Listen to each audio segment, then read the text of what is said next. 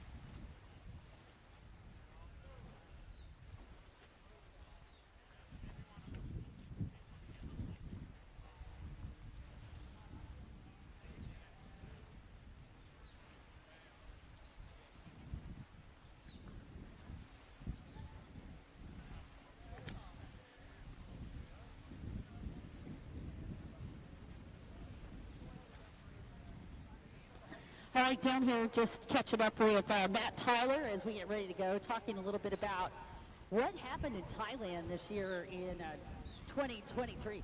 What an insane one, man. Appreciate you guys.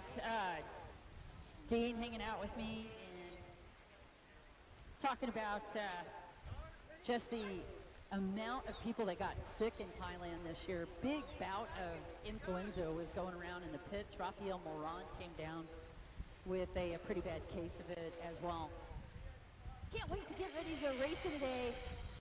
This Manberry thing happening over here with Mr. Cunningham. How are you, sir? Let's get a sneak up on you. How you doing? My God, is this a brand new suit?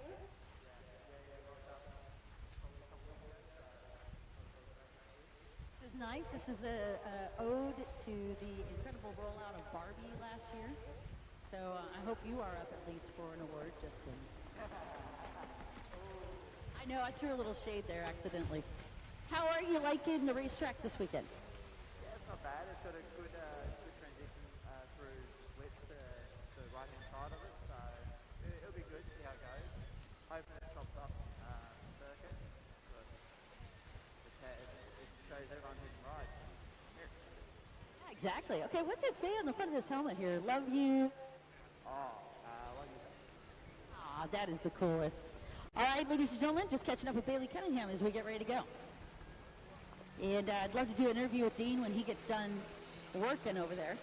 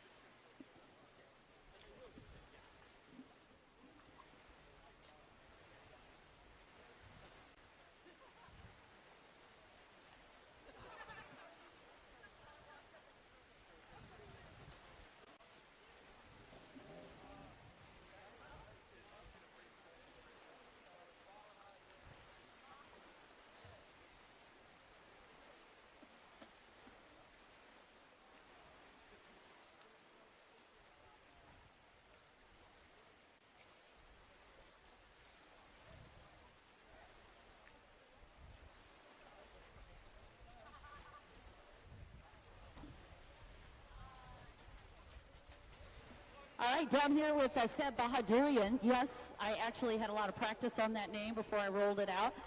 Seb, how many years have you been racing, sir? About 6 years. And how are you liking jet ski racing, and what do you think makes it different from other race genres? Well, I absolutely love it. I live for it. What makes it from I think it's very accessible, especially in the rec lights and NA kind of scenario, and I'd love to see more showrooms. I don't know, but I know it's not an international class, but start people and then they can move on. Yeah, no, I totally agree with you, and I think that's really the perfect place to start at a lot of the local races where we truly build up the confidence of the riders. Junior racing as well. What are your takes on junior racing and get more juniors involved?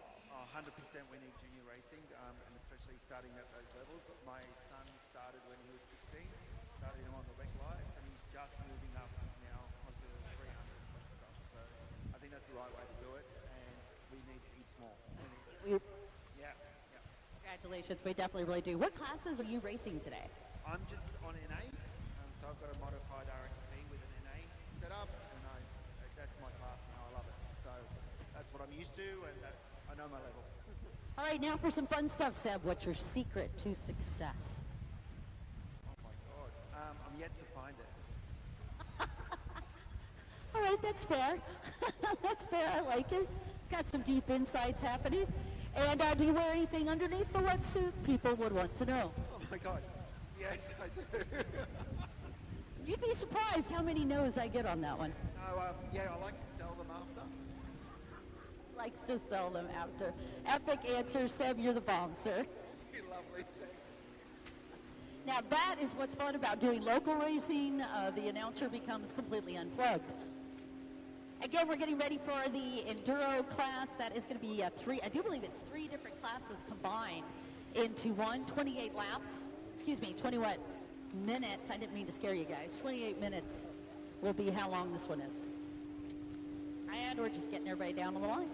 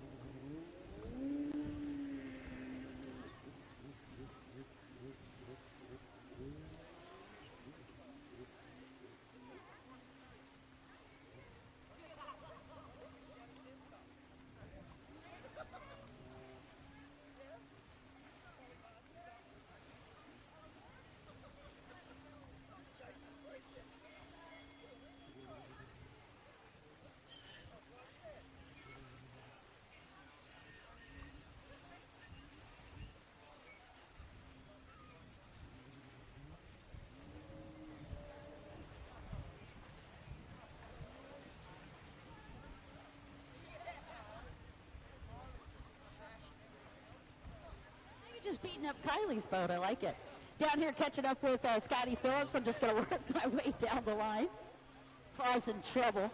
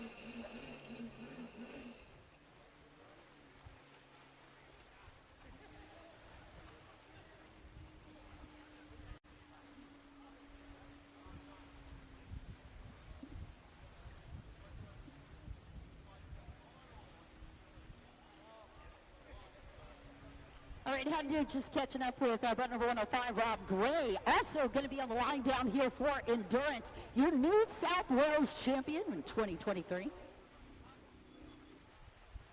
I see some other riders lining up, and I'll try to get interviews as we get ready to go. Again, this is going to be a Le Mans start for our first race of the day, big endurance run.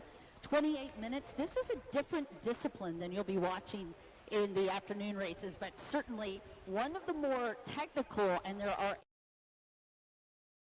to racing in the endurance race class, and I'll get you up to date on some of those. Down here with boat number 63,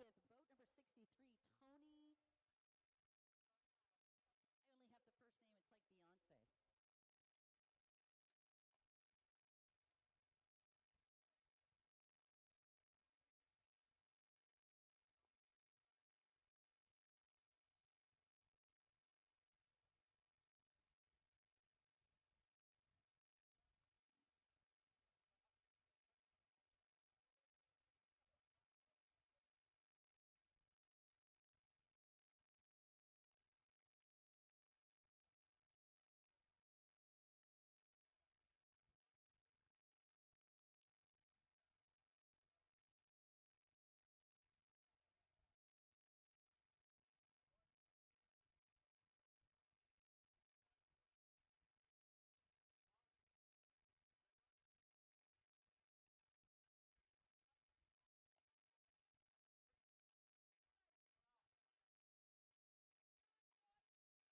I only have the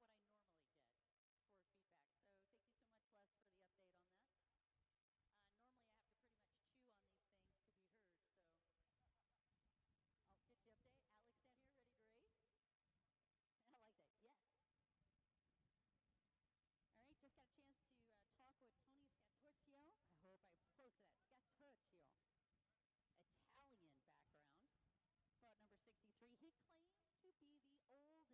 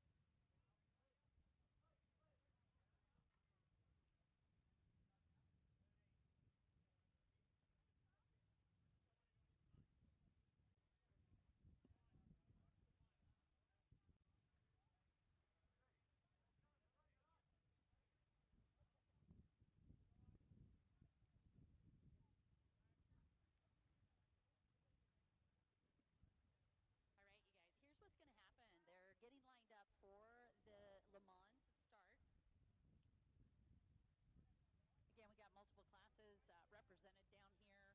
Once more on the recap, the NA boats, non-aspirated boats, are going to be on that inside, and the supercharged boats are going to be lined up on this outside split. Each one of the riders had to draw pegs or ping pong balls, depending on what country we're in, but basically it's a random draw to see where they're going to be on the lineup, and depending on where we are and what race division, the rules can vary, but for these particular 2 days, what they're going to be doing is they will be drawing pegs or pins for each and every round. So every round will be random as these guys get up to the lineup.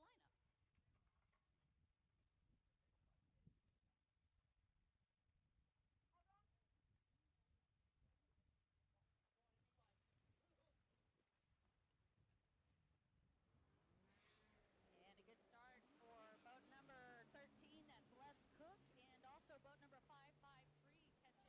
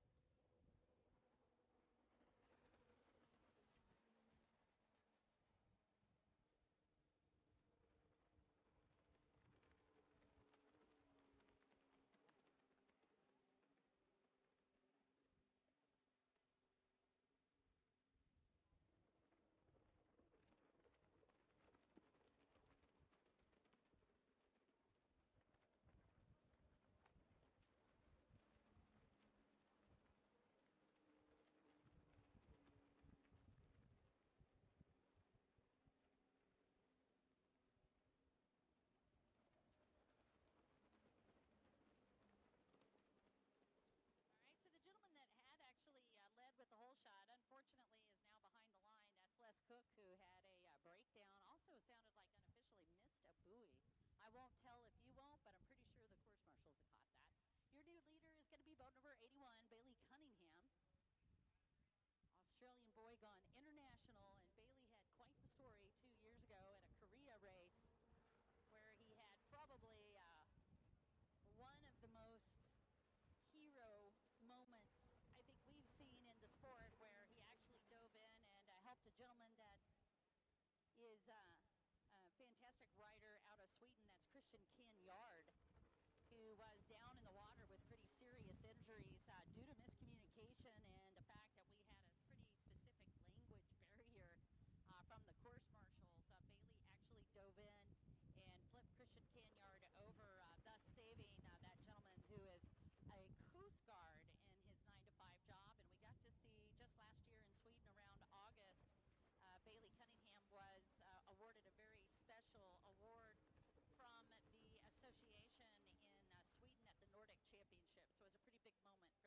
And while I know he's certainly got a lot of wins on the race course, that to me was one of the most inspiring things I've seen this young rider do. You're watching Bailey Cunningham, your current leader. All right, you guys, let's do the rundown here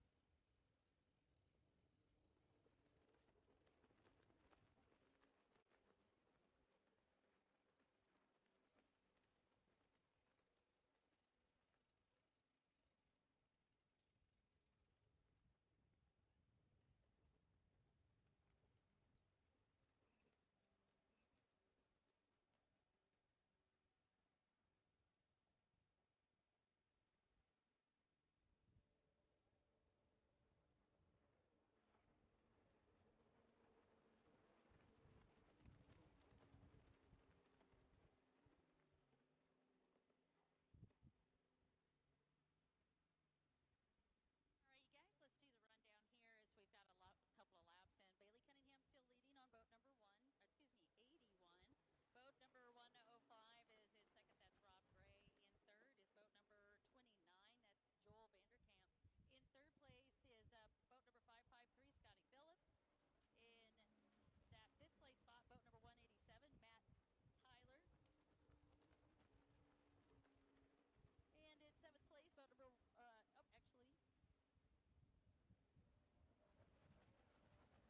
that is Tate on boat 182 in seventh place. And then in sixth place, it is boat number 63, Tony Scacciatoria. So again, your race leader, Bailey Cunningham.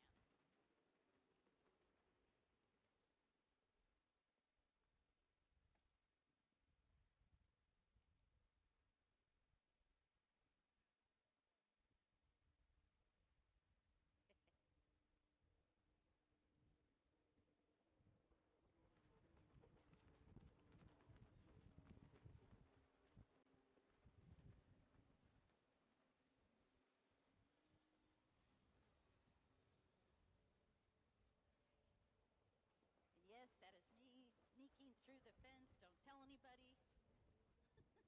Well, hello there. Who is this gorgeous one? Boss, it's very nice to meet you. He says, great to be here.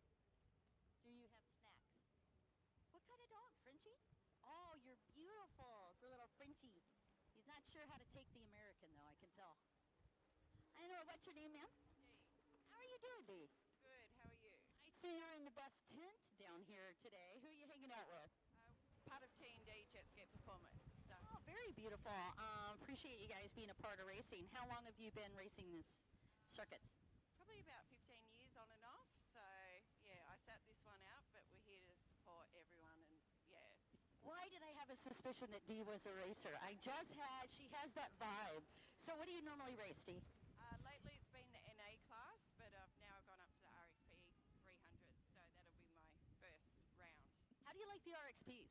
I love it. Absolutely love it. It's a bit of a battle with the hull sometimes, but it's good fun. It's good fun. Yeah, definitely a bit more spunk off the bottom end as well. Do you like that acceleration? I like that punch. I like the response there, so it's great. Yeah, to give me some feedback, women racing, how do you feel that it's growing, and what is special about watching women racing? I get a real buzz from it. I try to encourage other riders to get more involved because there's not enough of us around. I'd like to see more women. Interstate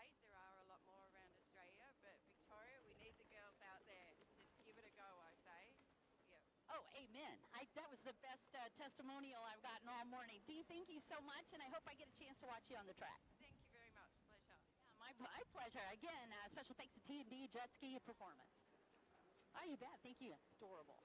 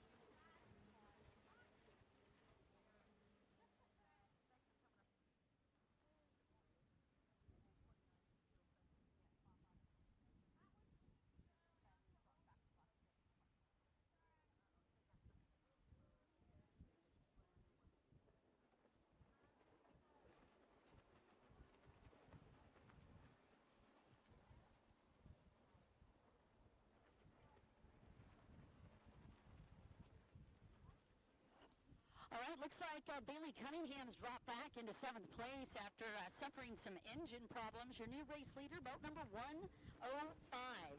That is Rob Gray up in that first place spot. Man, consistency definitely does pay off. Boat number 29 is in second. That is Joel Vanderkamp. And up in third, boat number 553, Scott Phillips. That's your rundown on the top three. We're on lap number 8.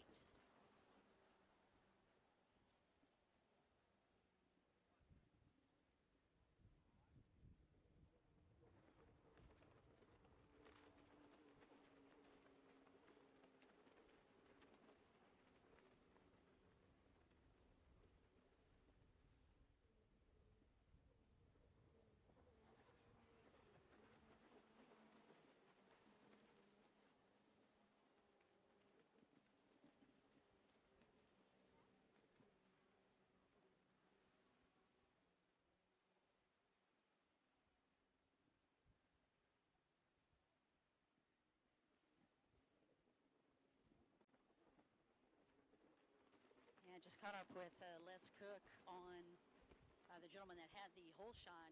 Sounded like he got a kink in the line, actually blew out a gasket, which is a fairly rare occurrence, he says. So hopefully he'll be able to get that boat back out on the water.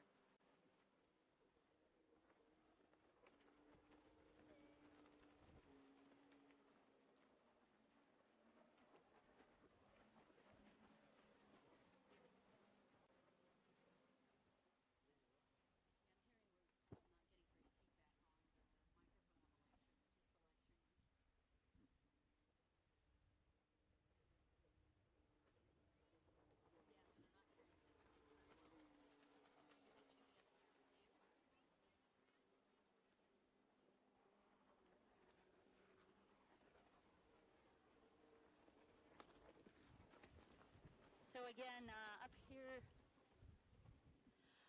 here in the live stream area as we take a look at the riders down on the line, and it was boat number 105 in the lead. That is Rob Gray, after very consistent. He actually started the race in second place, and then after lap 2 was still running up in second. When Bailey Cunningham started to have problems, Rob Gray has moved into the lead, and boat number 29, Joel Vanderkamp, in second. And again, boat 553, Scott Phillips, in third.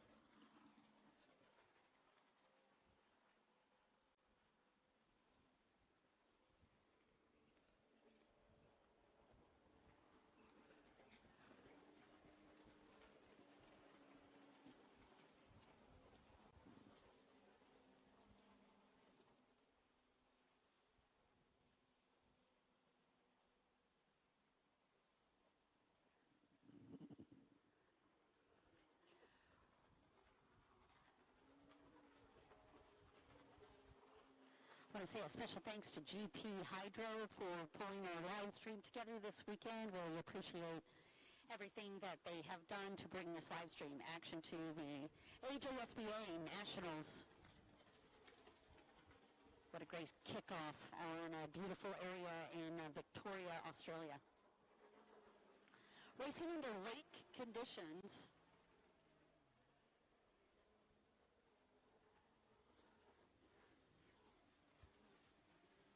And as you can see, the attrition has already been a factor for several of the riders out here. We were launching both NA competition as well as supercharged boats on the water.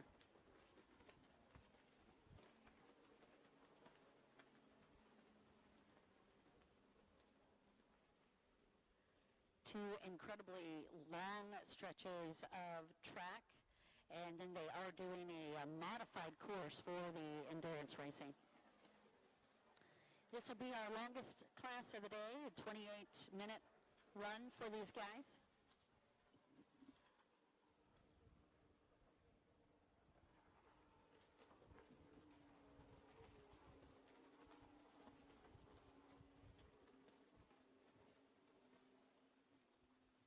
And the halfway markers have come out, indicating that we're halfway through this race. Green flag is still up. Had a solid start on this. Again, just a recap on that start. It was Les Cook with the whole shot, but within that first couple of laps, Les was suffering some problems on the boat and had to bring that in.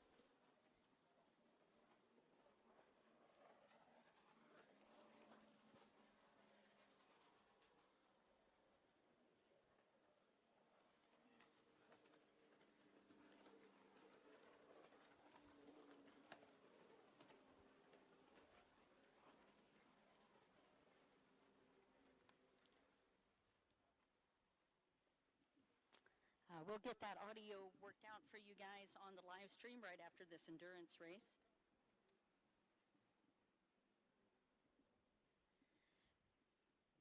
So on these longer races, depending on the time that they allocate for them, riders are not allowed to come in and refuel. So if you are doing a 35-minute endurance race all the way back to 25 to 28 minutes, the riders are not allowed to come in between and add fuel to the machines. So resources, managing those resources are important.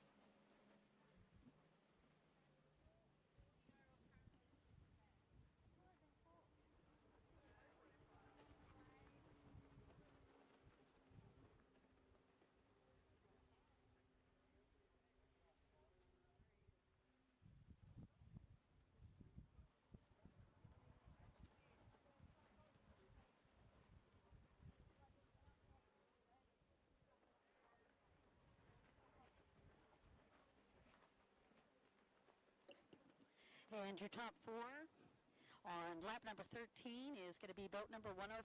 We are still looking at Rob Gray in this class leading, followed by boat number 553. That's Scott Phillips, who overtook boat number 29, Mr. Duct Tape himself. That was Joel Vanderkamp. He certainly adds a lot of perplexion to the scorekeepers as they were out there in the practice lap. And up in fourth place is boat number 63. That's Tony Scacciatorio. And Bailey Cunningham, after having to come in and work on his boat, is back out on the track. But unfortunately, a little bit of a change on the leader.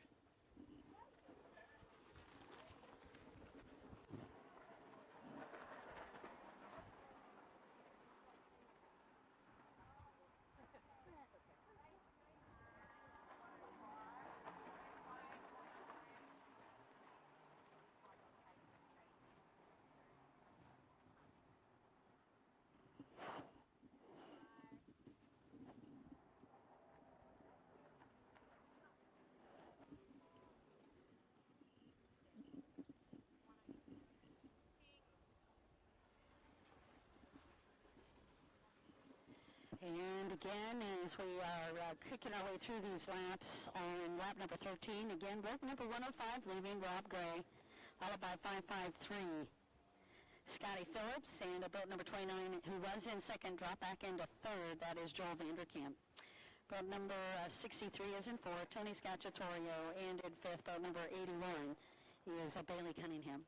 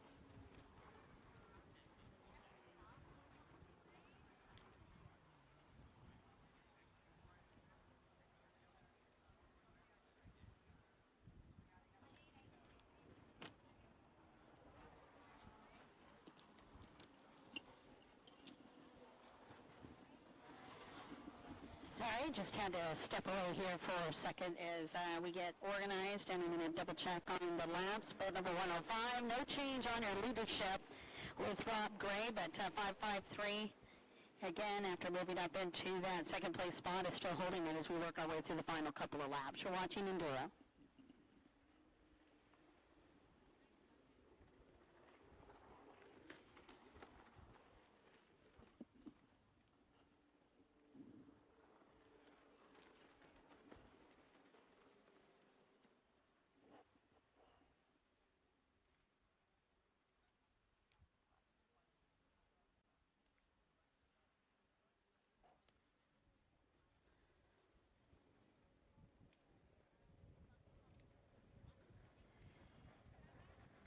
And we are into lap number 19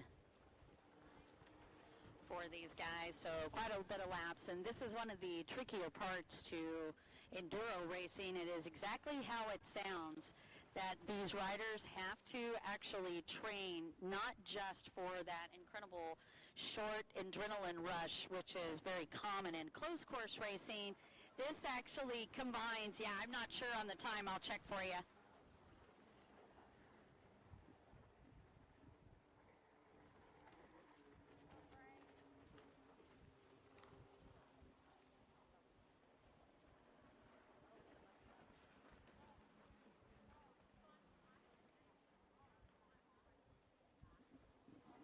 Yeah, unfortunately, I don't have the time that's elapsed on it. I'll try to get that for you.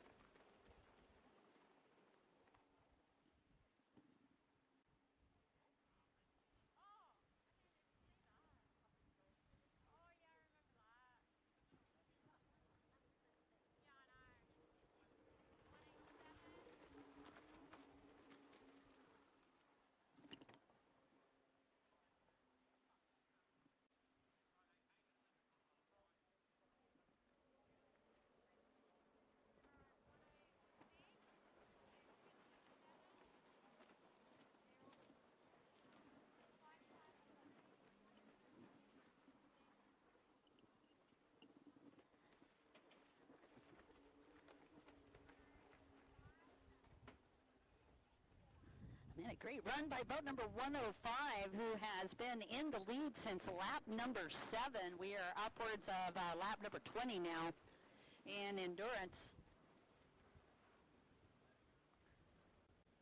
This is one of the toughest classes for a few reasons. One of those being endurance racing requires an incredible amount of focus for an extended period of time on the track. And as you can imagine, it's pretty easy to get caught up into what ifs when you've got that much time on your hands out there. And one of the biggest portions to managing not just your resources but the boats as well is just making sure that that boat is staying healthy throughout that big run.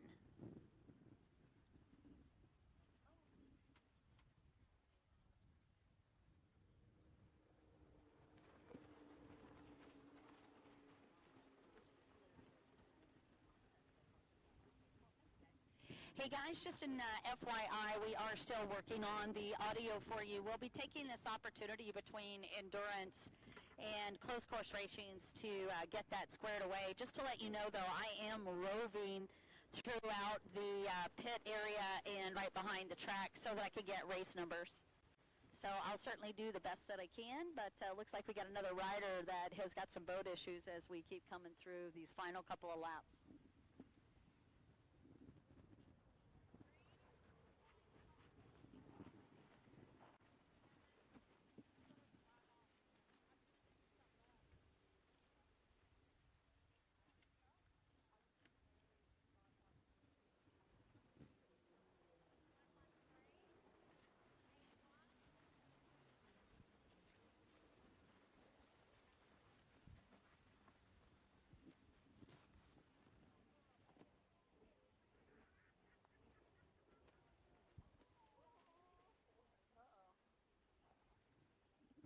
And that is going to be a wrap for our endurance.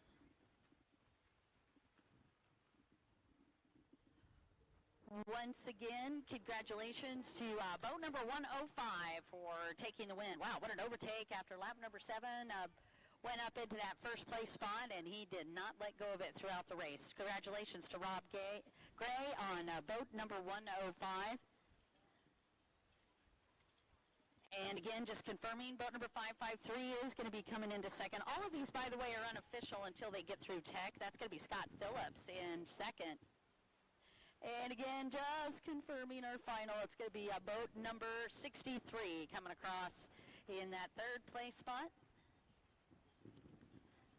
And that's going to be Tony Scacciatorio.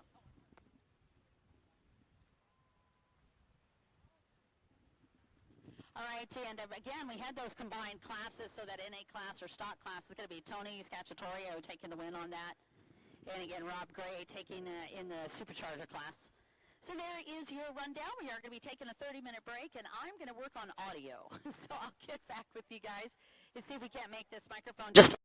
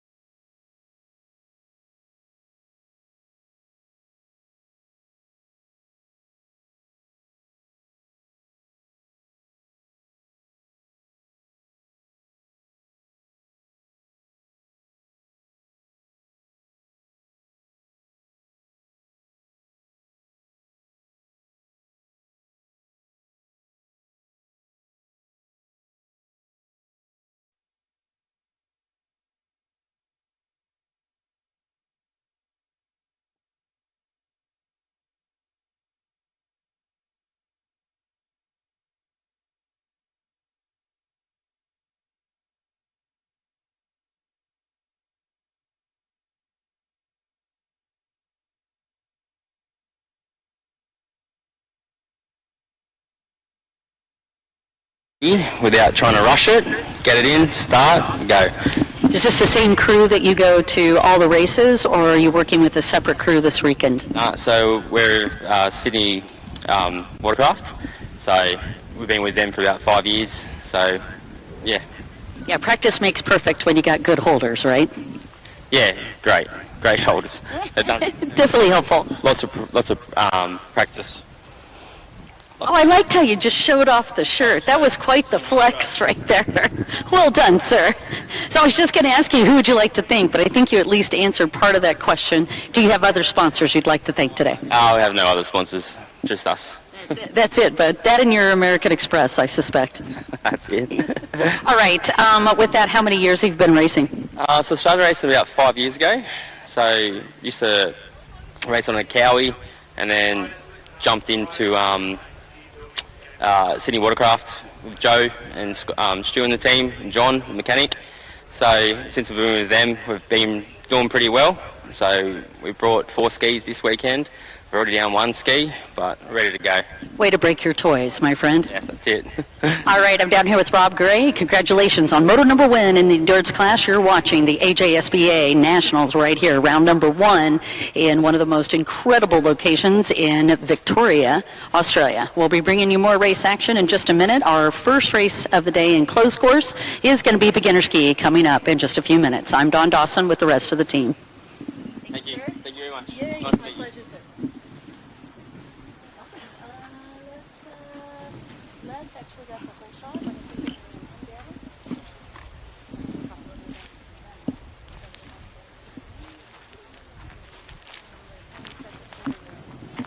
get it. Tony Scacciatorio, if you are nearby, if you could meet me down at the dock or at the boat ramps. Tony Scacciatorio.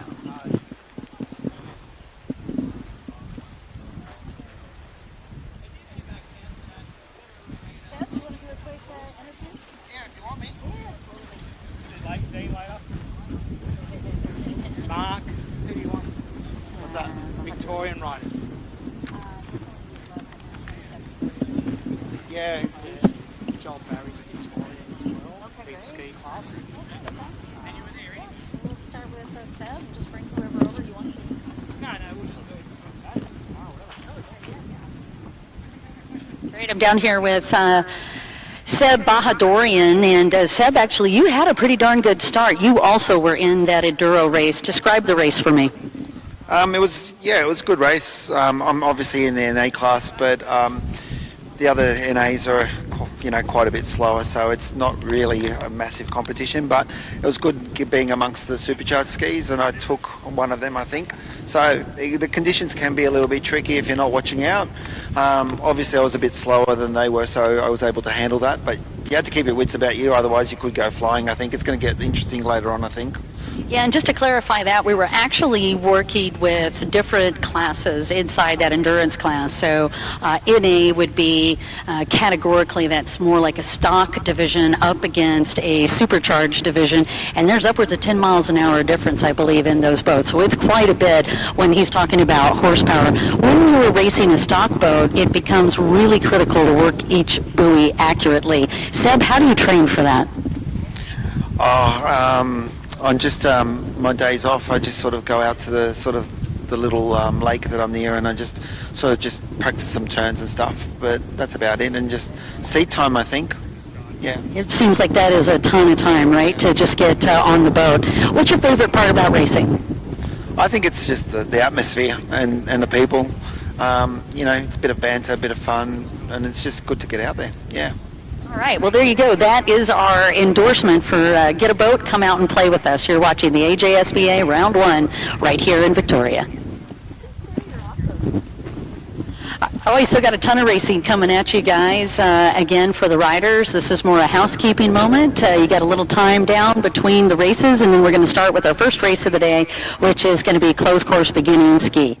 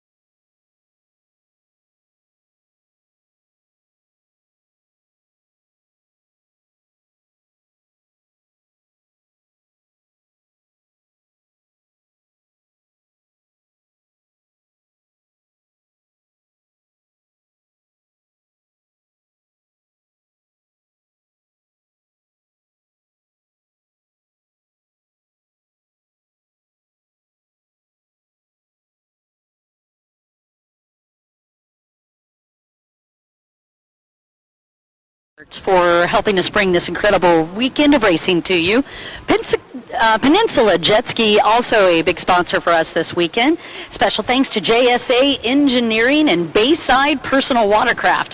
One of our title sponsors for the weekend here for the AJSBA is T&D Jet Ski Performance. Jet Trend V is also another sponsor. Dan's Jet Power, NTS, Finico Group, and Watercraft Parts and ATS and Jet Pilot.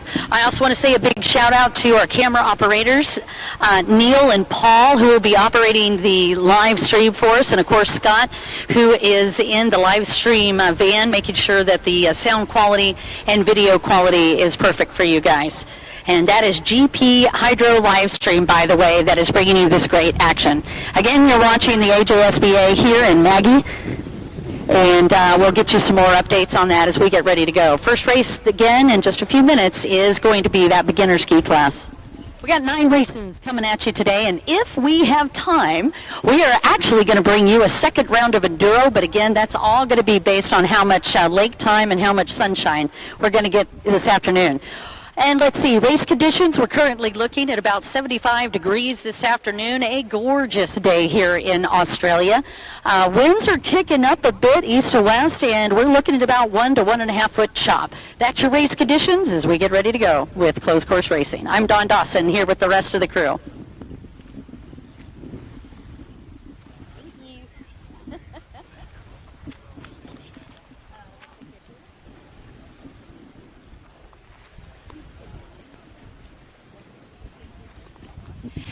Yeah, I just want to say also a special thank you to Glenmaggie Cafe, the cantina up there, and the boat shop. Those guys have been a tremendous help for us this afternoon, and also helping keeping the riders not only hydrated, but fueled up in every way. I also want to say a shout out to John Ewing, a gentleman that I got a chance to catch up with, and actually John knows a very dear friend of mine, Sean Eladio with K38. She is a big part of water surf and watercraft surf safety. She's been on the safety crews on and off for the past 2 decades. So a shout out to Sean Eladio and also to John Ewing for dropping by and saying hi. We've got 4 race directors joining us this afternoon up in the tower, and both right behind the line, and just one of those is Lisa Dermont, young lady that was the race director and the president for the NZJSBA for years and years. Her and Daryl, both incredible racers in their own right, and they have turned over a ridiculous amount of volunteer hours being a part of the behind the scenes and the race director area as well. And both of their children actually raced as well. So as you can tell, this is still a family sport. Talking about the growth of jet ski racing, I got a chance to be a part of the riders meeting today, and one of the coolest things about that riders meeting is getting an opportunity to talk to some of the beginner racers, some of who you're going to see up here in just a minute, talking about the growth of the sport in the past 10 years. Just last year alone, we were part of over 2 billion audience worldwide between all of the different rounds, both in the United States and around the world. And that is a big accomplishment for jet ski racing, and we're very excited about that. Look forward to catching us at the Asian Beach Games. That should be coming up in the next year. And for the first time in history, Vietnam has joined the global circuit for bringing jet ski racing. So we'll be seeing racing in Vietnam this year, and are very excited about that. Other countries have been jumping in to include Cambodia. They've had a series of race representatives for the past 5 years, but now the entire country is also bringing in jet ski racing across that venue. So again, just some of the big shout outs. Hopefully we'll get a stop in Albania this year as well. And for the first time, the WGP1, which is also a part of the IJSBA Association, has brought racing to Japan. Their first round is going to kick off in Osaka. For all of that racing information, feel free to check our page, or you can also go to the AJSBA.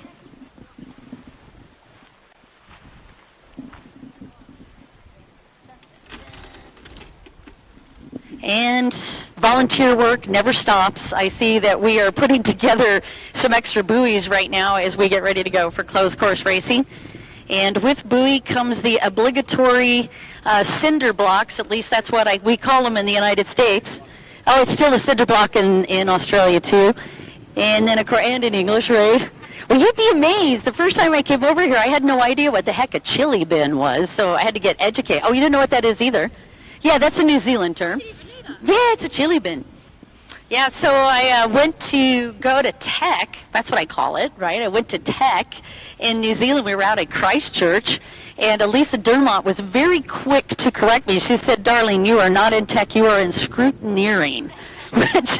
So I had to get a quick American education here on how to do the different terms. By the way, a practice in the United States is called sightings or a sight lap, I believe, in Australia. What do you guys call it when you do practice? Look laps? Okay, no, that's an NZ term as well. So they do look laps. Well, there you go. Now you're caught up on 2 different languages. Oh, Roslyn, I want to say a big shout out to you. I saw you doing a bunch of messaging this weekend. I miss you already. I'm so glad you're here. I've already had a chance to hang out a little bit with Mike and Dean this morning. I didn't realize that Mike had truly swapped over to just runabout. He said he still practices on the stand-up division, which is a great way to stay in shape. But the first time I got a chance to meet Dean, he was actually racing at stand-up, and he was about tall. And now I didn't even recognize him. He's taller than me when I did the interview with him this morning.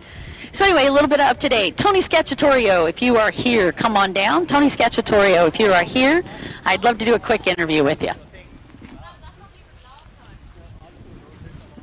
Again, we are just a few minutes away from racing in closed course.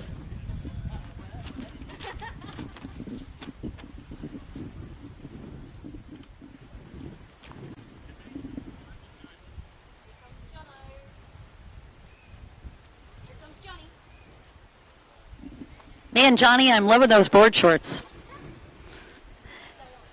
They stay on, he said. Well, that's a prerequisite, I agree. Johnny, I think, is one of our course marshals this weekend. How many course marshals? We have 4 course marshals out on the water. Is that correct? I am, Tony. Get on over here, sir. All right, down here with Tony Scacciatorio, just took the win. We've actually got the camera over here. We're going to make you more famous than you already are. He said good. So, Tony, tell me a little bit about racing in the stock division and how you felt after that win. A little bit sore, to tell you the truth, but a whole lot of fun. Now looking forward to close course. Oh, that's right. You're racing multiple classes today. What else are you going to be in today? I'm in the amateur stock class, runabout. So, yeah, that'll test me out after doing enduro. Yeah, after doing 28 minutes, that's another test. I think it was 15 minutes too long, but all good fun. How did you feel out on the track today? I didn't back off. I went as hard as I could for as long as I could and came out on top in my class. So describe this race location for people that are home watching. Well, we're in Victoria and the Far East. It's an inland lake. It's pretty high at the moment after heavy recent rain. But yeah, it's a little bit choppy today with the wind, but keeps us all honest. Just something else to fight against, apart from the ski. And how many years have you been racing, sir? I don't know if I can do the maths, but back in 1990, so what's that, 33 years ago? Yeah, we just call it just a minute. That's what we say. So, yeah, I've been doing it for quite a while, on and off. Start with 2 strokes and now with 4 strokes. Something a little bit more comfortable. So what sponsors would you like to thank, sir? Me, myself and I. Oh, another one. Look, Ski Prepared by Sea-Doo Centre, they do a great job. Yeah, my helpers, my wife, and just jet ski public in general, we're all good. Just can't do it without a great partner. Does your wife race as well? No, she's probably hardly been on one. So she just tags along and trying to get her to give me a massage, and she's a qualified masseuse, so I haven't been able to get her to give me a massage yet, but I'm still trying. Now you're in trouble because I'm going to run her down. I'll punch her where she is. Yeah. All right, maybe I'll have a little bit better luck talking her into it. Sounds like she's been denying you on the massage thing. Yes, well, hopefully can coach her into doing something. Yeah, good luck with that. Ladies and gentlemen, Tony Scacciatorio taking the win in the NA class, at least in the first moto. Thank you, sir. Thank you. You're welcome. Having a magnificent afternoon. We'll catch up with him a little bit later, but right now we're going over to closed course racing, and that'll be firing up in just a minute. Your first one is going to be beginner racing. Let's talk a little bit about what you're going to be seeing down on the water. With beginner racing, these are riders that have been racing 5 races or less, and we're going to be doing things just a tiny bit different for them. Here's a couple of things that are going to be unusual, if you will, in closed course racing. The first thing that's unusual is that we reduce the number of laps. There's a couple of reasons for doing that.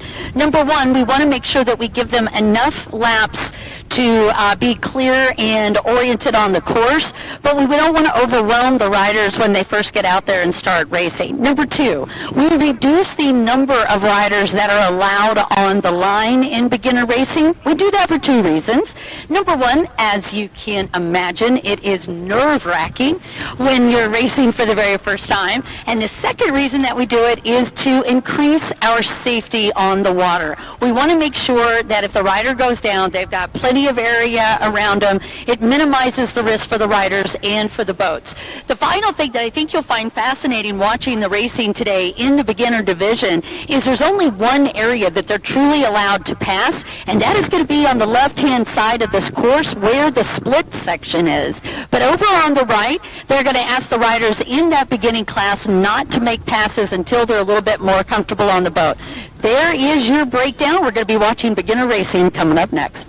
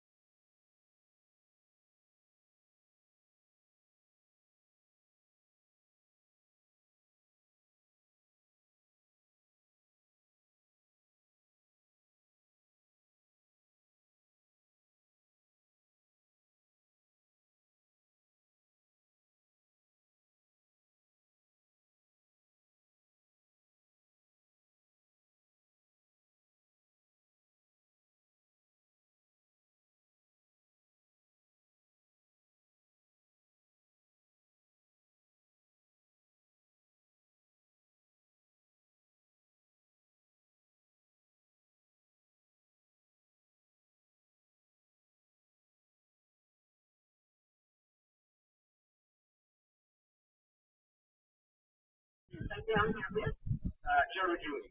Jared, what an honor to meet you, sir. Tell me a little bit about the role of the course marshal. Well, I guess the role of the course marshal is to sit out in the water all day and get some sun. And every now and again... Often go rescue him, so mainly more of the stand-ups, not much the sit-downs. Jared, you are way underselling all the work that you guys have to do out here. How long have you been a course marshal? I think it's been my 4th or 5th race I've done, yeah. Yeah, it's really cool to have you be a part of this. Did you used to race prior to being a course marshal? Many years ago, the old 550s, a race that wasn't very good. I'm too tall, you know. That's my problem, but yeah.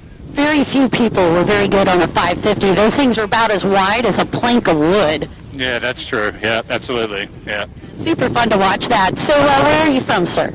I'm from Oak Park, Victoria. Yeah, it's near Essendon. Yeah. And what are your hobbies? Oh, hobbies, you got me on the spot here. Yeah, I did. Well, I play a bit of video games. You can call that a hobby. A bit of Warzone, which reminds me, Joe, make sure you reinstall Warzone so we can play when we get back. Oh, he's already calling out his buddies. I see how we're playing here. Yeah, I sent a WhatsApp link so they can all watch it, so I hope they are watching it. Yeah, I've got a rule. Anything you have to pay money for, but you're playing, is definitely a hobby. So I think that counts. Anything else you like to do in your off time? What else do I do? I play a bit of guitar. I do a bit of rollerblading as well. So, yeah, not much. Look after the kids. It's a full-time job, yeah. Oh, yes, it most certainly is. How many kids you got? 2 boys, Parker and Fletcher. Hey, boys! So you got a ridiculous amount of patience as well. Yeah, you have to. Yeah, absolutely, yeah. And where are you from again, sir? Oak Park. So, Where is that? So, Victoria, it's just near Essendon. So near the Essendon Airport, I guess you could say. Yeah, for the American, I just needed to get orientated there. Yeah, fair enough. Yeah, it's a big place. So not far from Tullamarine Airport, Melbourne Airport, I should say. Yeah. Oh, okay, awesome. Well, I came in there just yesterday, so I at least know where that is. Yeah, you must have driven past. Yeah. Yeah, probably.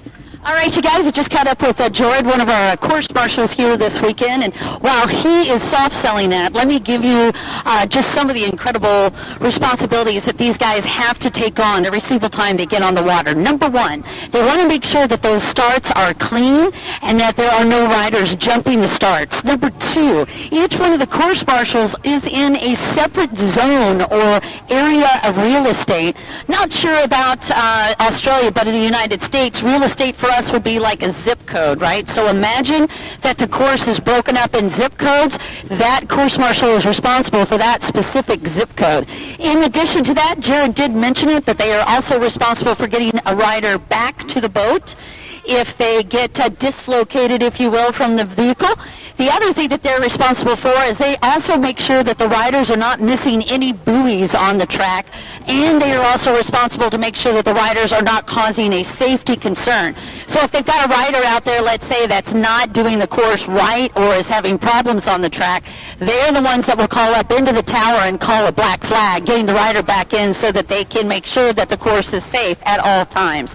The other thing that the course marshal has to be concerned about on these courses, and you probably won't see it as much today, but they also have to watch for boat traffic and wildlife, making sure that not only are we being safe to other residents out in the lake and the waterways, but we also want to be respectful of the wildlife as well. So that's just some of the things that they are doing. Even though Jared is sitting here telling us he's getting a suntan, he's actually quite busy all day long. Jared, thanks again, sir. Thanks. See ya. All right, but he's a chatty one. All right, you guys, it looks like we are getting ready to go.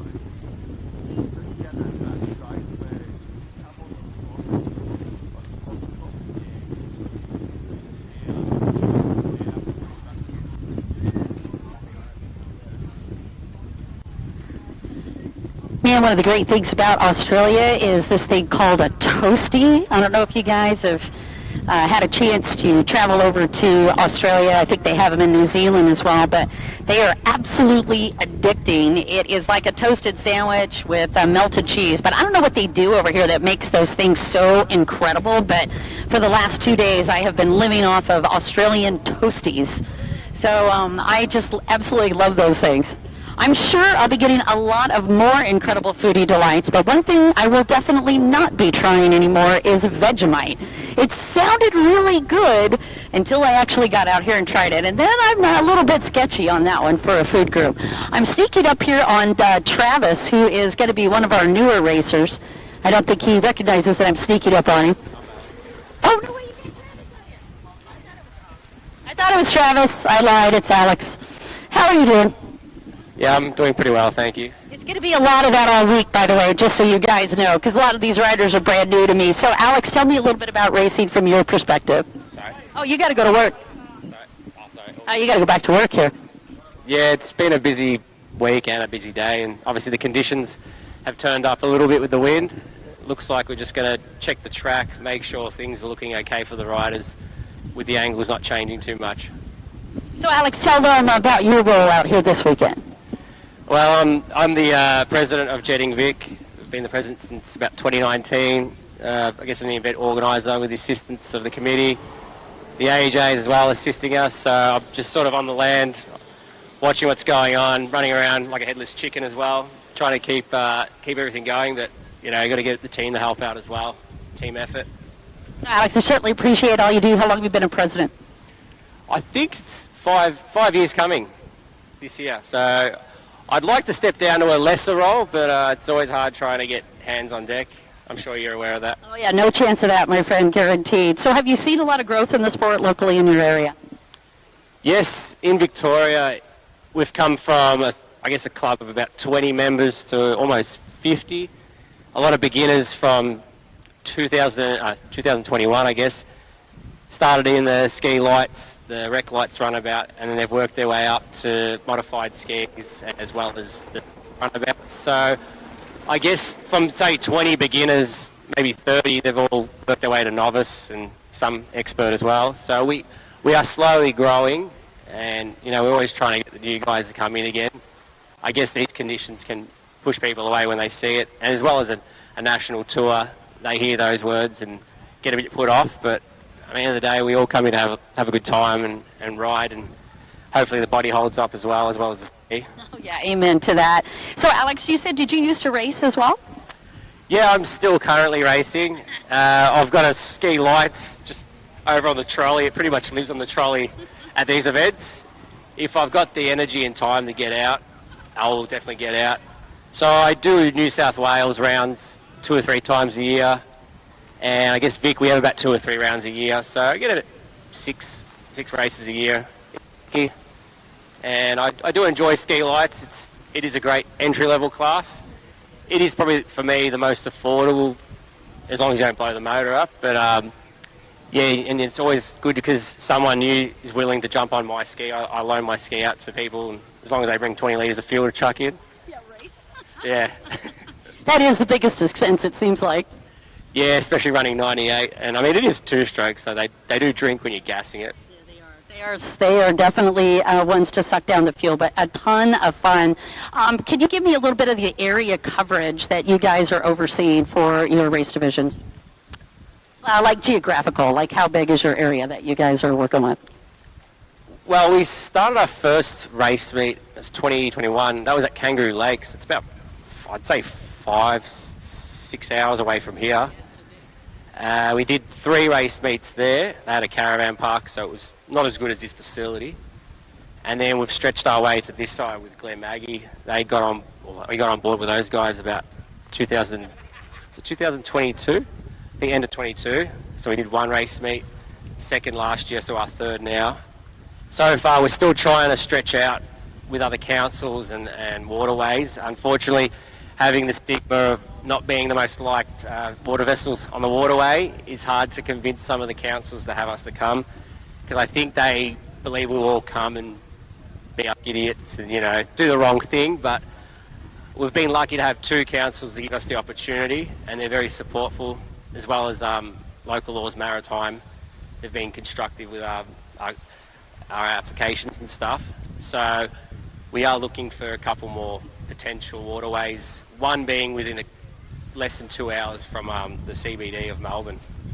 Yeah, I really appreciate you bringing up the misperception, if you will, of jet skiing, because when we first got out and kind of rolled this out in the 80s and 90s, I'm sure you saw that here as well.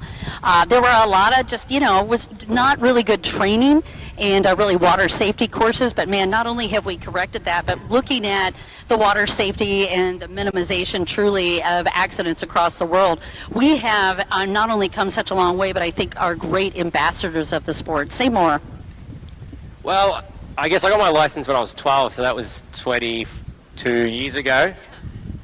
Victoria introduced it, must have been the early 2000s. I guess it's filtered out a lot of people that probably shouldn't be on with getting a knowledge of the water and understanding.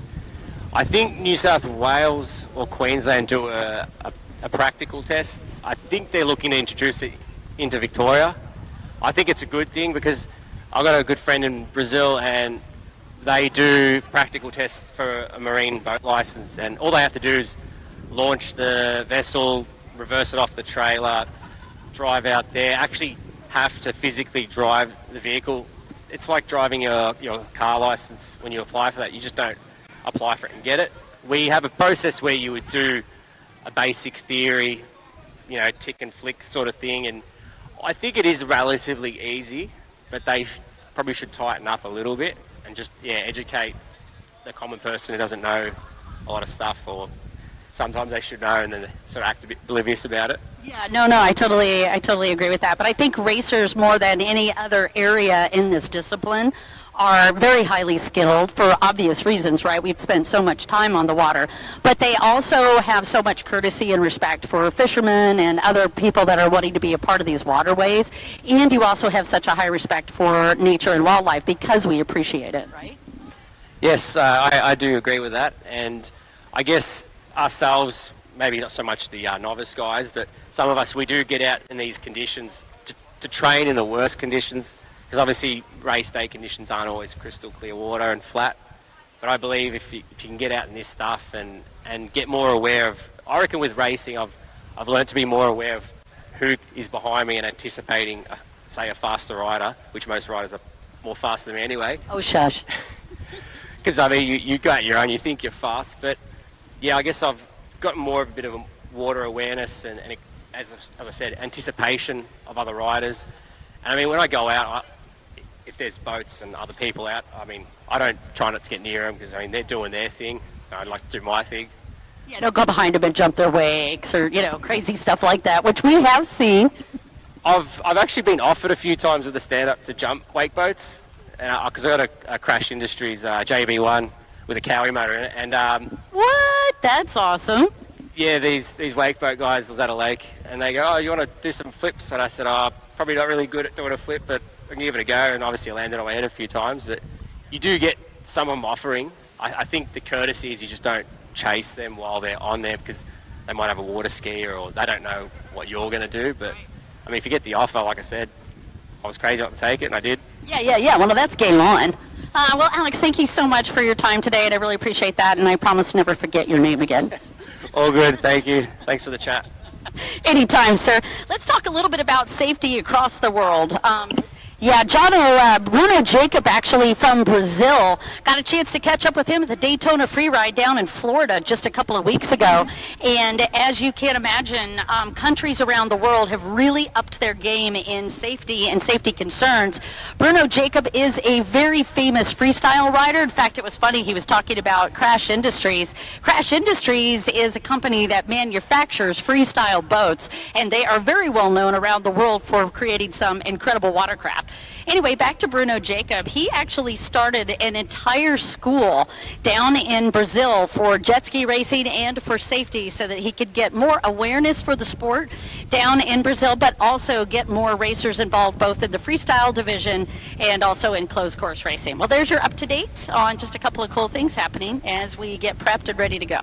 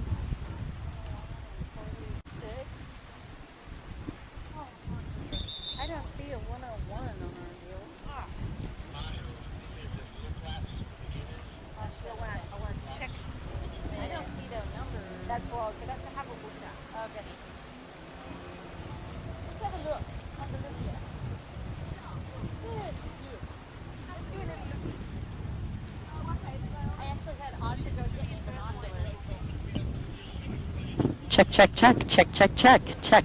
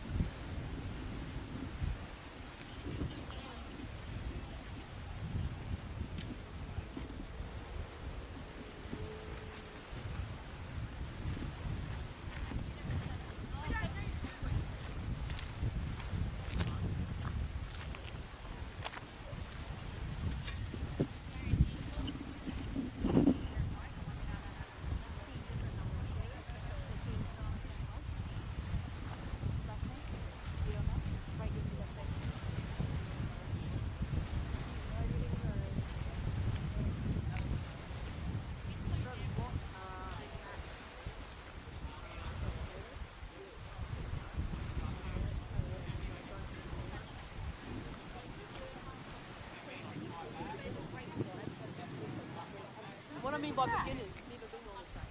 So what happens with our beginners is they're getting a look back now on the whole track, and then they come back and they have to show us the whole track. Yeah, one at a time. Before they go to the race.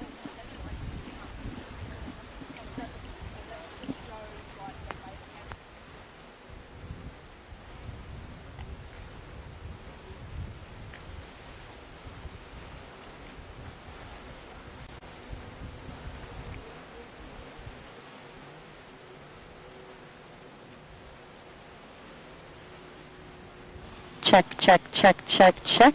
Yep.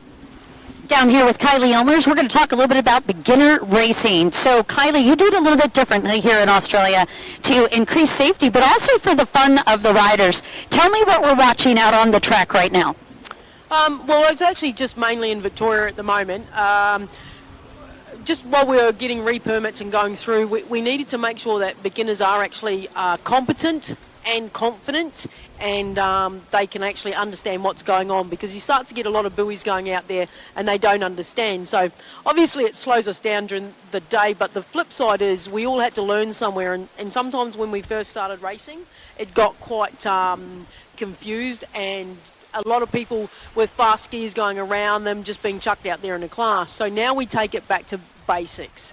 So today, this weekend, I think we have about, in total, 6 or 7 beginners. This class has got 4. What will happen is they follow the marshal round, they go around the track, they're learning the track, and then they come in and one at a time, they show us they've learnt the track. They haven't just gone out there and played follow the leader. They haven't just gone, oh, I'm just going to follow that guy, because we all know as racers, that's actually what happens, is we follow that guy. Now, that's actually unacceptable in the fact that you are in charge of a motorsport and you have an engine under you, and you really do need to prove that you are paying attention, that you're understanding the rules and what's going on. So we basically sit here and patiently run them through it. They also feel more competent by the end of it. They've learned to negotiate their boats on their own, not just being chucked out with a whole heap of people. So that's basically how that runs.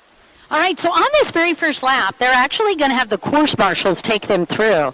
And then according to Kylie, in order to actually do the race, they're literally going to have to remember that track, go out and prove to the race directors that they're able to do a full lap on their own by themselves, solo, and not miss any of the buoys. I think a lot of the expert riders could probably go back and learn a little of that as well. Oh, sometimes I probably could too myself. I mean, you know, I've gotten it wrong. I'd be lying if I said I hadn't. You know, you become blasé. So we really do need to start people with good habits, and it makes them aware, because you'd be surprised what happens when you put them on the spot and go, oh yeah, you did your look laps? Yep, now show us, prove it. And they're like, Yeah. Oh, that's so perfect. And I got to say, and I mean this as a compliment, but it is a true story. When you get a bunch of adrenaline, you put a helmet on your head. You said it in the morning meeting. I just got such a big chuckle out of it. It's like your brains just tend to melt right out of your helmet as soon as you get on the line. It's a true story. So what you're really teaching here is good habits and a great amount of focus and discipline, which, by the way, Kylie, I think you and I can both be a testament to how much racing has helped in your personal life and your business life. Thoughts on that? Yeah. Oh, she's a chatty one, right? No, and it does, like riders go through stages and it's the adrenaline stage, and then they muck it up, and then they just want to yell, and they have their helmet head going on, and you need to just calm them down. I mean, I was like an early days, experience gives it back to you, but also I guess age, but if they can be taught it from the beginning, and all of those little tantrums and things that we have aren't accepted, that's how we start. It's a good start. Yeah, it's an absolutely great way, and these are life skills, as we said, that can actually translate throughout whichever career, but also personal development, even with your friends. Being able to be a good sport, learning all the highs and the lows of racing really helps you have a more successful life, I think. Oh, it does. And, like if we just had beginner days where we don't have the races in, the beginners don't get to bond a friendship, if you know what I mean. Whereas if they come out on days like this, what I've found is the pro riders that are around and that are here, and even the amateur riders, they actually tend to chat to them and go, oh, well done, or give them pointers as well. It's not just coming from officials. So it makes them kind of ease into the community. And then they get to sort of like be here and be part of it while they're learning. Yeah, what a beautiful way to phrase that. I'm down here with Kylie Elmers. Wow, 12-time world champion now? 9. Oh, she's slacking. Yeah. All right, 9-time world champion, multiple national champion, and an incredible mechanic as well. Just got a chance to catch up with her. She's one of your race directors for this weekend. You're watching the AJSBA Nationals Round 1 right here in Lake Maggie. Glenmaggie, excuse me, you said that wrong. Oh, I'm just going to be the queen of making typos today. Anyway, thanks for joining me. We've got a whole bunch more action and beginner racing coming up next.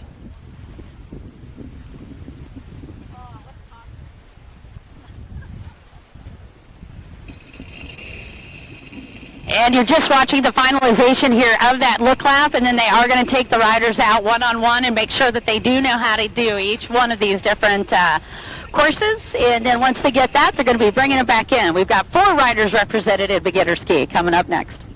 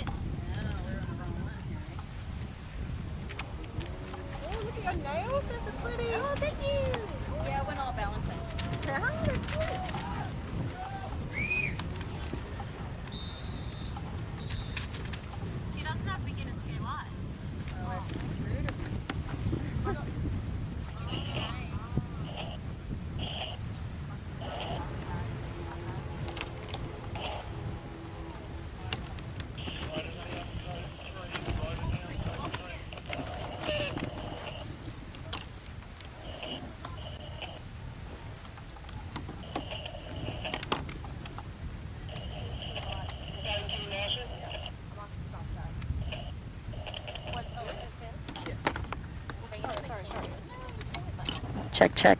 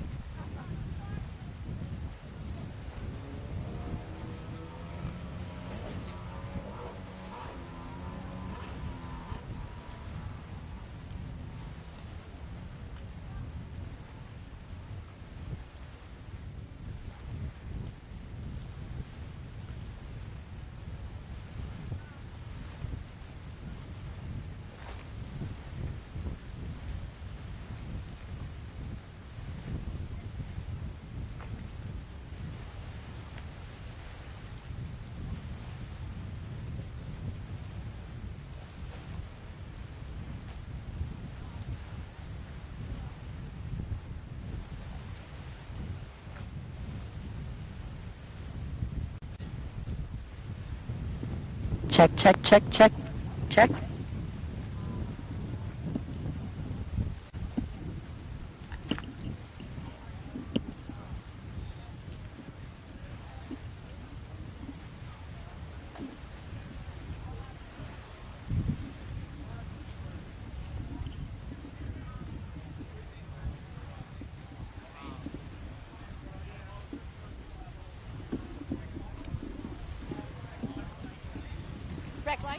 I need to have rec lights down to staging, please. Rec lights to staging. Thank you. We're going to have beginner ski coming to the line right now, and we are just about to get ready to go. So beginner ski lights is going to be on the line. Down on this line on boat number 940 is going to be Matthew Delalande, or Matt Delalande, and on boat number 101 is going to be Jeremy Coonan, and boat number looks like 46 is going to be Travis, and I do not have Travis's last name.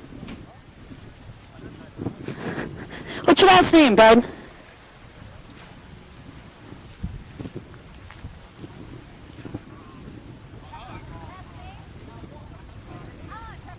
Awesome. Travis what? What? Did I just get a whole shot? Travis what? Thank you, sir.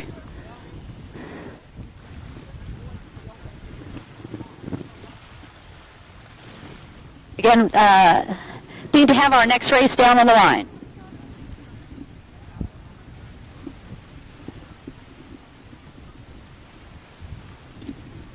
Next race is going to be Pro-Am Rec Lights, please. Pro-Am Rec Lights down on the line next.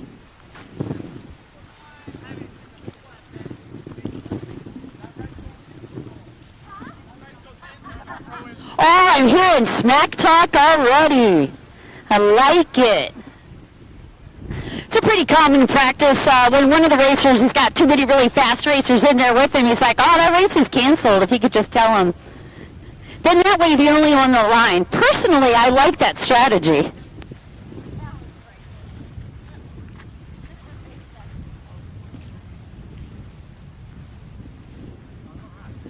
You know, I sit here and got packing before I flew out here. I just landed yesterday at 10 a.m. and like all over the weather reports, it was telling me how freaking hot it is out here. Au contraire. For the last 2 days, I've been praying for a puffer jacket, which I have not been able to find so far. But I'm toughening up like the rest of these amazing Aussies that I'm down here hanging out with.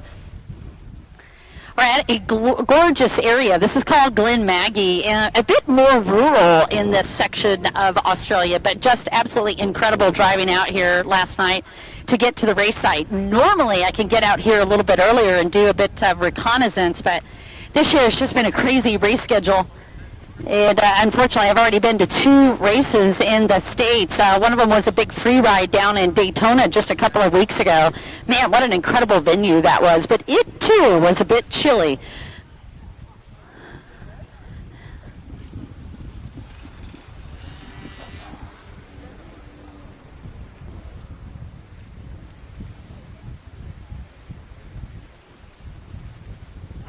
Hey, by the way, if I accidentally leave the microphone on, please disregard, and you may not sue me for any of the crazy comments I say.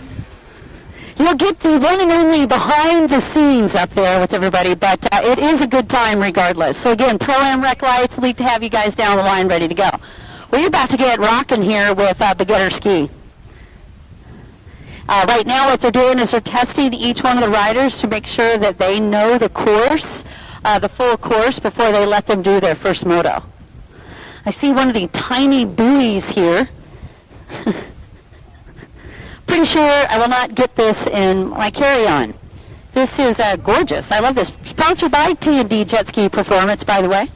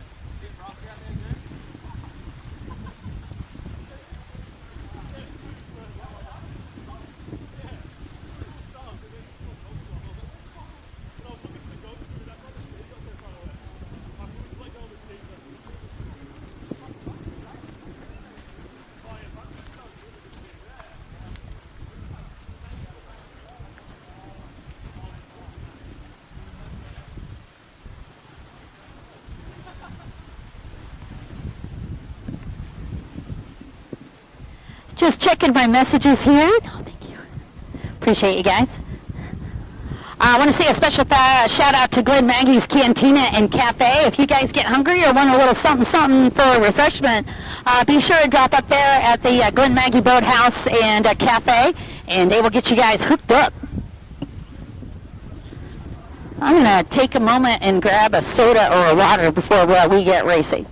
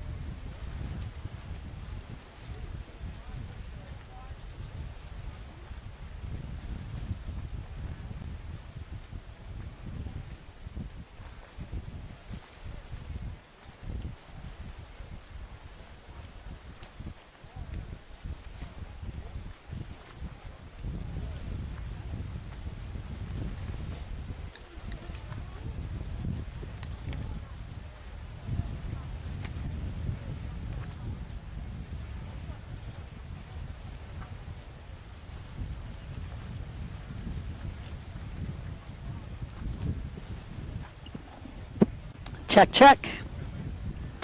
Again, what they're doing right now is taking each one of the beginner riders out separately, and they are letting the rider do the individual laps. The idea is they want to make sure that the racer is able to negotiate an entire lap without missing any buoys.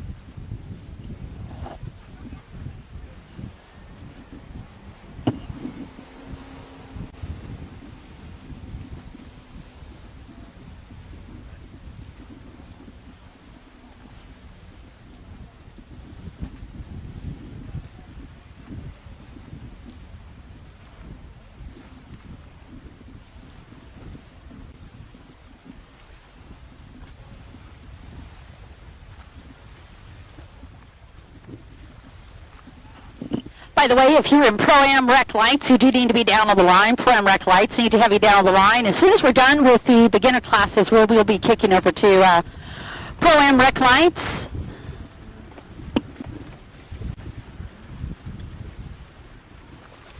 Again, just taking a little extra time in that beginner classes because this truly is the future of our sport.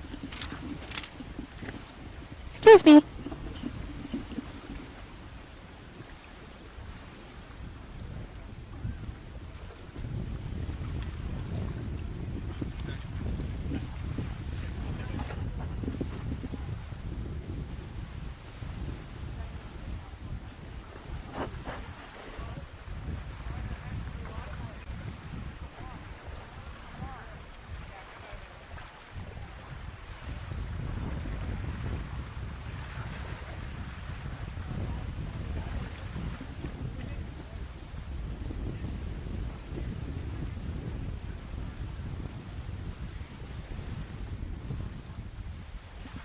So again, just working our way through the different beginner riders to make sure that they're able to orient the course right. And then once they do that, we'll be doing the first actual moto for beginners, and then we'll follow that by the Pro-Am Rec Light class. So let's talk a little bit about the different divisions. Beginner Lights, this is a lower horsepower machine, easier to maneuver and work your way through, but it's also got a wider body than the boats that we first started racing, which was the 300s and then the 550s. 550 has a very narrow tray and a much smaller engine, much smaller CC and horsepower. So it's a little bit easier to get on. Man, we'd be all kinds of excited if we got those boats to go about 30 miles an hour. I mean, to us, that was rocking, right? Now these boats will go upwards of over 75, almost 80 miles an hour in the Pro Ski GP class. And in the Pro Runabout class, well, we're clicking over 100 miles an hour if we want. But when you're watching the boats, it's not the top speed that you want to focus on. It's truly that buoy-to-buoy acceleration and just how quick these boats are able to get from one end of the track to the other. The other thing that you want to watch when you are getting a chance to watch these riders' skills is you want to see how they're setting up these turns and how quick they're getting in and out of the turns. And then finally, a critical component of jet ski racing is hookup. And what we mean by hookup is you want to keep that bottom of the boat where the intake grate is, you want to keep that area connected to the water as much as possible. Why? The more connected the bottom of that boat is, the faster you will be from buoy to buoy. All this cool information brought to you by one of our title sponsors, T&D Jet Ski Performance. I want to say a special thanks to Jet Pilot as well. All right, looks like boat number 940 is bringing it in after he did his test. That's Matthew DeLeland.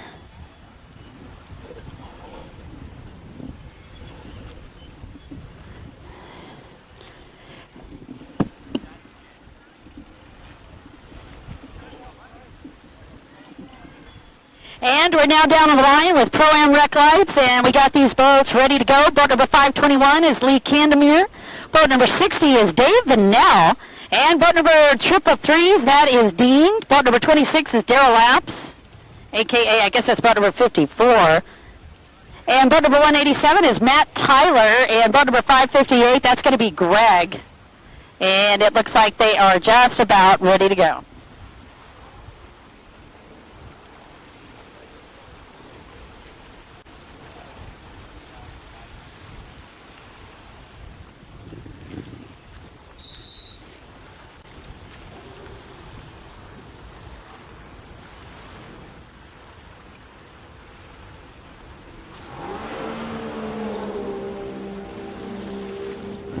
And it looks like a solid start as we get out of the gate with Pro-Am Rec Lights.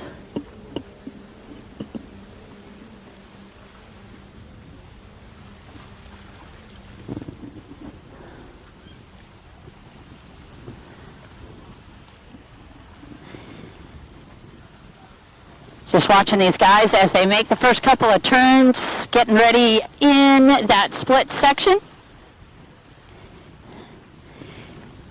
And 1 through 5 will be lining up through that inside split. 6 through 10 will be lining up on the outside as we get ready to go for this first lap. You're watching Pro-Am Rec Lights.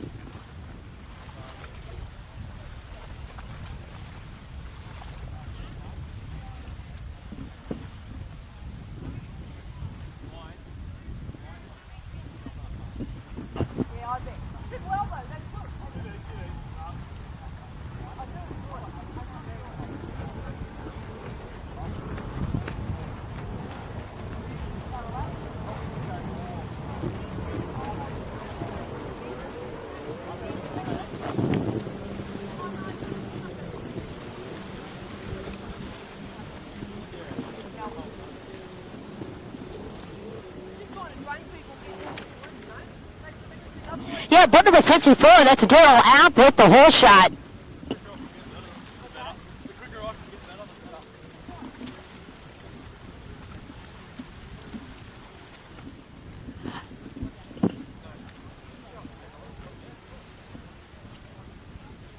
Pro-Am ski lights, I need to have you down the line. Pro-Am ski lights, I need to have you down the line. Apps with the whole shot in Pro-Am rec lights as we get underway with this second class in our first runabout closed course class of the day.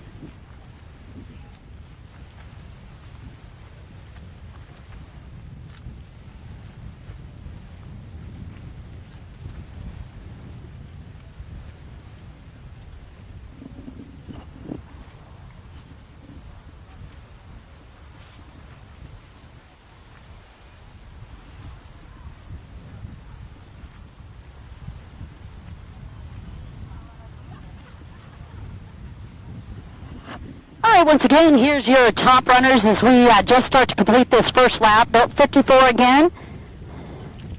That is going to be Daryl App with the hole shot.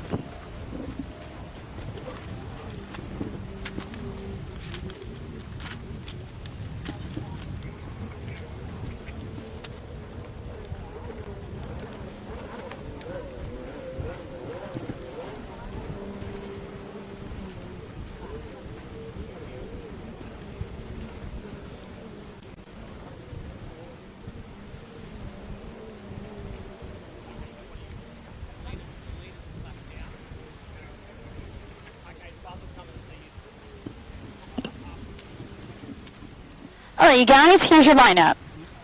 Daryl App with that hole shot still leading in lap number 2, followed by boat number 533.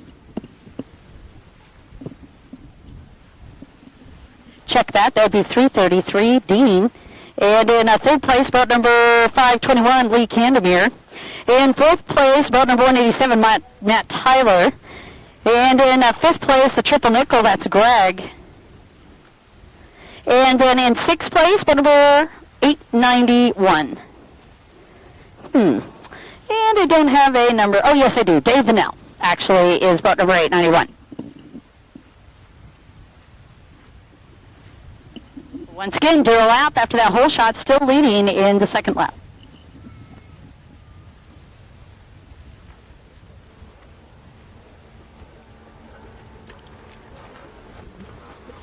And there goes Daryl from that front stretch. Let's talk a little bit about this course. Massive track that they are dealing with this weekend.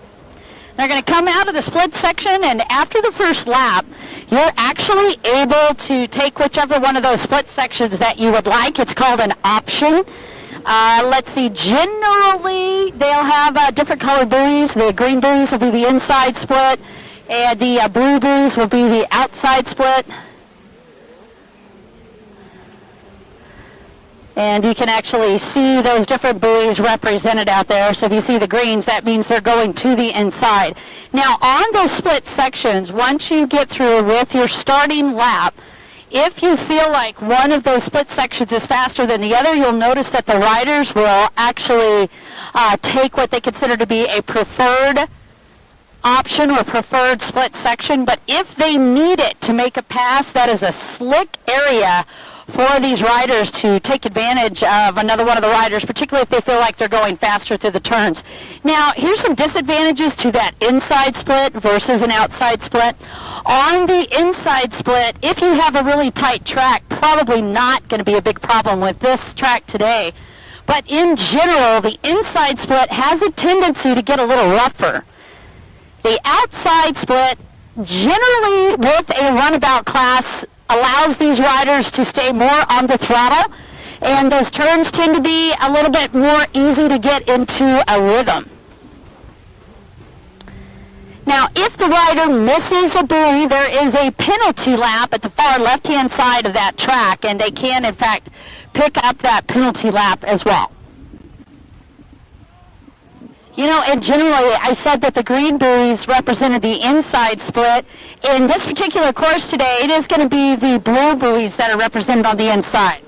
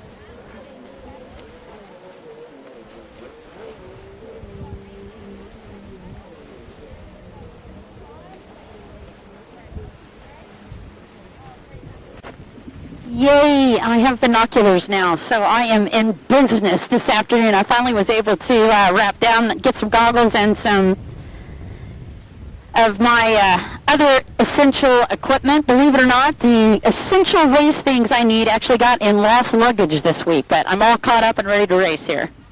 Finally. And I remember Alex's name, so I think I'm locked and ready to go. Again, you are watching the first rec class. This is going to be Pro-Am Rec Lights that is on the track, and it was Lee Candemire with the whole shot.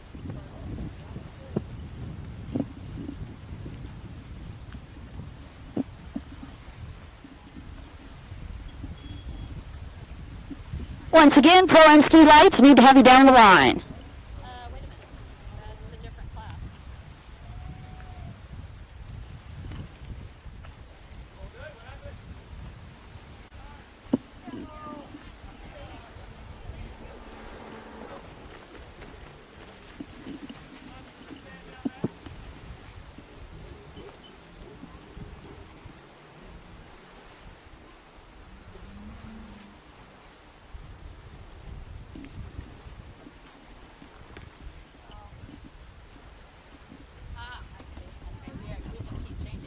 Pro Runabout Stock is actually going to be the next race down the line. Pro Runabout Stock on the line. This is going to be an 8-lap race.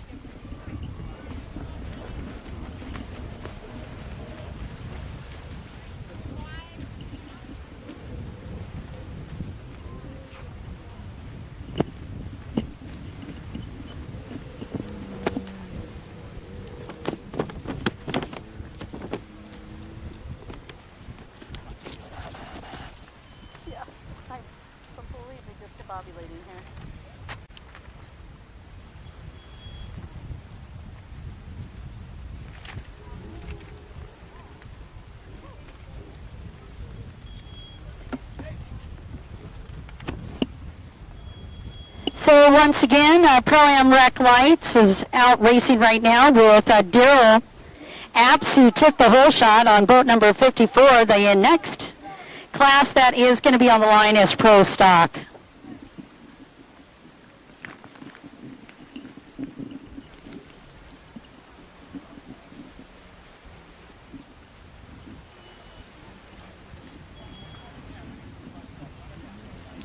Pro Stock down on the line.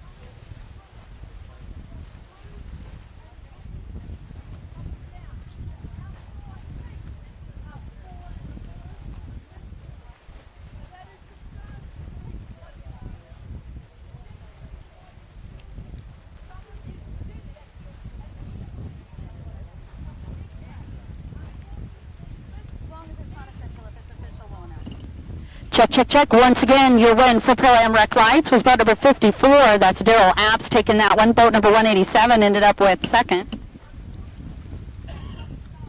Matt Tyler aboard that 187 boat. Number third was boat number 891. That is Dave Vanell. And in fourth, boat number 521, Lee Candemire.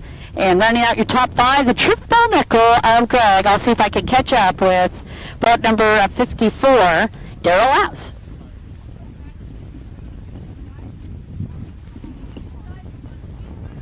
Down on the line, Pro Stock Runabout with a big 8 laps ahead of them. And boat number 113, that's Justin Cook down on the line. Boat number 164 is Nick actually it's going to be 553, Nick Burns. Boat number 187, Matt Tyler, and boat number 105, Rob Bray. That is your lineup.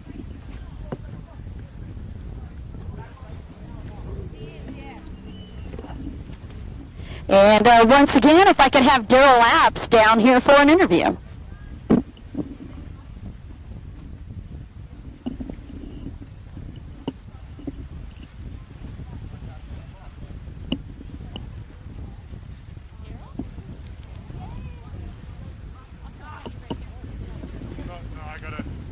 I'm backing up, yeah. Oh, cute. Back to back. Do you have 2 seconds for an interview? Oh, he's like, yeah, later, 100%. All right, again, right now we've got some of these riders are actually racing back-to-back motos, so unable to do a quick interview with some of them. We'll get that interview as quickly as we can. Check, check, check.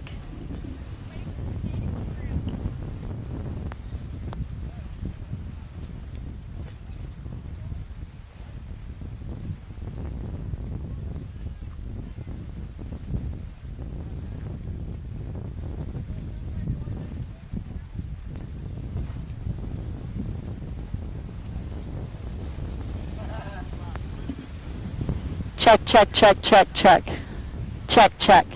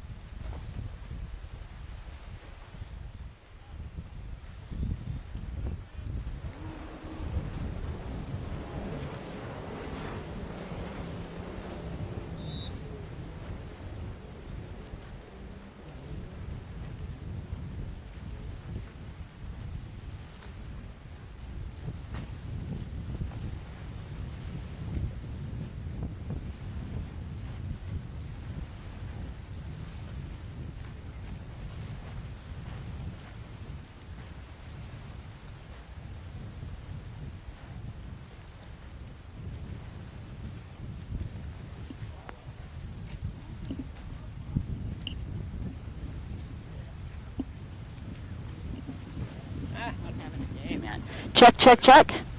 Oh, there we are. Check, check, check. Yay. All right, Nick Burns with a great start on the inside, but was it a little too great? We'll find out. Red flag is out. Means we are going to have to bring the riders back and re-rack them. Now, they'll call a red flag for a couple of reasons down in jet ski racing, and just one of them is premature acceleration. The second one could be not holding your line. So you got to imagine that the riders all have to work their individual lanes. And if you move from one lane to another, that could be what a course marshal will dock you for not holding your line. In other words, you're moving out of your lane and into another rider's lane. They are required to hold their lanes until they get over halfway down the start line. Third reason could be a rider's off the boat and they are causing a unsafe condition in the racetrack. And then the final reason could be that we have boat traffic or wildlife traffic on the course, and that too will force a red flag. In fact, on a national tour race in the mid-1990s, we were down in a little area not too far from Cape Canaveral, and it was a beautiful little location right outside of Orlando, Florida. It also happened to be one of the areas that the manatees would come in over the weekend and graze. So we were doing a national tour race. We had pro ski on the line. And the next thing you know, we had a whole herd of manatees go into the racetrack. Now, I don't know if you guys have ever hung out with manatees, but they're not fast-moving animals. In fact, they're like cows, but with more attitude. So it took us about 2.5 hours sitting there waiting for the manatees to finish their grazing and then move outside of the area before we can start racing again on the national tour. Pretty darn fun, but that is how much reverence we have for the wildlife in the areas and the waterways that we work with. So again, we got the riders back on the line, and I'm not sure if I do see one rider down here with only one holder. So one of the things that they'll do if they penalize a rider and make them start with a dead engine, they will make them pull the lanyard out, then they have to hold the lanyard over their head. With the lanyard out, that's a huge deduction. And then additionally, depending on the race venue, they will also force the rider to only work with one holder versus two. So again, Nick Burns had that hole shot. And Mike is down there indicating somebody's going to be starting with a dead engine. One moment, and I'll find out who.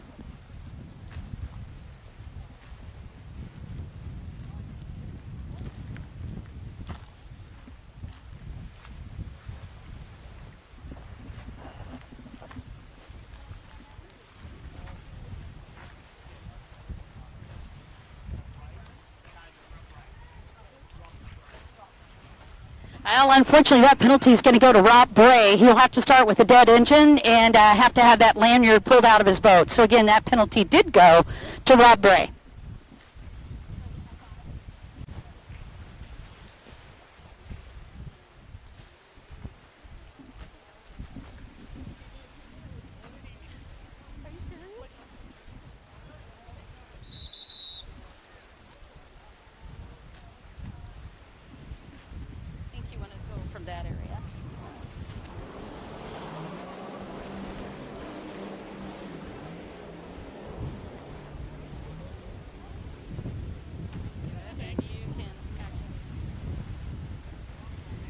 Nice start on our stock division.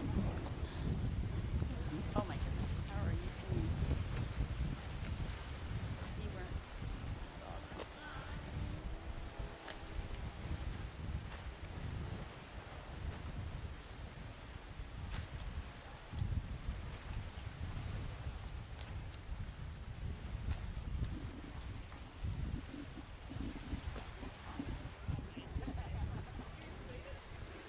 Oh man, bummer. That's a 2 for Tuesday. 2 red flags out of 2 starts for pro stock.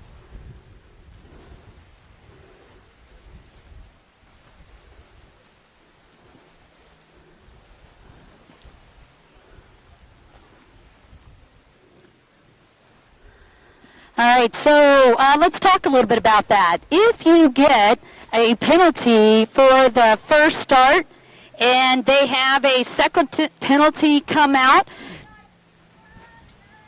if they do that second penalty, as the person that generated the penalty in that first start, will they have to start yet again with a dead engine? And the answer to that trivia question is yes. Yes, they will.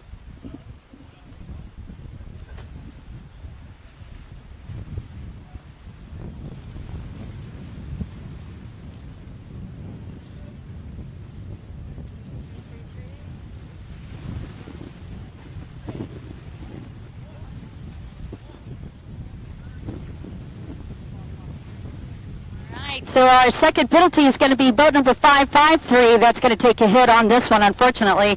So now 2 riders will have to start with the dead engine. That is going to be Rob Bray on the 105 boat will have to start yet again with a dead engine. And Nick Burns now, unfortunately, is going to be joining him as he, too, just incurred a penalty. You betcha. But the way to do it is last. Yep.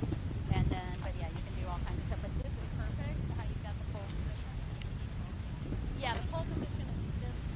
So 187 would have the pole on the outside. And then Rob Bray would have the pole position on the inside. So once again, the pole position on the inside is going to be Rob Bray. Even though he has to start with that dead engine, that is an advantage when you're on the pole. But if you start with a dead engine, that means that that lane is actually forfeit for the rider because he's coming out of the gate behind the other riders. So if boat number 113 gets a better start, it's going to work out great for him. Meanwhile, awesome start for Matt Tyler on the outside. And again, Nick having to start with that dead engine got nicked as well. Pardon my pun.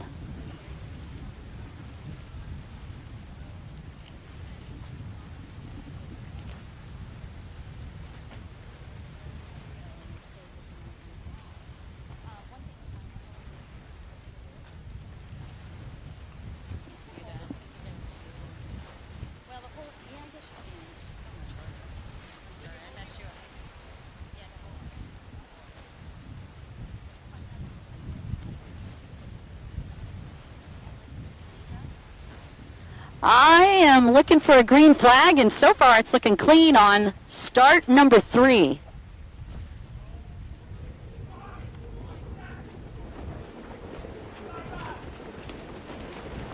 And the triple deuce with a hole shot.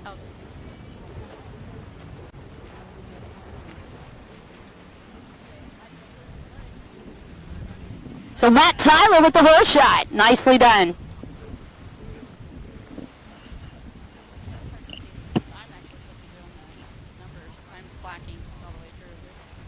All right, again, Matt Tyler with that hole shot on the 333.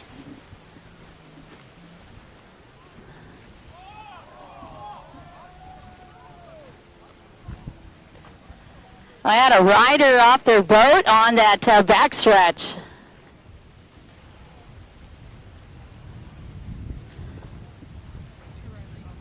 Actually, 2 riders down on that one. So we probably had a little bonding moment. So boat number 105, that was Rob Bray going at it with the gentleman that had the hole shot, Matt Tyler. And unfortunately, both of those guys getting the better, or excuse me, worse end of the deal, and a red flag is up. I think so, yeah. I think they might have connected on that one.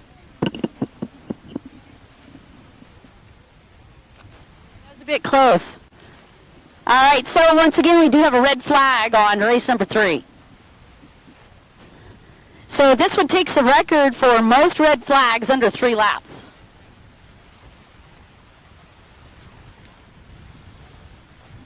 Yeah, and who knows what happened on that. They might have just hit a wave and connected. I mean, hard to say. That is definitely a part of jet ski racing. Whenever you're getting close to one of the other riders and you're trying to make an overtake, it's pretty easy to get just a little sideways. Just quickly, I just want to say if that's okay. Well, you probably won't be able to see from here, I don't think, sir.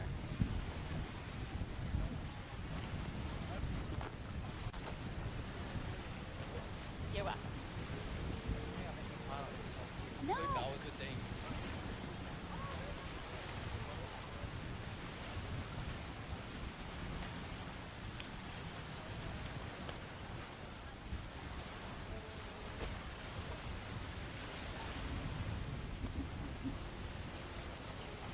So whenever they call a red flag like that in the middle of a race, if they've got 2 riders down, riders more than likely are okay. Main thing that they're wanting to check on this is to Make sure that the racetrack stays safe. When you have two riders down in the water, you have lost a massive amount of resources, as most of your course marshals are focusing on that wreck where the riders are down. So it's not necessarily that the riders are hurt, it's just a safety concern for the course marshals. We are going to get the riders checked out and make sure they're okay. I'll give you an update as soon as we have it.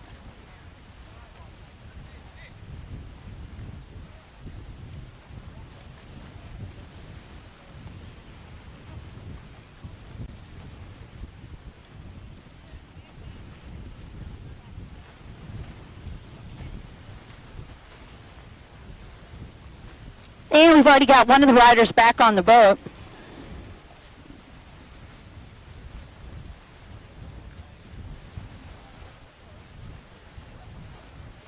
Looks like Rob's already back up on his boat.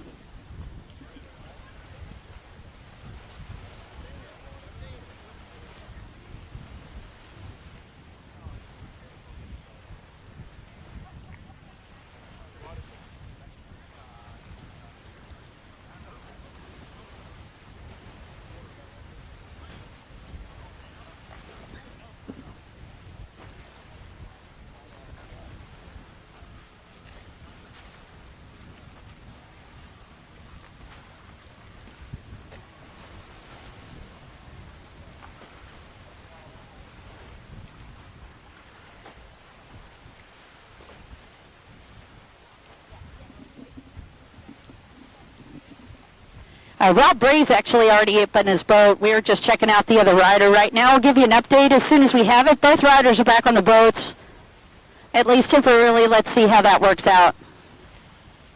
Again, we'll give you that update again. And just to reiterate, whenever we do a red flag, when a situation like this, it's not necessarily that we have an injury on the water, but again, you have a limited number of race directors that are able to cover every area. They were not able to continue with the race under safety concerns if you've got two riders in the water, because it is required to have two course marshals over there, at least one marshal per rider when a rider is in the water.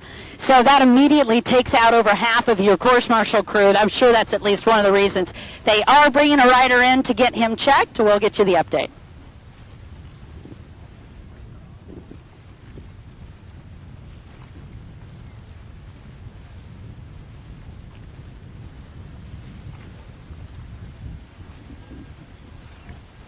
Yeah, right now you're watching Pro Stock. This is the Pro Stock division, so pro riders out on the water. That was going to be an 8-lap race. Going to be a big race for these guys.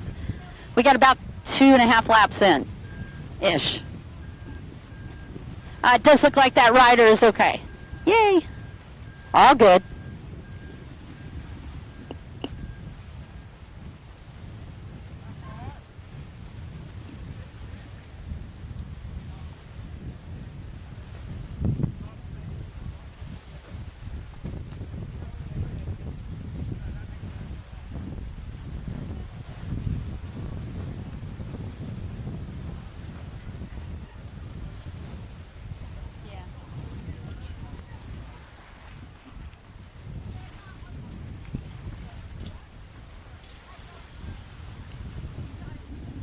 All right, so again, you're watching Pro Stock, and we are under a red flag right now as we had to bring a rider back in aboard a safety boat. Whenever we're in a situation like that, it usually takes just a few minutes to get them sorted. One of the reasons for it, again, is that once you have a situation where you got two riders in the water, most of the efforts for the course marshals and the EMTs is going to be focusing on that. So we will continue under red flag conditions until we get that rider checked out, and then we'll be able to take you on to the next set of racing. And coming back in, it looks like the 333s is okay. I believe that was Matt Tyler, if I'm not mistaken. Okay, good. I'm still really new to the racers out here, and I got to tell you, I was trying to interview Alex, and for some reason I just popped off Travis because that was on my sheet. So I'll be doing that all day. Feel free to correct me. And I'm also really good at butchering last names, so if I do your name wrong, please let me know.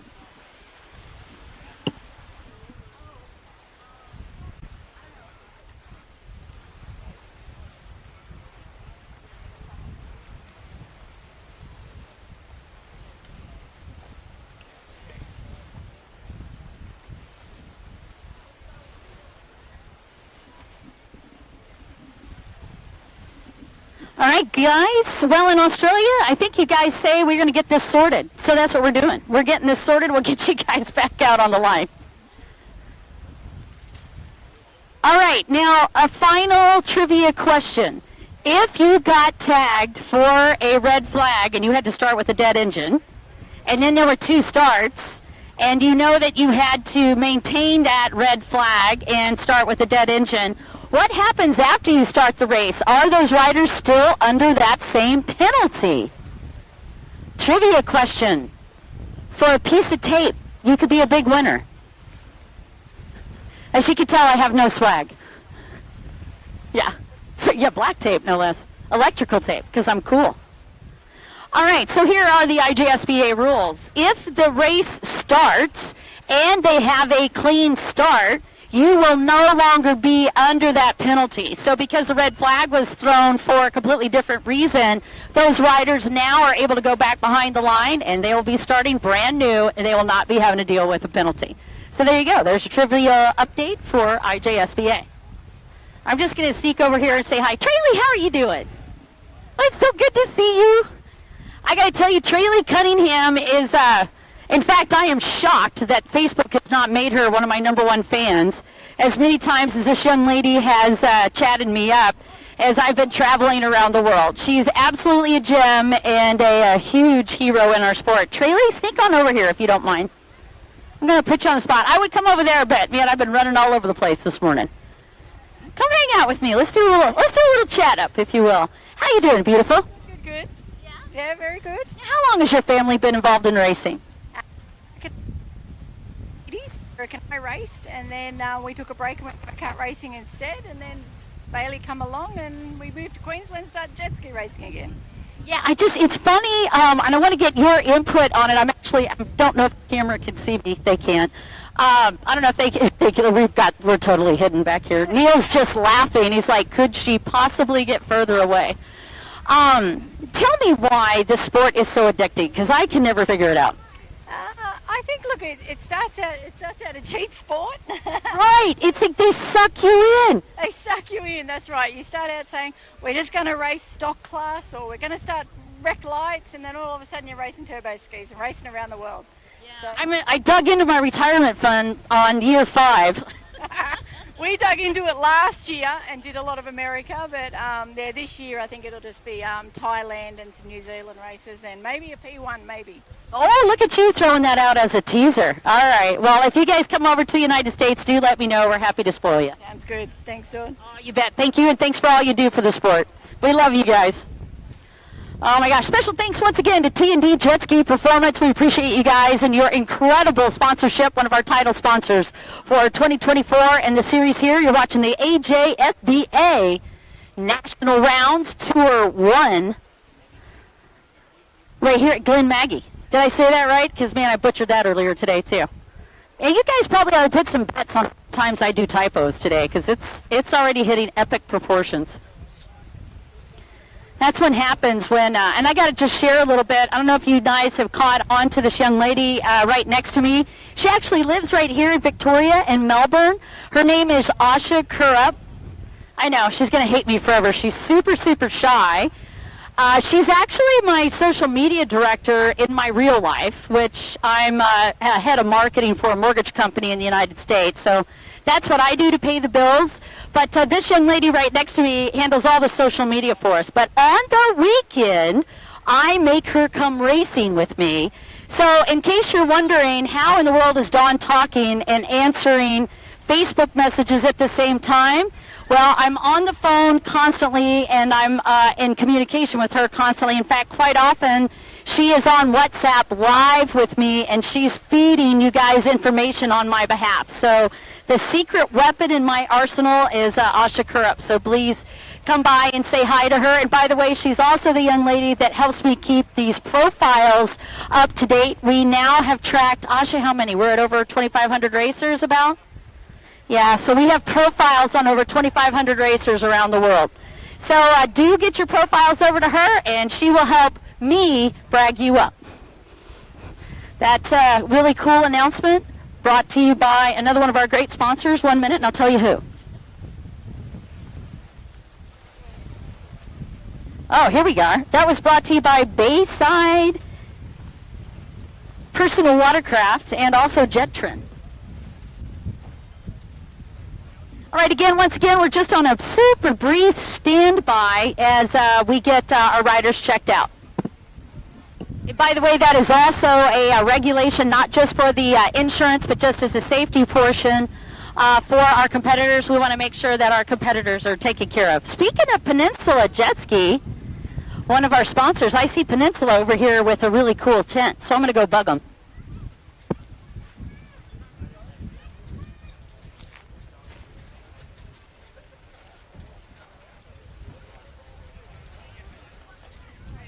Well, I'm going awesome. How are you guys going? I noticed the awesome Peninsula Jet Ski tent, so I thought I'd come and bug you guys. Because you're a sponsor. Oh, they just threw somebody right under the bus. I like that. Lee! Lee, get over here. I know how much you can't wait to talk to me. Oh, he's scampering right over. Look at him, he's quicker than a kangaroo. If that kangaroo had about 5 Budweisers. All right, so Lee, tell them how long you've been racing. I've been racing like 2 or 3 years now, and from Victoria. What else? You got to step towards the microphone. What else do you want to know? Well, you're a sexy beast. Who is this beautiful lady that you're with? That's my partner, Cara. See, I set you right up. I'm that way. She raced too? Nah. Oh, you're lucky because she'd probably kick your butt. I hear that a lot, by the way. And so you've been racing how long? It'd be 3 years now that we've been doing it. What got you into racing jet skis? Just it was here, so I thought I'd do it for the fun. I see. So you're easily talked into things. I like that. All right, tell me a little bit about Peninsula Jet Ski and this incredible crew. They just sponsor me, so that's where I take my ski to get all the work done on it and everything. Oh, so this is your tent? Nah, it's Nick and George's from back at Peninsula Ski.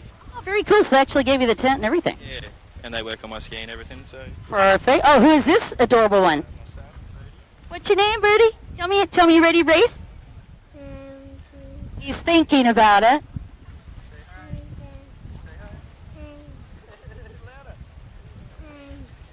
Don't worry about that. I have that effect on quite a few people. Lee, thank you so much for your time, sir. Heavy, thank you. Yeah, we really appreciate it. Can't wait to see you guys down on the line. Thanks for letting me bug y'all.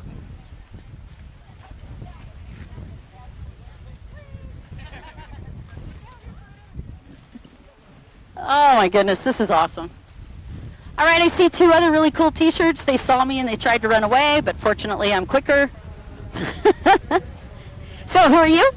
I'm Johnny. Johnny, how are you doing and who are you here watching? I'm here to support Dave Venel, Gunslinger Racing. Oh, very cool. And how do you know this awesome gentleman over here? Through racing back in New Zealand. Oh, really? Where in New Zealand? We're from Auckland. From Auckland. I have actually been in Auckland. And they didn't kick me out, which is a shocker, especially after they saw me driving. You do know you drive on the wrong side of the road, right? That's what they said, right? Yeah, you do. Yeah, we do, actually. All right, I'm going to sneak up on you. How you doing? You're a young one. What's your name, sir? Dave Venel. How many years you been racing, sir? 7. 7 years. Oh, awesome. Yeah, late starter. Oh, that's okay. Late starters are usually the best. Did you do other racing as well, or just jet skis? No, just jet ski. Very cool. And where do you practice? Anywhere there's water. I like your answer. All right. And is this your first year to do the Australia tour? Or have you done this a few years now? This is my first time. I came and did the Queensland Nationals last year. Yeah, Queensland Nationals last year, the first Australian one.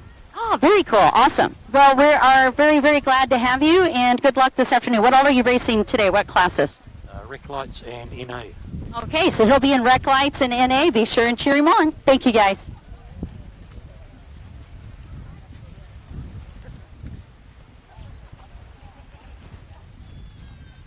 I know it's so hard to. Well, you know what happens. So I'm always trying to.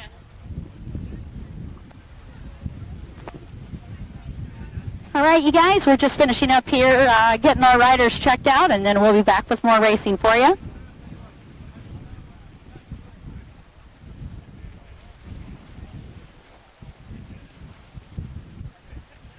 Special thanks to NTS, another great sponsor for us.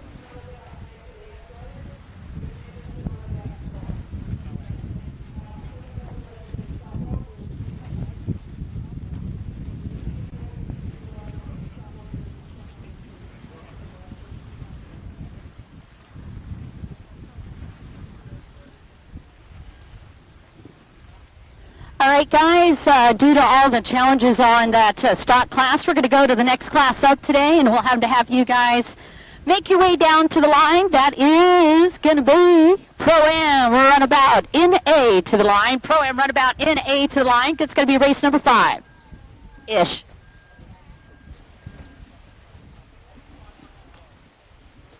Again, Pro-Am Runabout NA down to the line, 6 laps.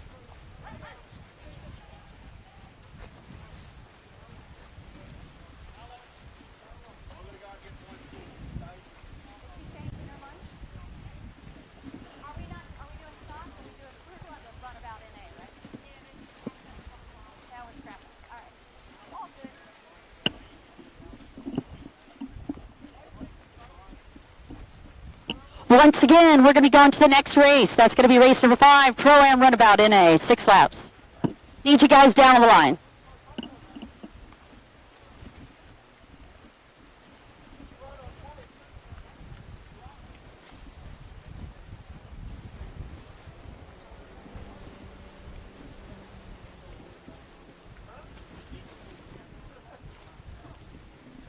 All right, you guys, once again, a quick check. Once again, a quick recap on that stock division. We're going to go ahead and move to the next race. It's going to be Pro-Am Runabout Naturally Aspirated. That'll be down on the line, and the reason that we're doing that is because of the reduction of riders on there and the fact that we had that massive amount of downtime. We are going to be moving to the next class in that lineup. We've still got a big docket of racing coming at you. The riders were all okay on that. We're just doing a quick check out to make sure everybody's tip-top. So again, we need to have that next class down the line. We're on race number 5. You can catch that race order at the website. We're watching AJSBA right here in Glenmaggie. And while I got the opportunity to talk about Glenmaggie, let me shout out the Cantina and the Cafe. If you guys want to check that out, they've got a ton of great food and all kinds of wonderful stuff up there. So do be sure and drop by the Cafe Cantina right up here at Glenmaggie Boat Club.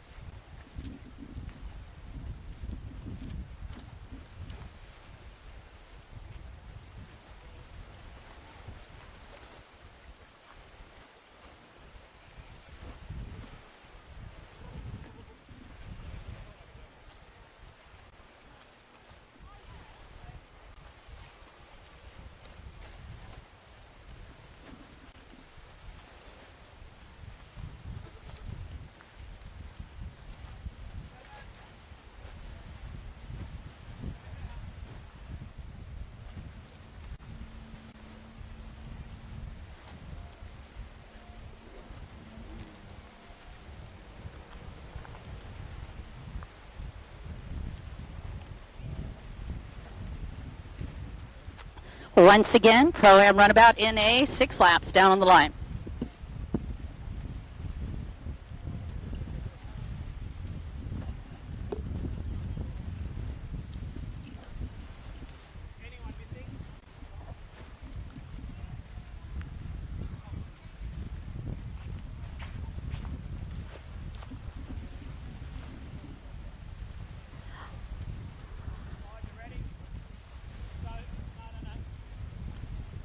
All right, we got Seb Bohadurian on boat number 106 down on the line. Daryl Apps on boat number 26. Boat number 67, we're still missing, I think. And then Greg on the triple nickel, I believe, also still we're waiting on. There's 26. And there's Seb.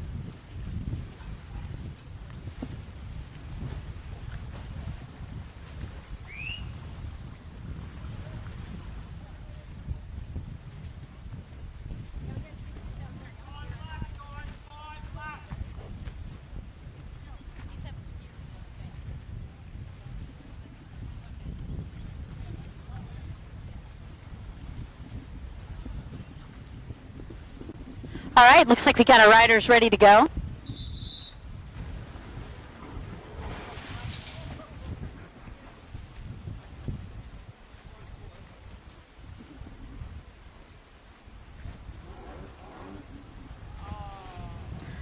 Oh man, premature acceleration, not good in any sport.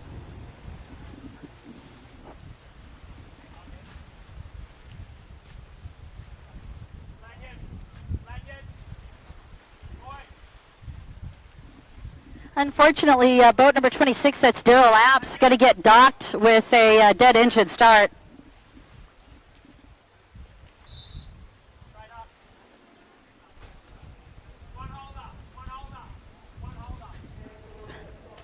So now we got Seb Bohadurian and Dave going at it.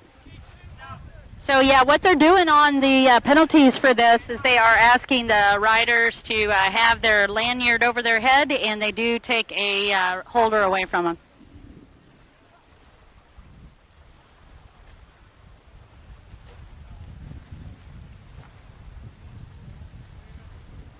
And you can see the course marshal down on the water with the 2 sign going to 1, and we are ready to go. Seb Bohadurian with a great start on the outside.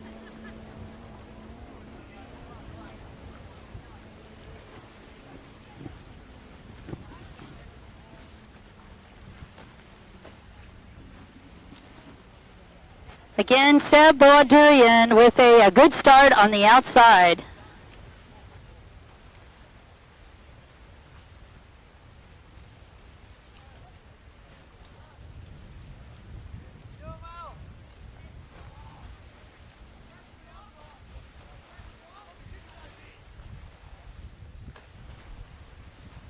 Check, check, check, check. Check, check, check, check. Okay, check, check, check.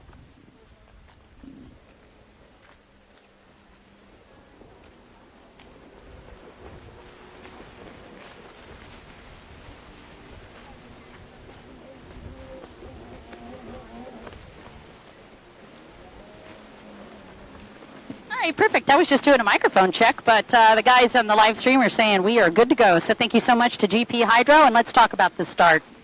Your whole shot is going to go to Seb Bohadurian on boat number 106 with a great start from the outside, followed by boat number 26, Daryl Apps. And in third is the boat Triple Nickel, and that's Greg.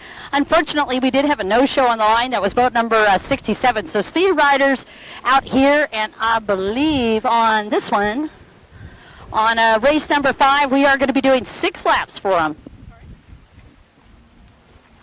And then while we're taking a look at this one, let's also call amateur runabout stock down to the line. Amateur runabout stock on the line.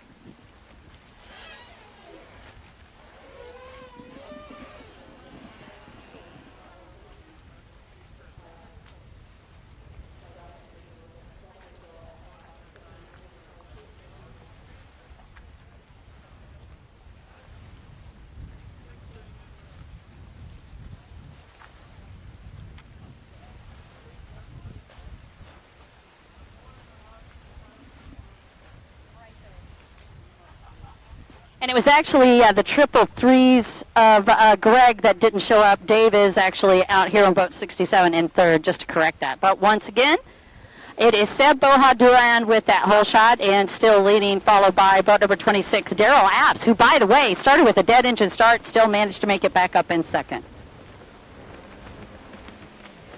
Yeehaw.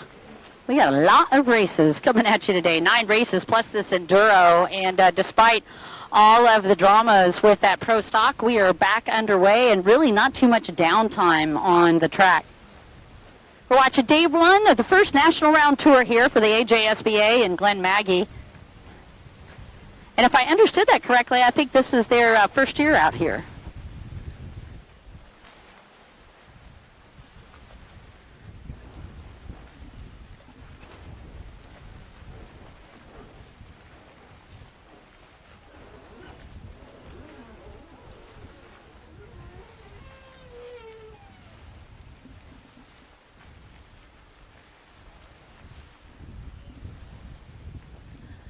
Again, watching the Pro-Am NA class with the 6 laps. Lake Glenmaggie Nationals tour stop. This is the first tour stop here in February. Man, you guys have tremendous weather right now in the Midwest in the United States. We've got several inches of snow dropping. So we're not able to get out here and race, and what a pleasure to be a part of that now.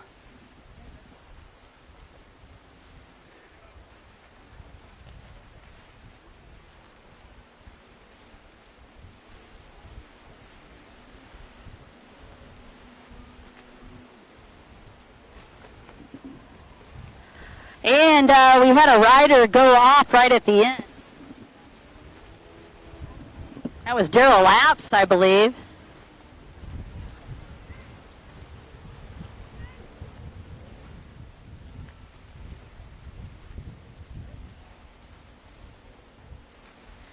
And so boat number 67 will end up in that second place spot, Dave. And Seb Boha-Duran will take the win.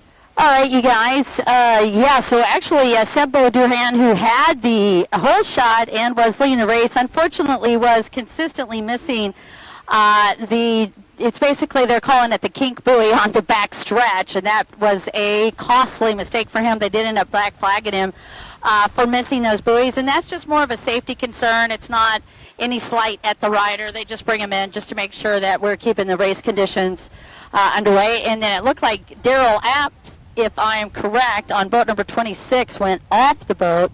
And so that is leaving boat number 67, who is still out on the track, with the lead and the win. And there's your recap on Pro-Am NA. Well, I will say, you guys do bring the fun and excitement.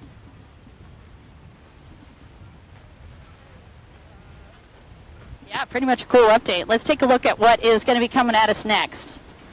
Down the line is going to be the amateur runabout stock class with 7 laps. Amateur runabout stock up next, 7 laps. Yeah,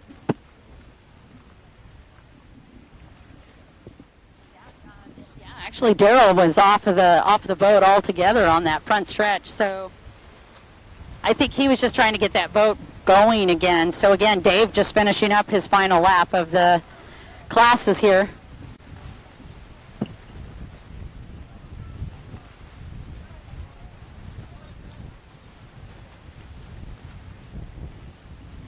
Dave unofficially is going to be the winner once again for Pro-Am Runabout NA.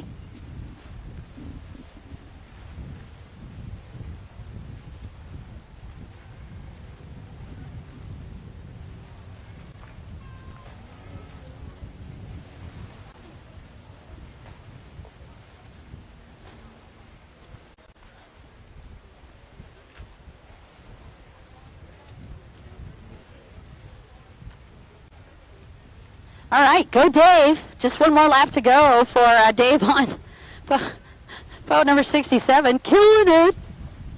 That's going to be your winner in this Pro-Am NA class. These are the kind of odds I like.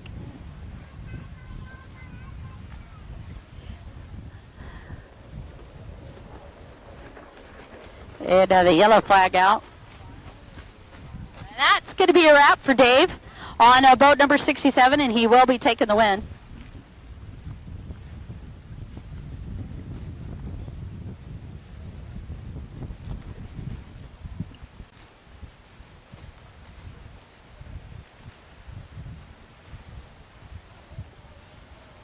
And we got a big lineup on this next one.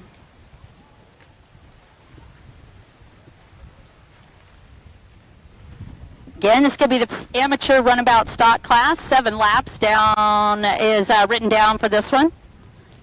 Don't you go very far. We've still got Pro-Am Ski stock combined with Pro Ski GP coming at you, plus beginner runabout NA and Pro Runabout Open. All of that before we even take a break.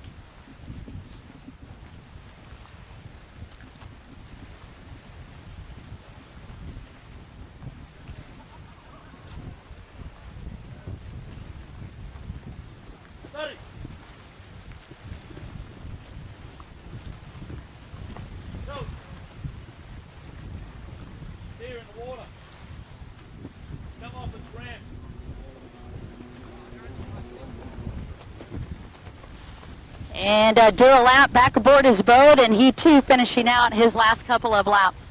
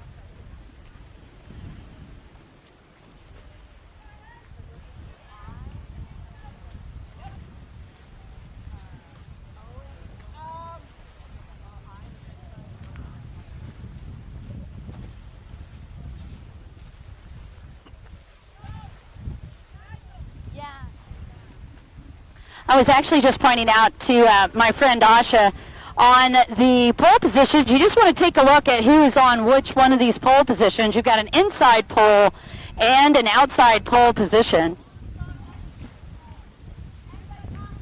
And it looks like boat number 74 is on the pole position on the inside.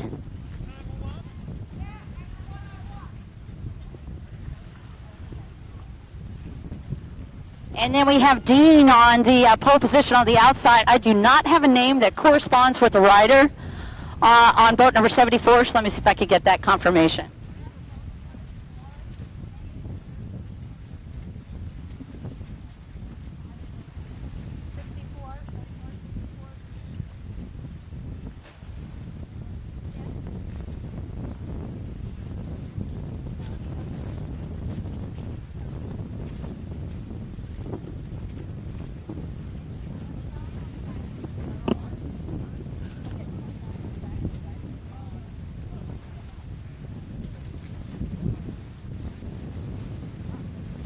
Looks like it might be Joel Vandekamp actually on the pole position on the inside.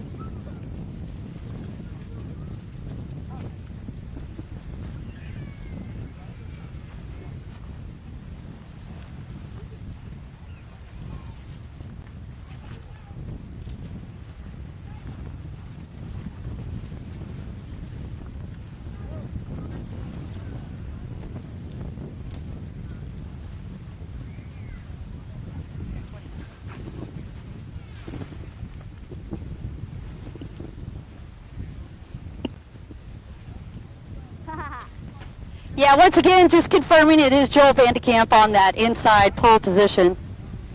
Forgive me, guys. Still trying to remember your names and get everything coordinated here, so just double checking.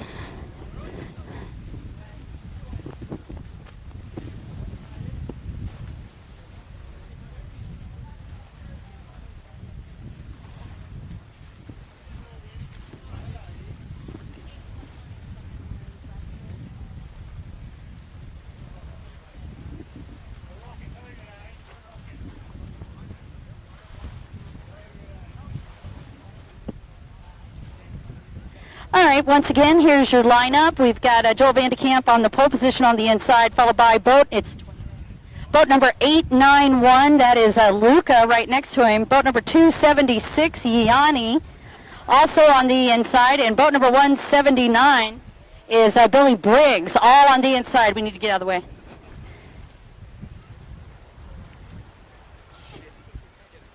Then I need the triple threes, and that is going to be Dean on the pole position on the outside.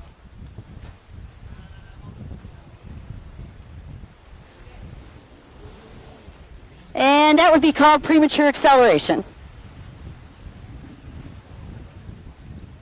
Never good in any sport.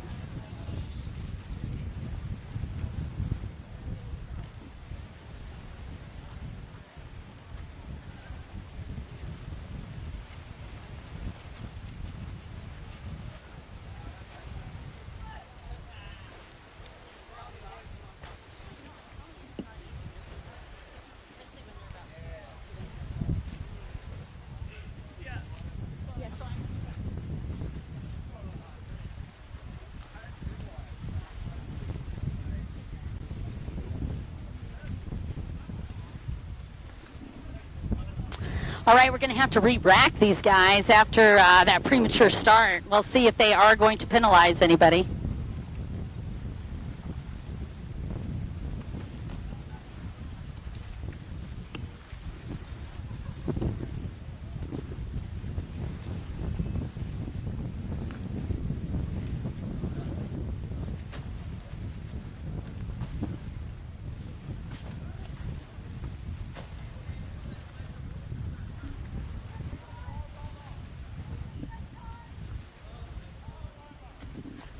Got a call for some zip ties down on the line if somebody happens to have them.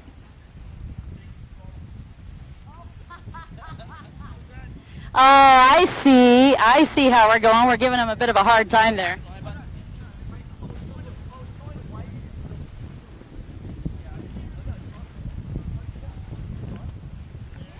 Yes, I saw you swimming. That was a Michael Phelps moment over there. Daryl, you ought to come back here. Come on over. We're gonna put you on the camera. That was a heck of a high-speed exit strategy. You were right on the front stretch, but man, you got docked for a dead engine start. Still came out of there in second place. An amazing ride. Tell me about that, and then also the dismount. Well, the problem was with the dead engine start. Obviously, it was my fault, so I was a bit dirty on myself for that. So, got the dead engine start. I don't know if it was a good thing or a bad thing to get the inside split, but I had the inside split, and I got there and I saw Seb. He was just so flying, right? Yeah, he was flying. He was so much in front of me, and I thought, oh yeah, this is great. And then I was catching him, I thought, up the straight, and then I thought, well, and I seen him miss a couple of boys, and I went, well, I'll button off here. And then next thing you know, old mate from New Zealand, I didn't know where he come from, and he just comes straight past me. I thought, oh, I've got to get back on it. So I got back on it, and I'm trying to chase him down, and then I had my trim too low, and it gets real steery when you got your trim low. I just wanted to keep the nose down, and then it just decided, sorry, Daz, you're going. You're gone. See you later. And I felt my feet go over my head a couple of times, and I thought, oh, shit. So I tucked myself into a ball and just hoped. Well, you did amazing. I actually was quite impressed with your recovery. I thought you were just going to call it good, but then you actually finished out the final couple of laps as well. Yeah, I didn't want to be, not finish, sort of, that's not my thing. Whether I limped across the line, but I got there, and now I'll just go and sort of, mentally recover. Physically, I'm fine, but mentally I'm thinking, shit, maybe I won't squeeze it on so much. All right, great job once again, Daryl Apps. Thank you, bud. Fantastic to watch you guys race. Again, Seb Boho-Duran with an incredible start, but unfortunately just a few miscalculations on the buoys. That's all it took.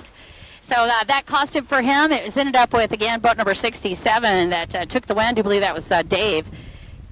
But Daryl and Seb Boho-Duran just both put on a heck of a show for us in that last race. Right now, we are just waiting for a restart on the line, on the race that's on the line. Sorry about that. And what you're watching is amateur runabout stock. 7 laps is what they are going to be lining up for. And 182, to me, has the Cinderella position. That is Tate Simon on the outside. I hope I said that right. Anyway, so Tate Simon lined up on the outside. Now, why do I like that position? It actually, geographically, is a disadvantage. You want to try to be on the pole. But what we have often seen on these big races, particularly with a class this big, is sometimes that outside gives you an advantage because they're able to work in a little bit cleaner water. And also sometimes on that outside, some of these riders get a little balled up in the middle of that track coming down. So keep your eye on boat number 182. He may be able to turn a disadvantage into a major advantage in a hole shot. We'll see how it turns out. Oh, I said it's Simon Tate, not Tate Simon. That's his Instagram handle. I made that up. I have no idea what his Instagram handle is.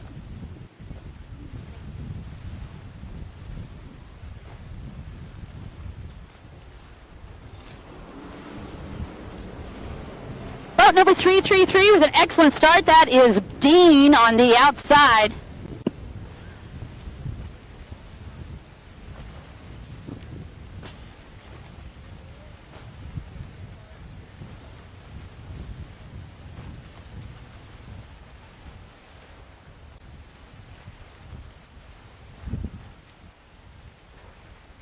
So again, Dean had a pretty awesome start from the outside split. Let's see if he's able to capitalize. He is currently in the lead on the outside.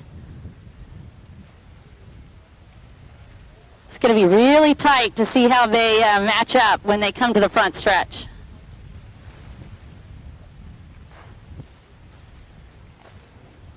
And hole shot is going to go to Dean.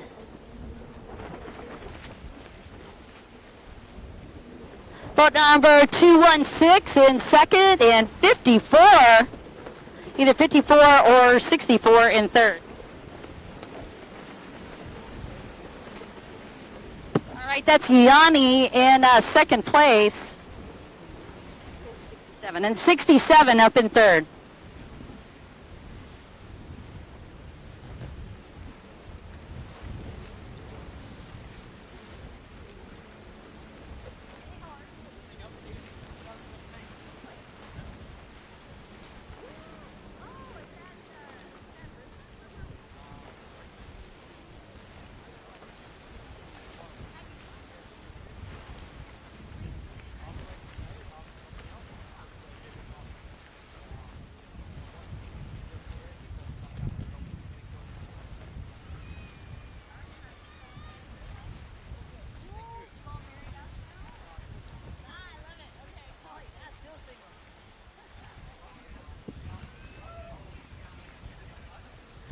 All right, you guys, once again, great start for the triple threes and a beautiful run. And I am pleased to tell you this is going to be a big class. They've got 7 laps. We've only got 1 taken care of here.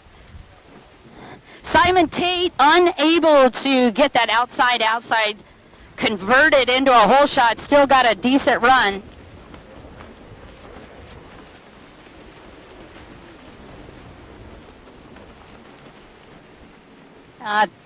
Triple threes, that is Dean, followed by Luca in second. I love all these single names. Dean and Luca. I feel like there's a Dean and Luca store back in New York that does luxury goods. Boat number 63 is up in third. That's Tony Scartuccio. And then in fourth is boat number 276, Yiani. And in fifth is boat number 67, Michael Carpenter.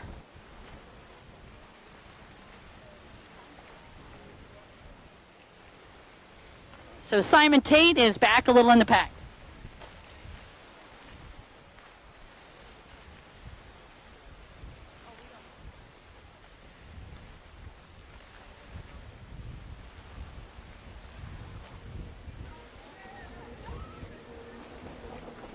Man, no dramas for the 333. That is Dean.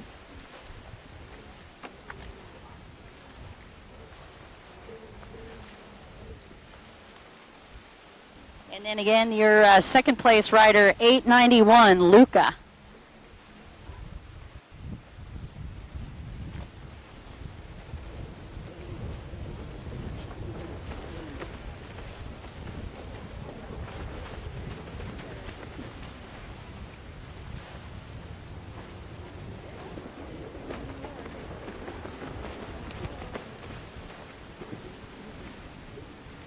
Oh, 67 with a heck of a charge. I believe Michael got around and moved up into that fourth place spot over 276 Yanni. That was a beautiful charge off the front stretch.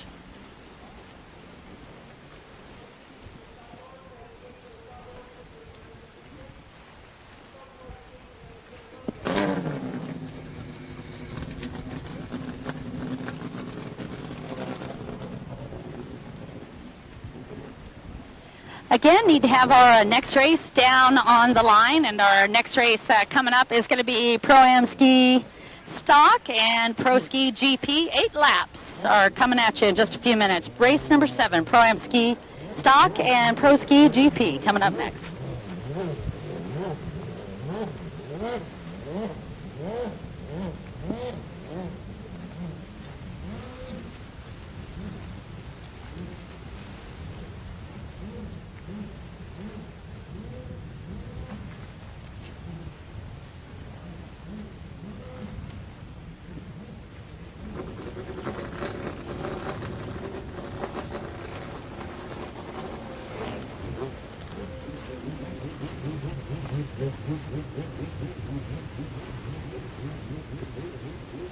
We got a big lead for the 333s. That is Dean. I'll get you the amount of lead here in just a minute.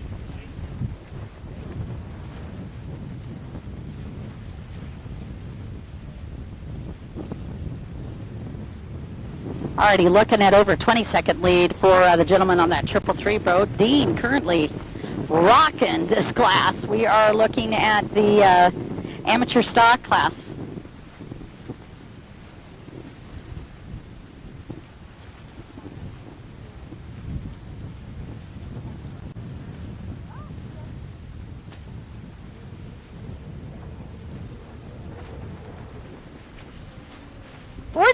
Second lead.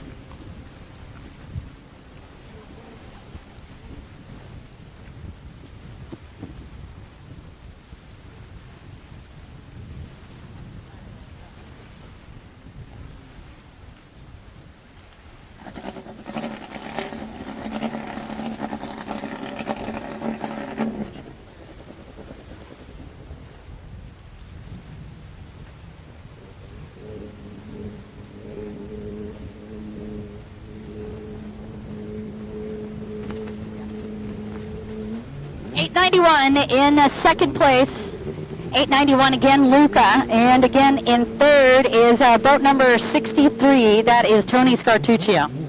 There's your top 3, but again, Dean, who apparently goes on tour with Beyonce. They both have single names. He is leading after a fantastic hole shot.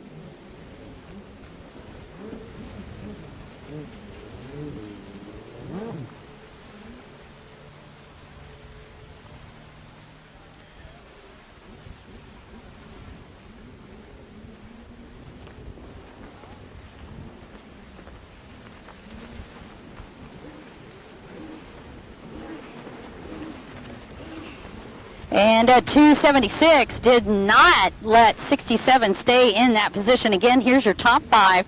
Boat number 333 in the lead, that is Dean, followed by 891, Luca in second. Boat number 63, that is Tony Scartuccio in third.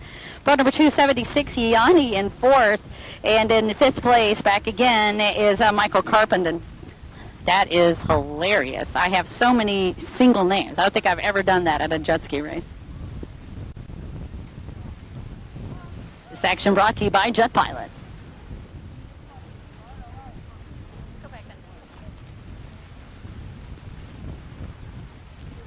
Pro Ski Stock and Pro Ski GP up next.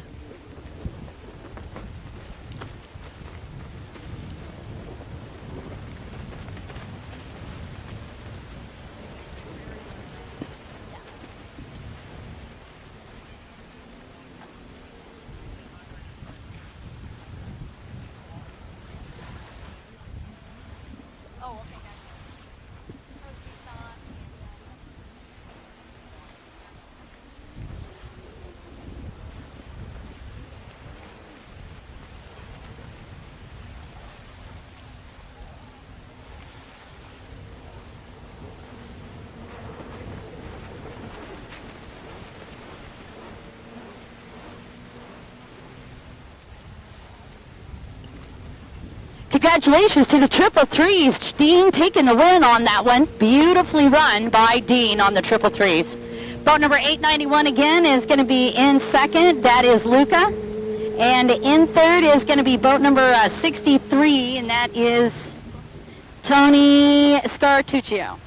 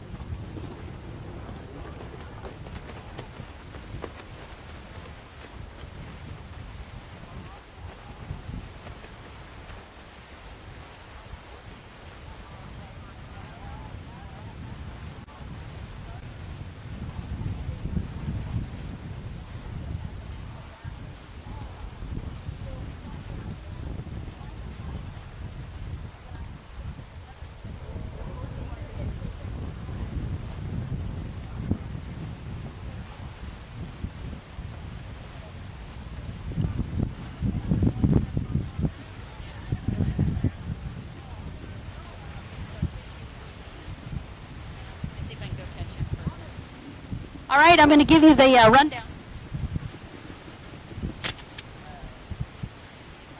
Here's the lineup in Pro Ski GP. It is Joe Berry, followed by Jet Kavanaugh and Daniel Piana. And then in the Pro-Am Stock 1500, it is going to be Lee Ferris on boat number 72, Matt Barber on 212, Guz on boat number 13, and Alex will also be on this lineup.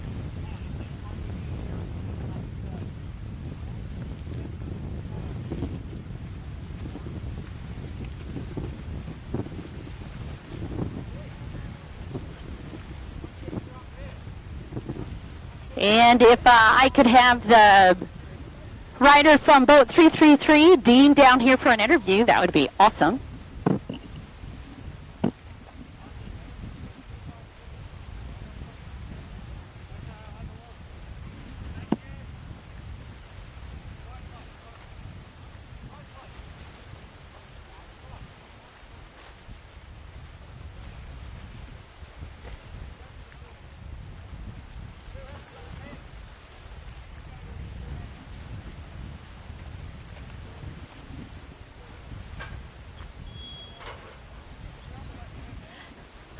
As we get ready for the Pro Ski Stock and the Pro Ski GP, I'm down here with Les Cook, one of the mechanics to the stars over the past 20 years.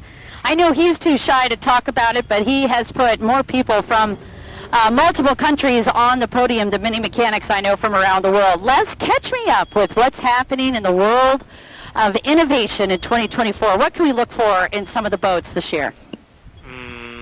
Probably a little more speed. So especially in stock class with Sea-Doo bringing out a 325, that's going to ramp up stock class quite dramatically. And, you know, that's maybe going to introduce, they have to have some for beginners class. Maybe they'll have to regulate the riders because of it. We'll be back with a few more updates on that because I really do want to get a chance to talk with you on it. Les, thank you so much. As we get ready for the start, we'll bring you back to the line as GP Pro Ski comes out of that gate with a great start.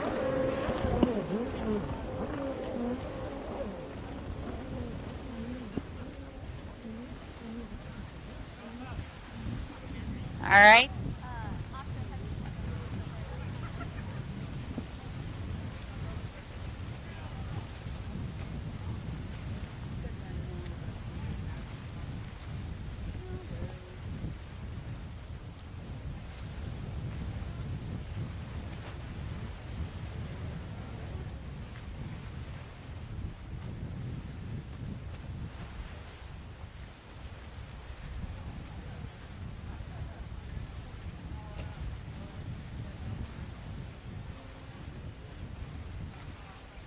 Just try to get your numbers here as they come to the front stretch.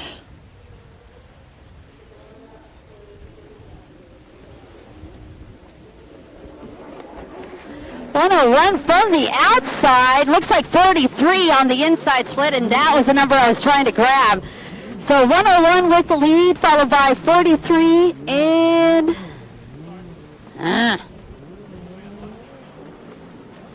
33 in third, and 212 in fourth. I'll get you names that go with that one. 101 is going to be Jet Kavanaugh by... 101 is actually out. That was Jet Kavanaugh that got that whole shot over Joel Berry. So that's going to put Joel in the lead. And then Daniel Piana is going to be in second. That is in the GP class, and no surprise, that is going to be your lead. Followed by boat number 812. And I don't see an 812. I see a 212. That's Matt Barber, and that's who we'll call for a third on the track. But first, in the stock class, that's how it looks as we come out of the gate.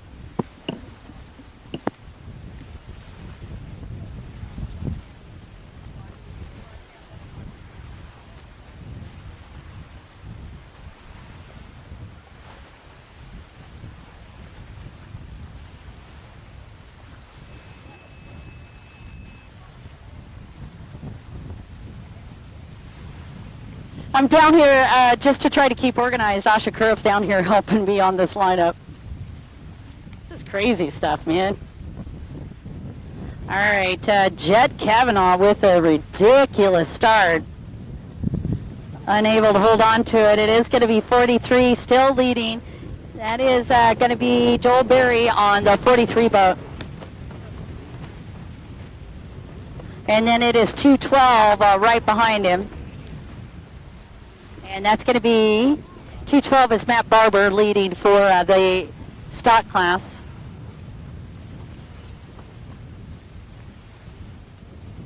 Boat number 13 just coming through, and that is going to be Gus. Buzz, could be Gus, not sure. It's handwritten, so that's all. I'm just going to leave it there.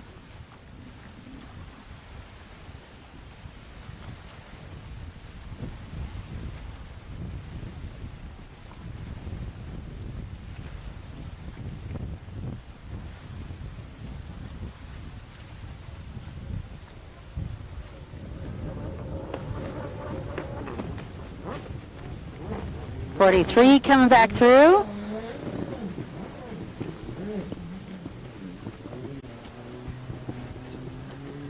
That was actually boat number 43.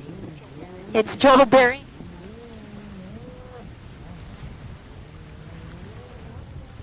Joel Berry, wow, rocket ship. Super fast. You're watching that Pro Ski GP class. It's an open class.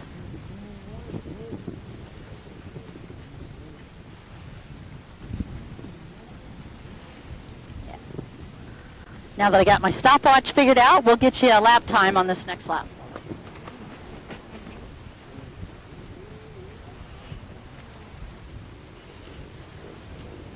We're here at Lake Glenmaggie in Victoria, Melbourne. Well, it's actually Victoria, Australia would be the province, but if you were looking for us on a map, we're not, I guess, about a couple hours out of Melbourne, Australia, maybe about 3 hours out of Melbourne. I'm not even sure, would you call that the west or east coast? Not answering.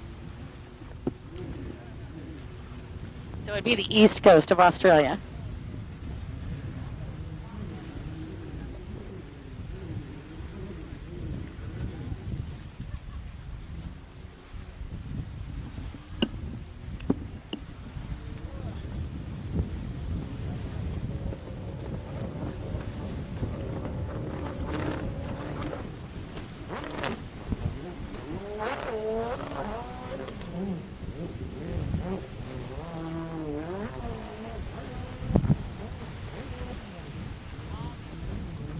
All right, Joel Berry continuing the domination aboard boat number 43, and I do have him under a stopwatch. We'll see what he's going on this next lap. I will say race conditions are deteriorating for these riders as you are starting to see the white ladies crossing through that racetrack. In U.S. terminology, that would mean we got white caps. And unfortunately, boat number 13 is coming in a little bit earlier. He did have a top 4 lineup. That is Buzz bringing it in a little bit early. Looking like he's got some problems underneath the hood. He's riding in the stock class 1500. Leading on the 1500 class is going to be Matt Barber, and again, Joel Berry leading on the Pro Ski GP class. So 2 classes combined, you are watching the stand-up division.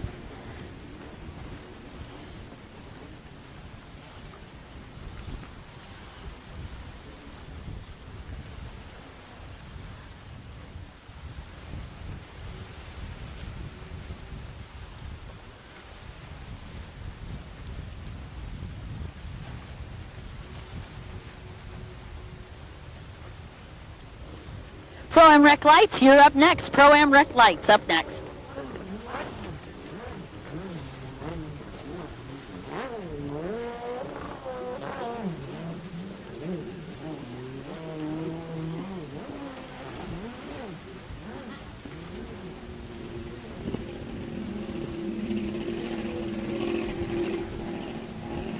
Again, you're watching Pro Ski GP and the Pro Stock 1500 class. So again, it's the 4-stroke. So man, that brand new Yamaha, oh my gosh, those boats are pretty.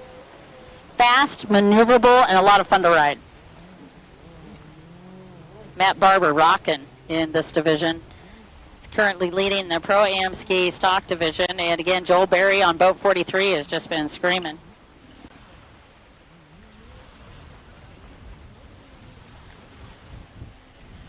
Okay, it's going to be beginner runabout NA up next.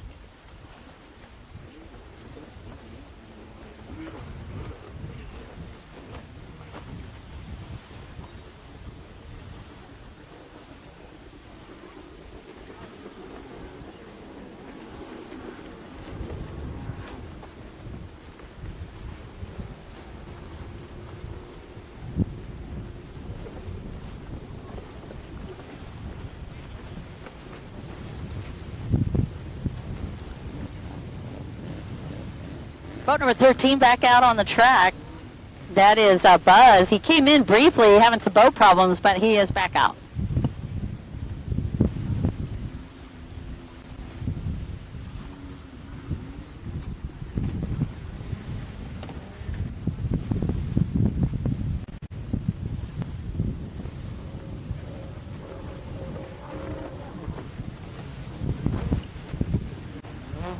And Joel Berry coming back through on the 43 boat as well. These guys are taking a beating on this race course.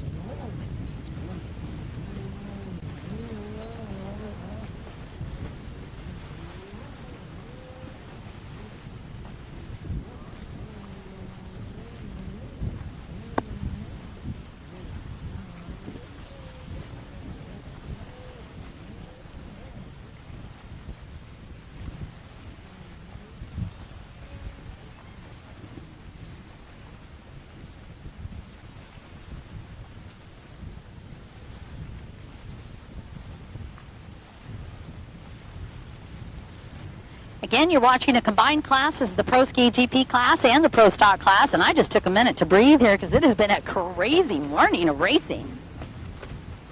I'm sure you're getting a lot of the great action here from the GP Hydro live stream TV team.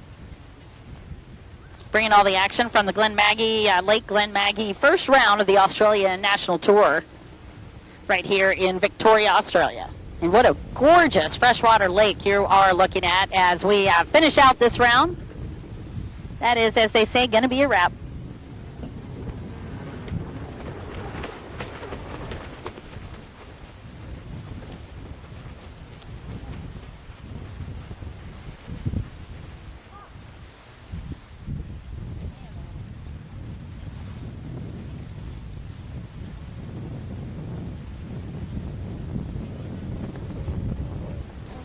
And a boat number 43 taking the win in the Pro Ski GP. That is going to be Joel Berry. Again, unofficially, Matt Barber nailing it for the stock division.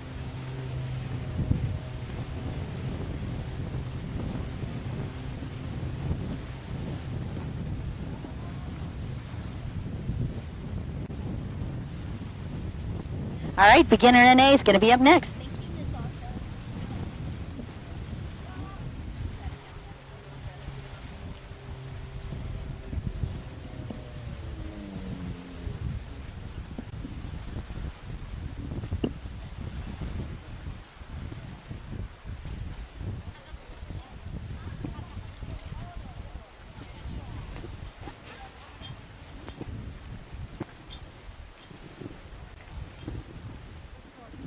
Outstanding run. You were watching the Pro Ski GP and the stock class 1500. So it's going to be the 4 strokes that were out on the water. They don't even look like they're stock boats. They're still so quick.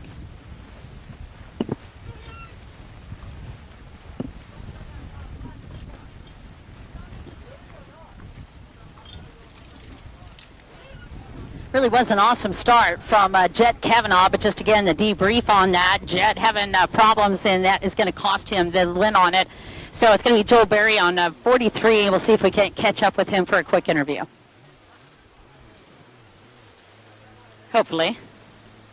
These guys are pretty busy. It's just an amazing amount of work. And the crazy thing about racing jet skis is this is not something that you can do alone. This is a family sport and a big group sport. So in addition to having your holders down here, quite often the holder and the mechanic are 2 different people. And then even in addition to that, you've got a lot of times your family coming out here to help as well.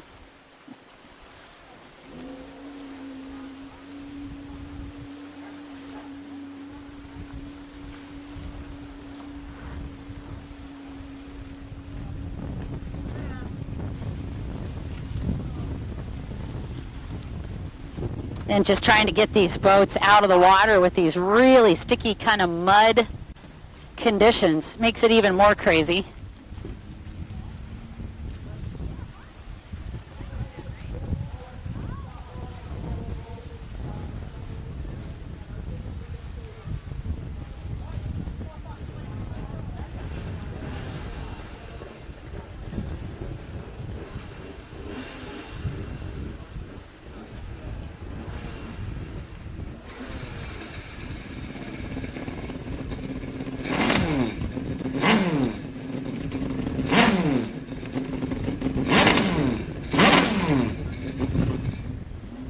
Actually, I was wondering about that because he was in the lead for quite a bit of it, and then we had a little bit of problems. So just catching up with Joel Berry right now on boat number 43. He looked really great off of the start, and then solid for a couple of laps, and then what happened?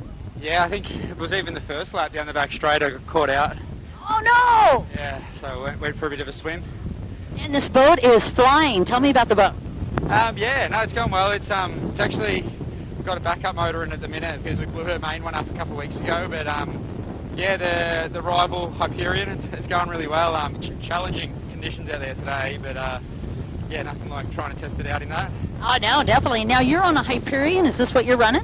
Yeah, that's correct. Oh, all right. Well, that's a boat that Dartelot put together. Valentin Dartelot was working on, I believe. No, it was, yeah. He's working on the Trinity. Oh, okay. This is, yeah, from Thailand. I think the factory Kawasaki. Oh, that's right. Another hybrid out of Thailand. Gotcha, sir. Yeah. So I think factory Kawasaki now in America are using these, and yeah, it's sort of a new direction, and just sort of working with it and see what we can do. Awesome. So is this your first race with this year? No, I did one 2 weeks ago where we blew the motor up in Sydney. And then, yeah, so this is first, hopefully, full race meet that we'll get through. And yeah, as I say, it's challenging, so we'll see how we go. All right, the new Hyperion out of Thailand is what Mr. Joel was on. Well, good luck in moto number 2. Yeah, you bet. Thank you, sir.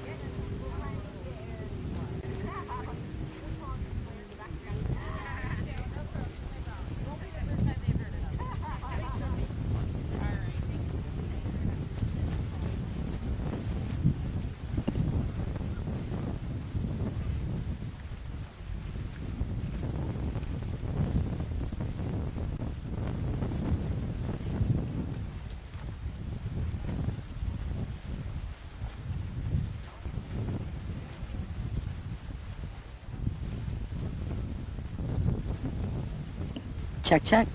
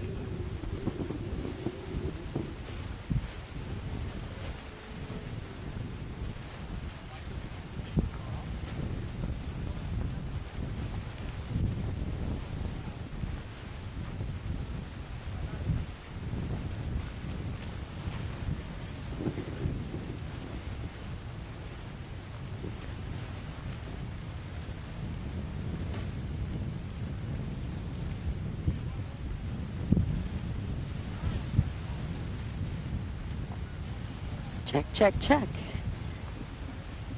All right, back down here for another awesome race. Let's see what we've got on the start line.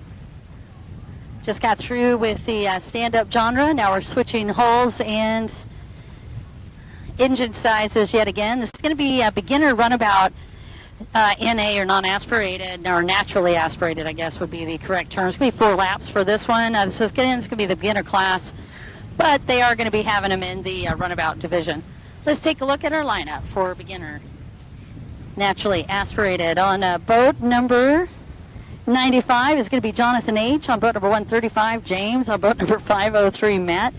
And on boat number 46 or 96, that's going to be Travis. Sounds like a boy band.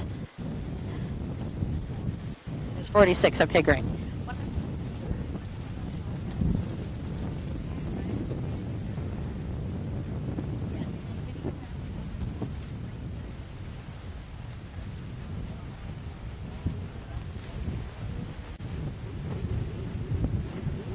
Yeah, okay, so Daniel Piena actually was the gentleman that took the win in the Pro Ski GP, and it was boat 43, Joel Berry, in second, and the Jet Kavanaugh ended up in third. So again, let's just do that correction because we had it on the live stream a bit different earlier.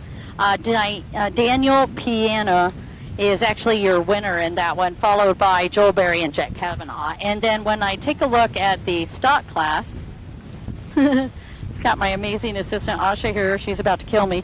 Boat number 212, we were actually calling that right. Thank goodness. That was Matt Barber who took the win, and it was boat number 32 who ended up in second. We actually don't have a rider name that coincides with that. We're going to move up into the scoring tower so that we quit making mistakes like that, because it is a bit dicey being down here on the line.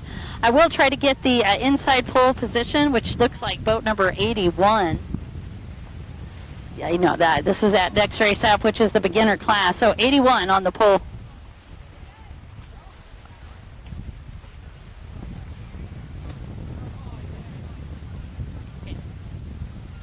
I am so bad. I lied to you. So we're actually going to beginner open. That's going to be Bailey Cunningham on the pole position on the inside.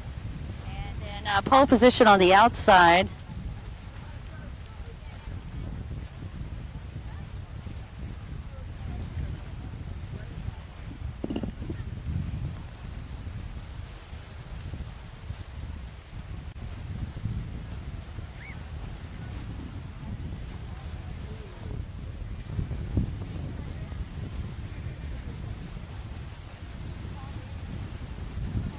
All right, Paul Baisley is on the inside pole.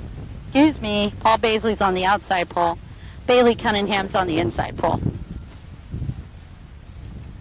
On that inside lineup, it's Bailey Cunningham, followed by boat number 105. It's going to be Rob Bray, followed by boat number, again, I think it's a triple nickel of Nick Burns. And then it's going to be, okay, yep, that's Paul Baisley, all on the inside up to Paul Baisley. Paul Baisley will be our pole position on the outside. And then we'll try to get you the numbers for the other riders. And weather conditions turning a little bit south on us as the wind continues to pick up. It's Rob Bray on the outside.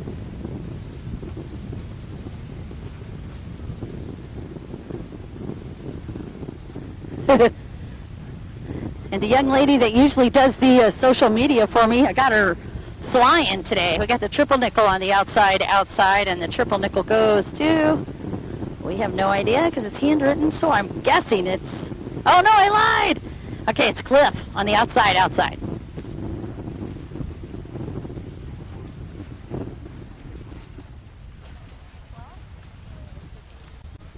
All right, and Mark Q also on that outside lineup. All right, ladies and gentlemen, that is your lineup for Pro Open. We're going to move up into the score tower so we don't mess up our scores this time.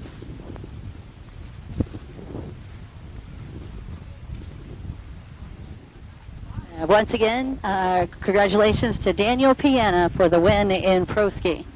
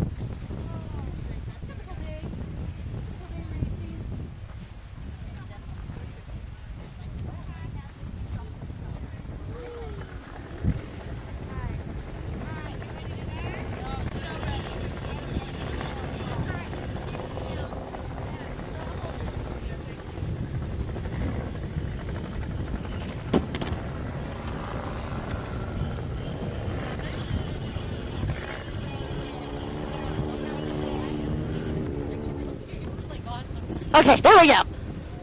We're on Pro Runabout Open. Boom, baby.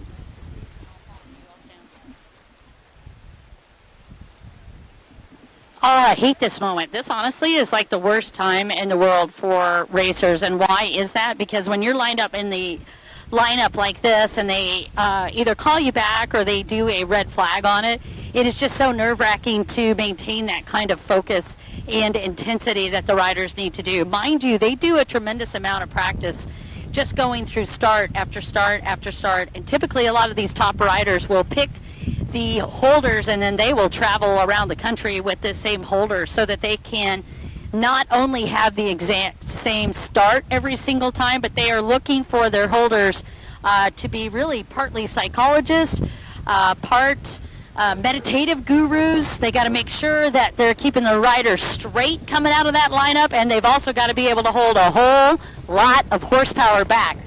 So the role of the holder in jet ski racing is incredibly important. And again, Bailey Cunningham on that inside and Paul Baisley on the pole position on the outside as we get ready to go. And a great start for Bailey Cunningham and a connection on Paul Baisley. So unofficially, I would say that line not being held on the outside split. They got sorted pretty quick as they came towards that first buoy.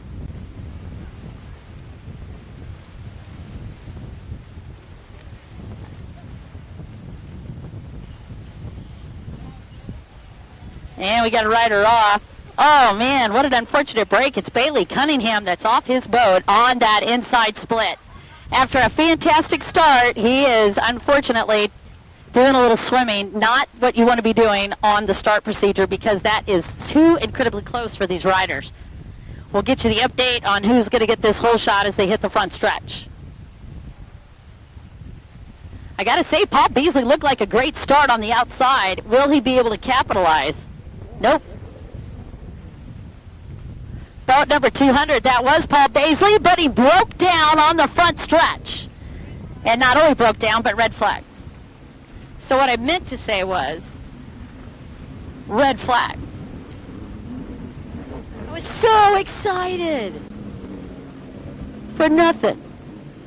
All right, we're going to re-rack these guys and pull them back. I didn't see the red flag on this side, so I was like ready to rock. They were psyching me out.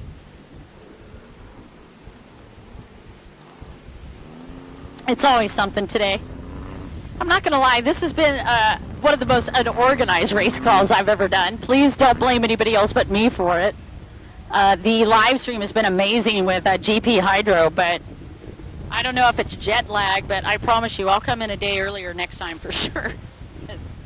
I'm definitely playing catch up from my mouth to my brain cells for sure.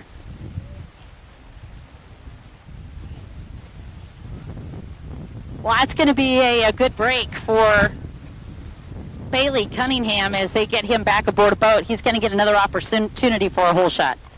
Paul Baisley looked amazing on the outside. And Kylie Elmer's, one of the race directors, is going to come down there and have a chat up with the pro runabout riders. I want to say a special thanks to T&D for Jet Ski Performance, our title sponsor for the 2024 first round of the AJSBA National Tour here in Glenmaggie Lake.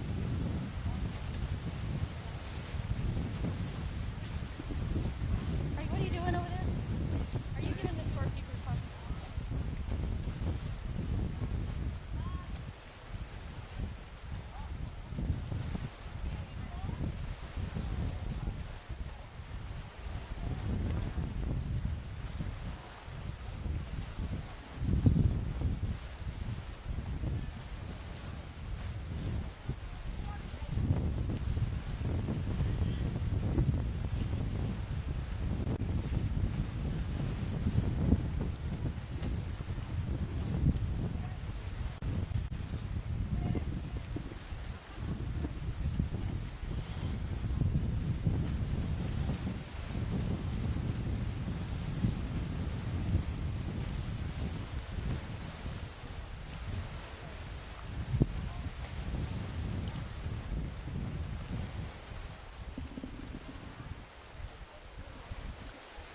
right, you guys, we're going to get the pro class sorted here on the runabout. We got Bailey back up on that line after the flying dismount on that start. That's going to be a good opportunity for him to recap a run and get a hole shot.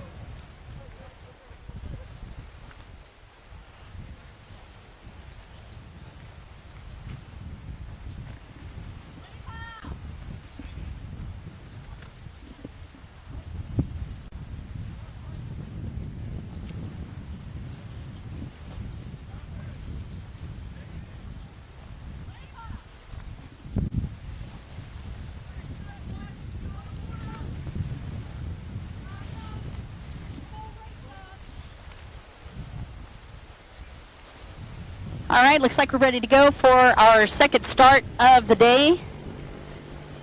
Again, you're watching the Pro Open class in runabout.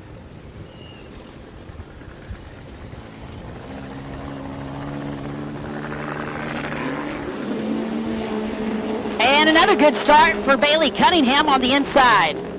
Also a solid start for Paul Beasley, but not as good as it was in that first one.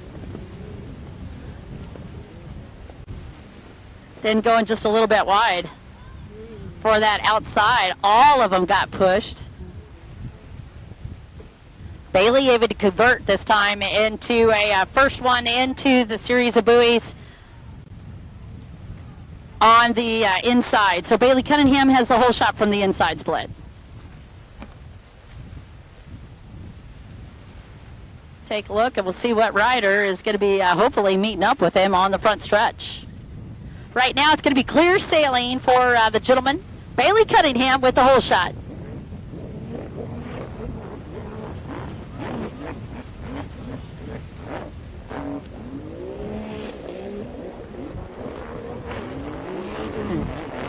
Beasley actually was third out of the pocket on the outside and turned that into a second place on the start. And it looked like 819 actually. Okay, 81 with the whole shot. Beasley in second. 553 up in third. And that is going to be Nick Burns.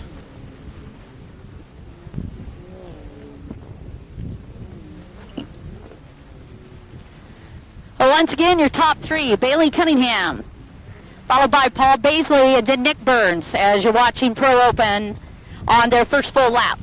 And this is going to be a big one. And if I could find Daniel Piana, if you're able to come and do an interview, no yawning. No yawning. That's a very long day of racing. Okay, a little yawning is allowed. Yeah, right? Too relaxed is true. That's a good thing if you're having fun. Again, Daniel Piana, if you can hear me, come on over to the scoring tower.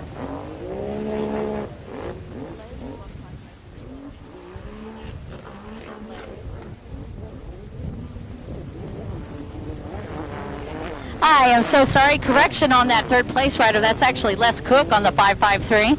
That is Kylie's race number, but she's been loaning that boat out so much, I was unsure who was aboard at the moment. Les, by the way, had a whole shot in the first endurance of the day, but unfortunately had a breakdown in that first class. It said he had one of the lines, oil lines or whatever, was kinked enough that it caused one of his rings to blow out, but they did manage to get that, hopefully got that fixed on boat number 13, and we'll see him out if we're able to do that second round of Enduro today. Meanwhile, your race leader on the track for Pro Open is Bailey Cunningham, followed by Paul Beasley, and in third, Les Cook.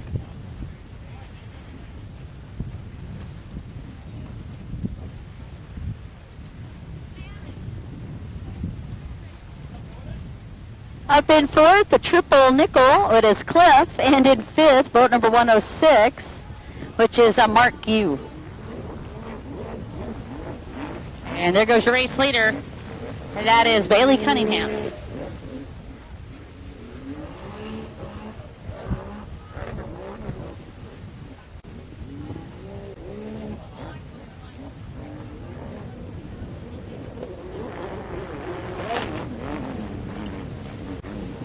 I did that. It's a lot of Rice Krispies going on underneath the hood. Snap, crackle, and pop. So far, that boat is still going, but hearing some craziness underneath the hood. Again, attrition is one of the biggest problems in the Pro Open class. These boats actually go down quite often. And you can imagine why when you're tweaked to the right side of crazy. These boats have ridiculous acceleration, 0 to 65 and 70 miles an hour in under 4 seconds.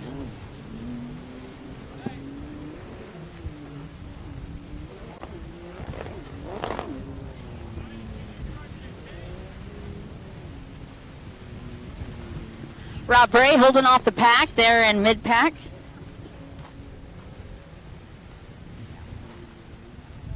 Once again, Bailey Cunningham leading, Paul Beasley in second. No change in the top three. Les Cook still in third. The triple nickel of Mark Q. Actually, I take that back. It's Cliff in fourth and Mark Q in fifth. And boat number 105, Rob Bray, up in the top six.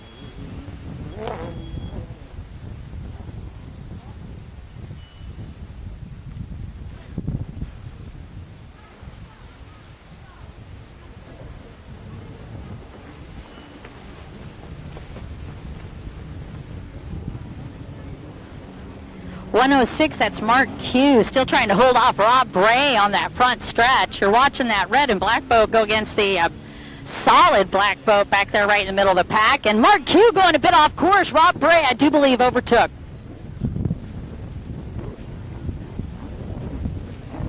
We'll see what happens on that next lap. Meanwhile, on the front stretch, Bailey Cunningham continuing his winning ways.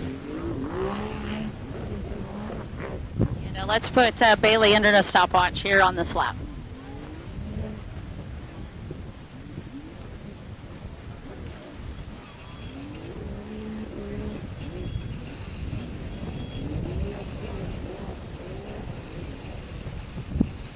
Man, Beasley looking solid. He's actually off the pace just a bit from Bailey Cunningham, but good news for Beasley, even though that boat is sounding pretty crackly. He's got nobody to worry about right now and a good distance between himself and third.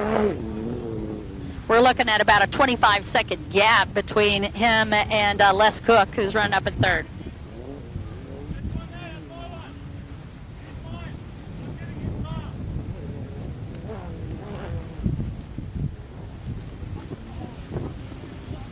If you've ever had a chance to watch Les Cook race, he looks like a rag doll out there, so relaxed in the upper body. That's Rob Bray and Mr. Q going at it, and Bray does have the better end of that one.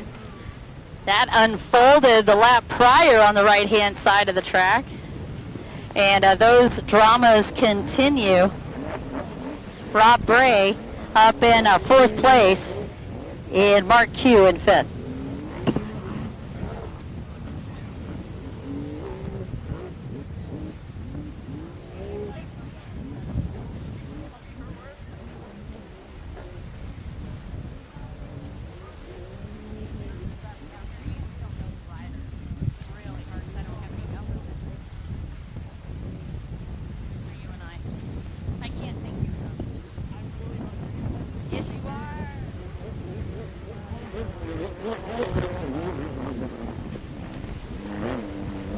A minute 45 for this last lap for Bailey Cunningham, and the white flag is out.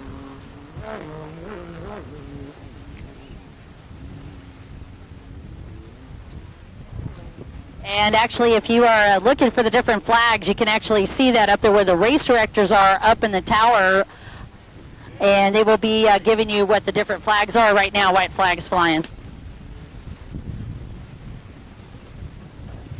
So Bailey Cunningham got a gift on that first start and then converted that into a beautiful hole shot and a domination in Pro Open. All he has to do is bring it home. You're looking for boat number 81, and he is a half a lap up ahead of everybody else, and there he comes, and you can see the reaction. Great run from Bailey Cunningham. And Paul Beasley almost lapped at your second place rider. That's how far along Mr. Bailey Cunningham came on that 9-lap wonder.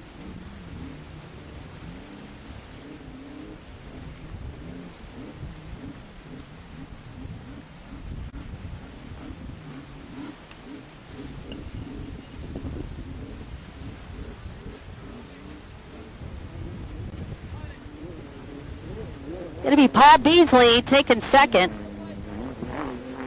You're looking at boat number 200 for that second place finish, and a beautiful run from him. He just had a bit of a sleepy start in that second start, and that cost him, but he's still able to convert to a second place finish. Beautifully done.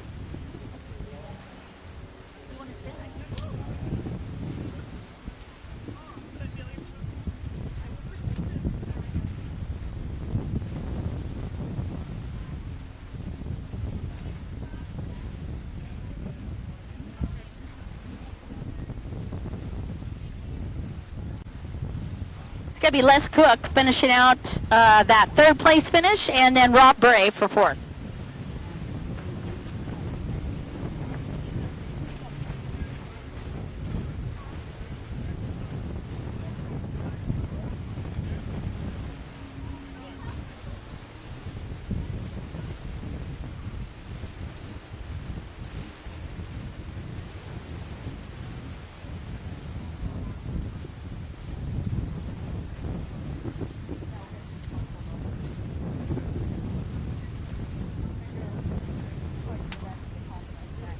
All right, you guys, we've gone through the first rundown here, so what is going to be probably stacked back at the top is going to be beginner ski, followed by Pro-Am Rec.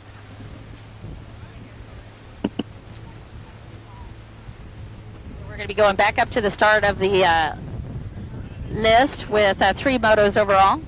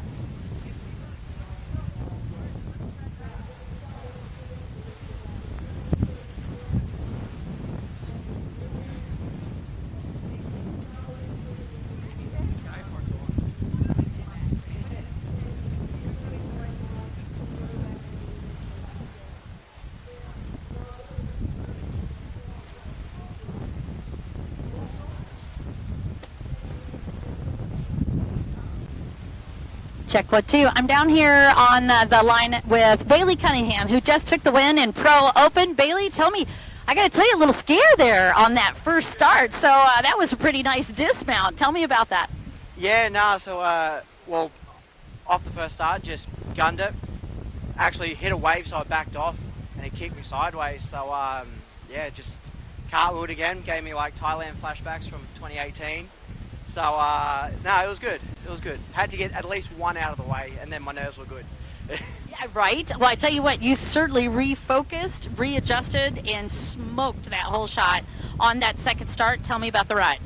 Nah, it was good. The second one was pretty well spot on. It's what I usually do, and what I practice for most times on the turbo boat. So it was good. Got the whole shot, controlled what I wanted to do.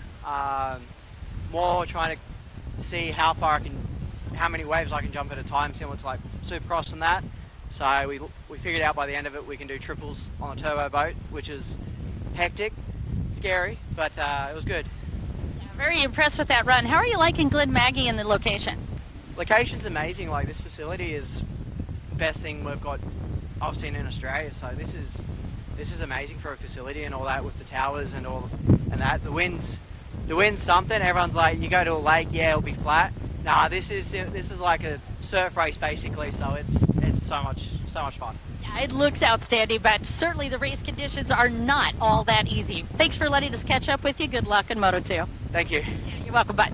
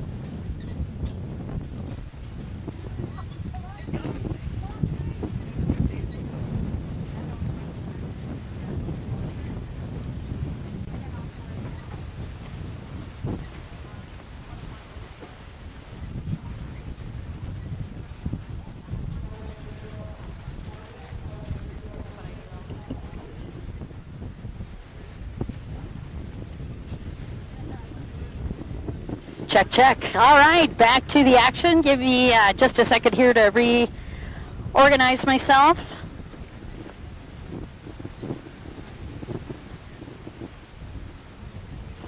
All right, 101 with the whole shot. That is Jeremy. And then it is boat number 940, Matt, in second. And then boat number 46, that is Travis in third. And you are watching the beginner class. And they, I think, are just doing 3 laps, either 3 laps or 4 laps. So only 3 laps for them. We are reducing the laps in the afternoon racing.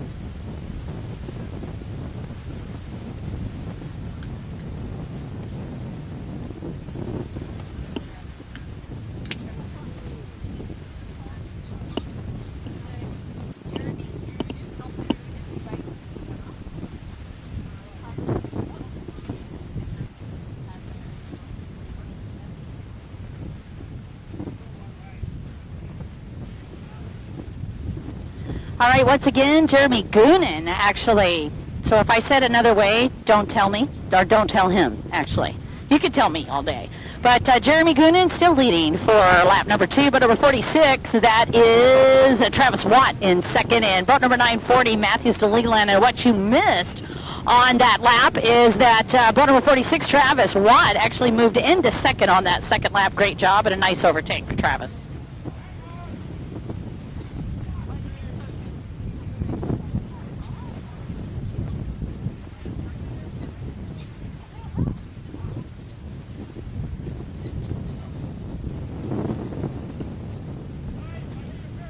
And wind conditions have deteriorated. In fact, race conditions overall have deteriorated. Started out pretty nice and around 75, upwards of 76 degrees this morning, but it has gone south, and I mean south like Antarctica. Wind temperatures, winds kicked up, and the temperatures have kicked down.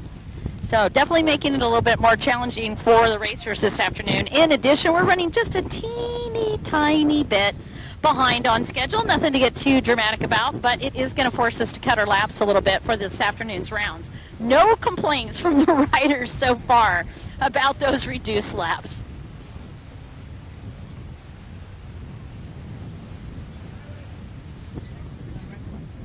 Next up is going to be our Rec Light class. Rec Light's up next.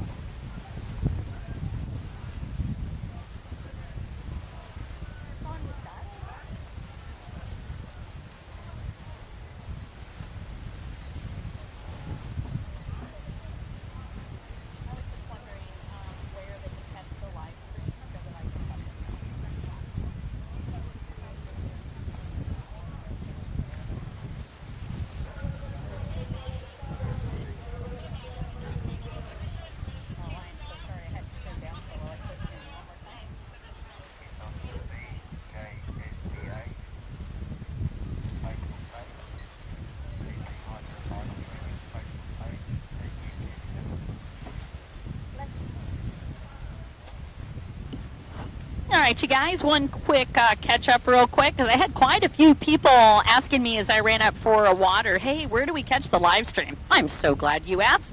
Just go straight to the VJSBA Facebook page, and then you can see that GP Hydro link. That is where you get the live stream. VJSBA.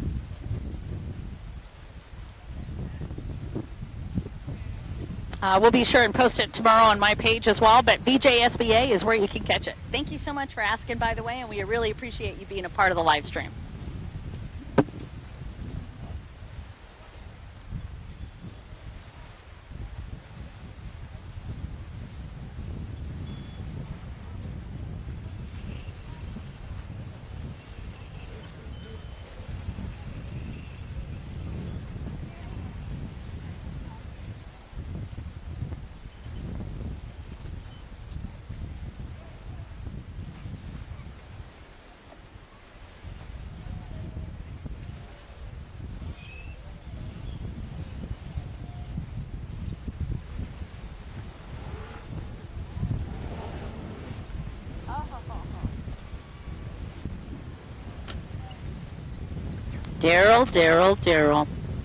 Daryl Apps just a teeny tiny bit on that throttle. He was on the inside pole position. That actually caused a chain reaction from several of the riders. Triple Nickel got cut up in that, as well as 891.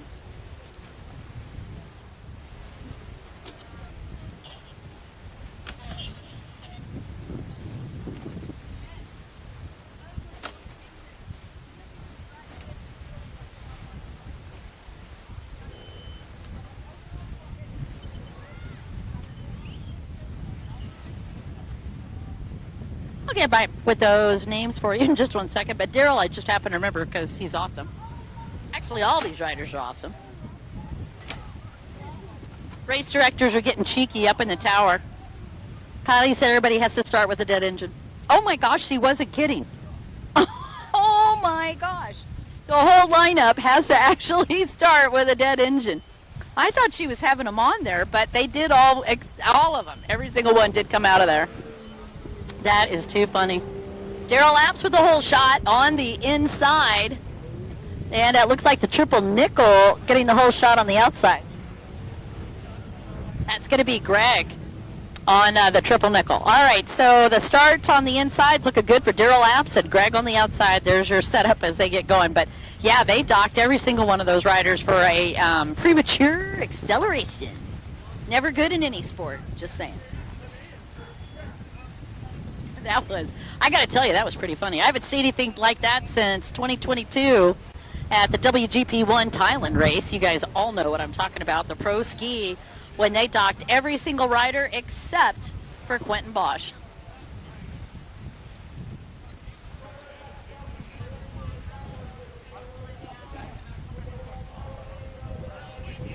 Let's take a look out on the track and see if Greg and Daryl are able to transfer that great start into a hole shot. I reckon they certainly did. I do believe that is Daryl with the hole shot. Daryl Apps taking it.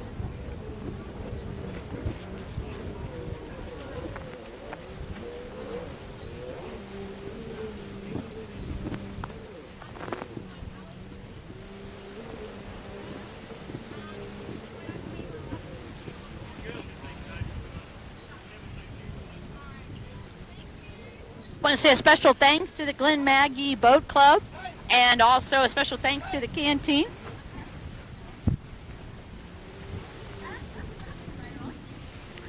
So Glenmaggie Boat Club and the Marine Club done an amazing job this weekend, and also really appreciate them opening up the canteen for us all day. So if you guys are hungry, and I got to tell you, I was starving, so I went and grabbed chips, which is super yummy.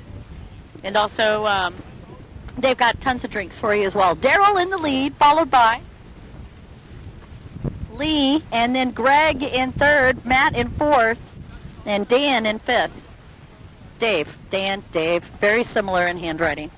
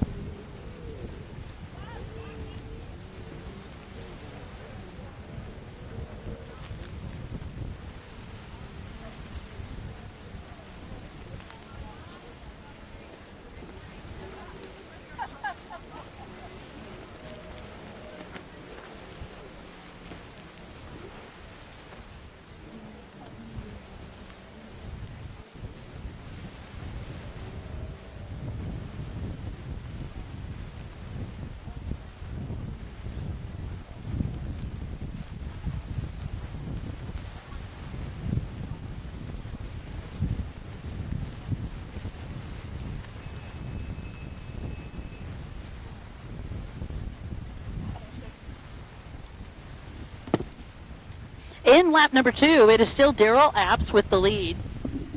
Boat number 189 up in second place. 891. No, it is 189. Huh. Nope, 187. And that is going to be Lee Vandermeer. Lee Candemere. Oh, I'm going to get this right someday. And then in third place is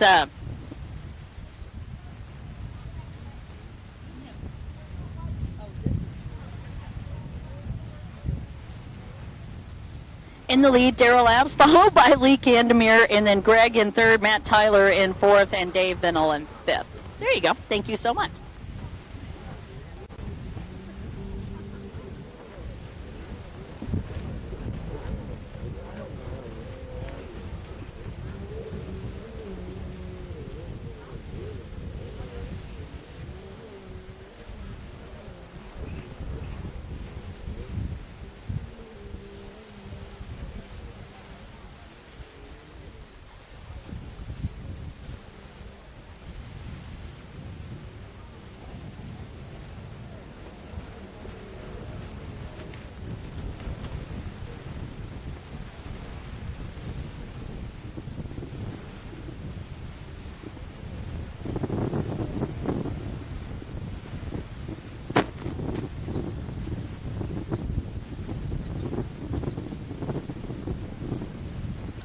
Hey, here's a shocker. No change on lap number 3 because they're awesome. It's Daryl, Lee, Greg, Matt, and Dave in your top 5. And who knew that you two would come to the Victoria in Australia? I was being sarcastic and just talking first names. I know, I'm sorry. I was trying to be funny. It didn't work.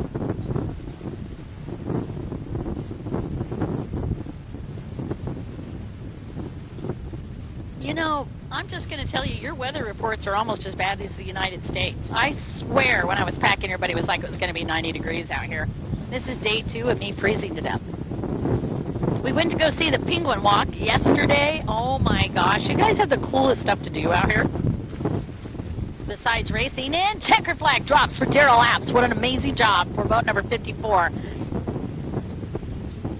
After pulling a Greg Louganis, I don't know if you guys remember him, high dive board specialist, he actually exited the boat in his race earlier, comes back strong, nailed a whole shot, even though every single one of those riders had to start with a dead engine. Daryl take the win, an amazing job. And it's going to be Lee up in second, and then Greg in third. That rounds out your top 3.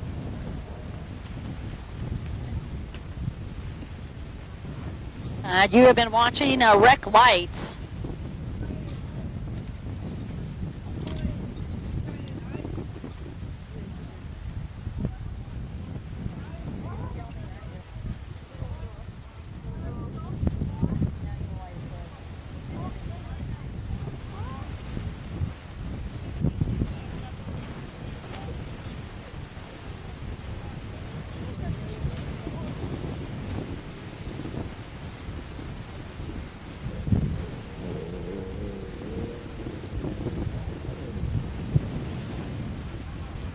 I can't give enough props out to the course marshals right now for dealing with these ridiculous race conditions. There is this bizarre misconception that lake racing is really easy and not that hard. That's so cute.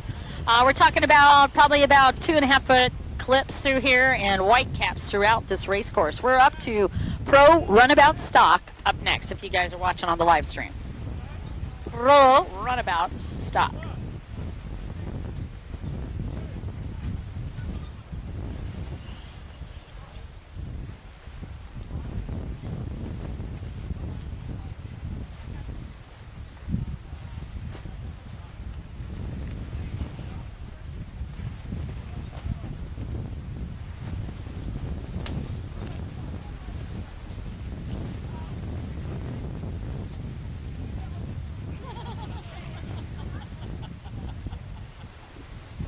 Bruce, that was priceless. The Dean and Lucas store, they actually sent me a copy of that after smarting off earlier, talking about Dean and Luca being back-to-back.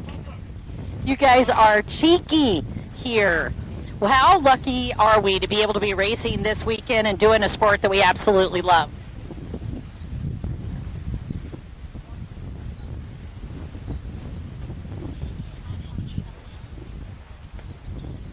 Sounds like we're ready to get rolling with this next race, and we are on the second set of motos this afternoon. I'll try to get some more interviews for you of our race leaders. Meanwhile, I'll get you this rundown in just one moment.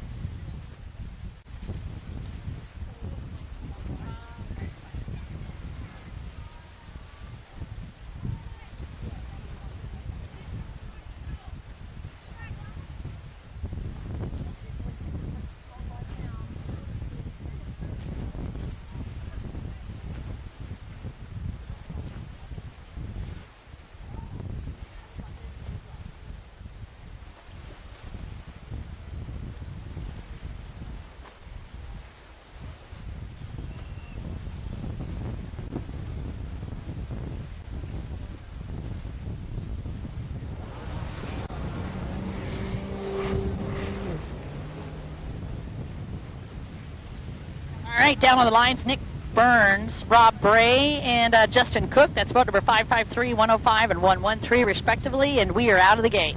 This is Pro Right About Stop.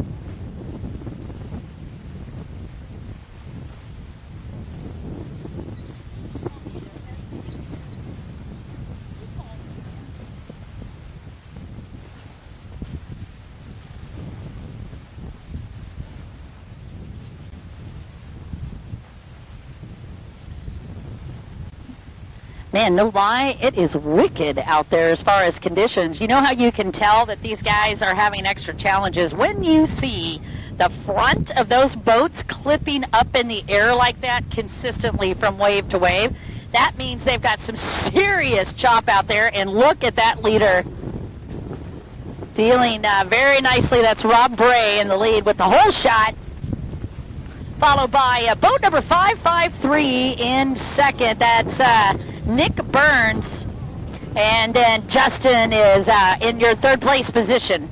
Again, watching the stock class and the runabout division, but this sit-down division, it would seem, and we would be wrong if we made that assumption, but it would seem like because you've got those longer boats and heavier boats that it would be easier to track them through the water. Yeah, in some ways, I would suppose, but in general, regardless of the hull, when you're dealing with that kind of waves and that level of waves, it is very hard to keep these boats hooked up.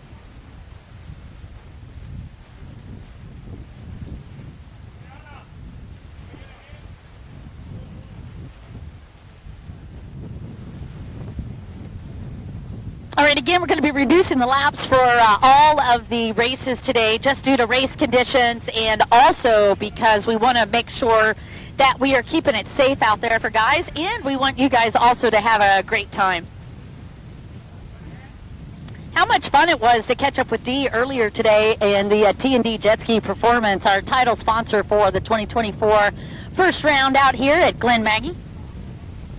I did get a chance to get up to the canteen and check them out, and they were like, we are fully open if you guys want hot dogs or just something warm to eat. They will get you hooked up there. Man, Rob Bray is on the gas.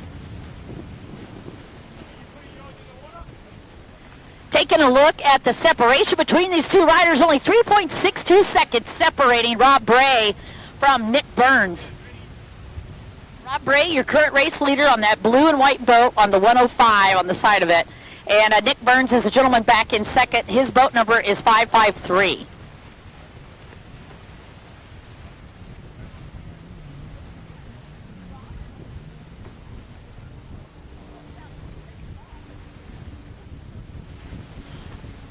And Nick Burns had a little bit of problem getting that boat connected. That cost him about 2 seconds off that backstretch. Still keeping the pressure on Rob Bray, the race leader.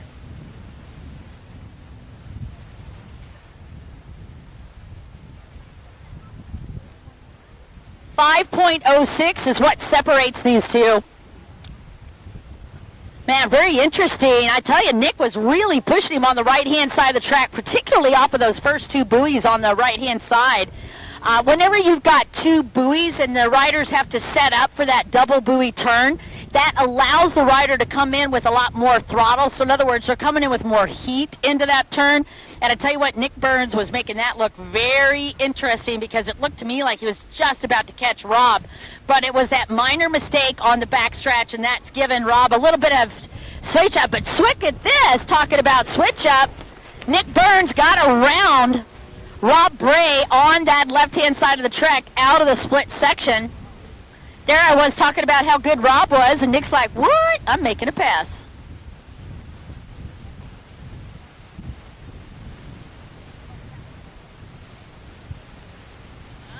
So I got the inside scoop because I was over here talking. It sounds like Rob had to pick up the penalty buoy, missed that. Now listen, when they do that, that means they've missed a buoy somewhere on the track. They are required to pick up that missed buoy on the same lap that they made the mistake, and that was just enough for Nick Burns to take advantage and get around. So Nick Burns, your new leader on boat number 553. Rob Bray in second. Bless you. Justin Cook in third. And my amazing bestie, Miss Asha Kurup, is over here helping me. And, of course, our scorers as well. We'll get a quick introduction with them right after this race.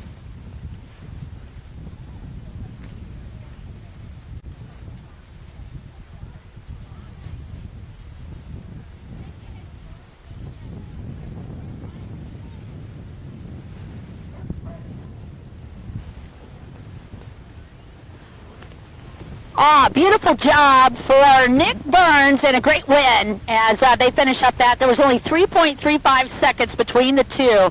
Outstanding racing between Rob Bray and Nick Burns. Congratulations once again, Nick Burns taking the win in motor number 2. Let's take a moment and celebrate what is happening behind the scenes. We cannot do a good job without our scorers, and I just want to catch them really quick. Who is this right down here? Tell me who you are. Jess Burns.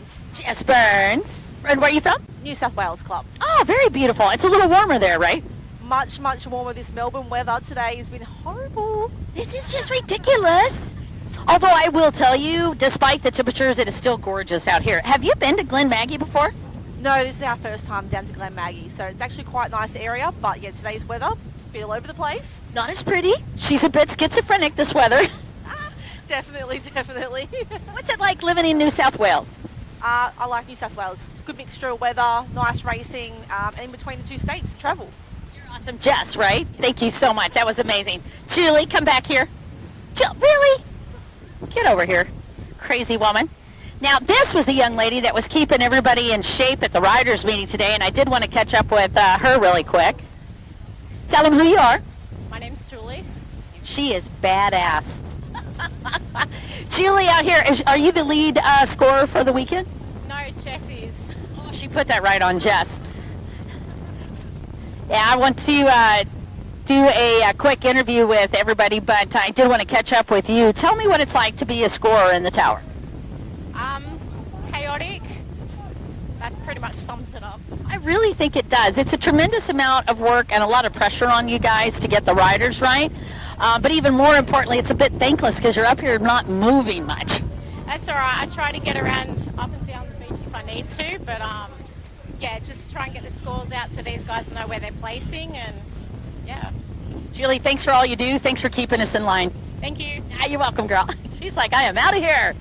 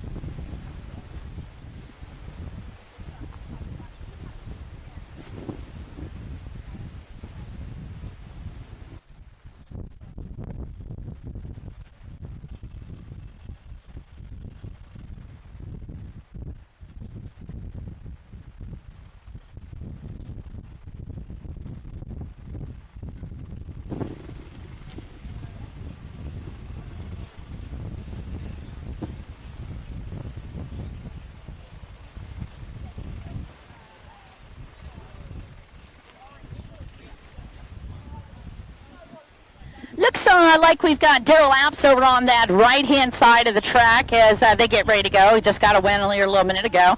And boat number 106 down there. That is Seb Bohodurian. And boat number 67 also down there. And that is Dave. I swear there's so many. I'm sorry?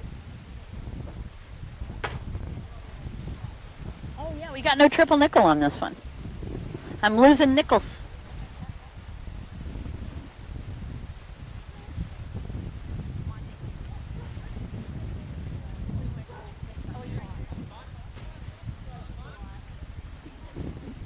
Dick Burns. Yeah, let me go haunt him. It'll be awesome. All right, I'm going to go chase down the winner. One moment.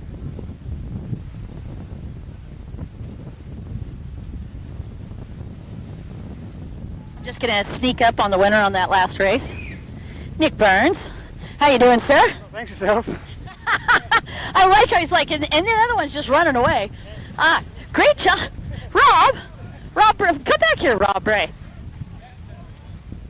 Oh, well, we're pretty sure it's you, but Nick. All right, down here with Nick Burns, I just want to catch up with you really quick. I got to say, we were talking about how great Rob had done. It was a good start for him, but then had a little bit of problem with the buoys, had to go to the penalty buoy, and you little sneaky one got right around him. Tell me about the ride and how it was running with this guy. It's always good to run with Rob sort of thing, so it's rough out there. Hard to see the buoys sometimes, so it is what it is, but it's all good fun, all part of racing. So. It is addicting. What is going on with this sport? I can't get out of this sport. It's too much fun. Too much adrenaline pumping. It's good. It is, yeah. I love it. Yeah. So. Does your whole family race? No, negative. No, just me. I know. I see you put your wife to work in the tower scoring. Yeah. Should. It's something around here. So yeah. She's pretty amazing. How long have you raced, sir? I got no idea. 7 years maybe. Oh my gosh, yeah, so it's been a minute. Yeah, absolutely, yeah. Have you always liked the sit-downs, or did you race stand-up as well? Never been stand-up before, never ridden one, so always to sit down, so is what it is. There's more horsepower there, so that's what I do. You're perfect, Nick. Thanks so much, and congratulations, sir. Thank you. Cheers. You're welcome. All right, you guys, once again, we're running around the second set of motos this afternoon, and I am suspecting we may just be doing. Sorry about that. I'm going back up the steps, and I didn't actually make them up the steps.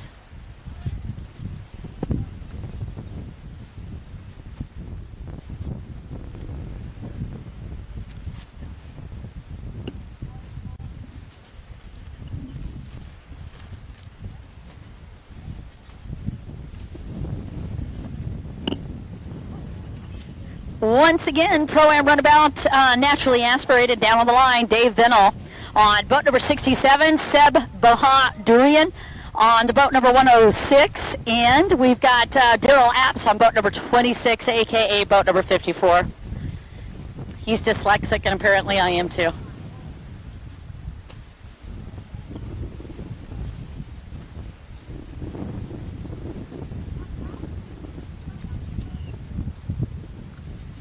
Hey, by the way, you guys, just a quick heads up, if you are smoking, you're not supposed to be smoking by the tower or by where the fuel is. The only authorized area for smoking is outside of the fence, and that gets everything away from the gasoline and the fuel tanks. Thank you so much for honoring that for us.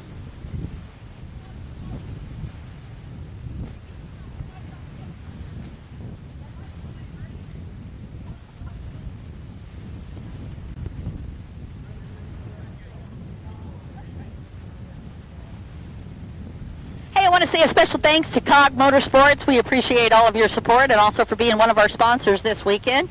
And a special thanks to Jet Pilot, another one of our great sponsors.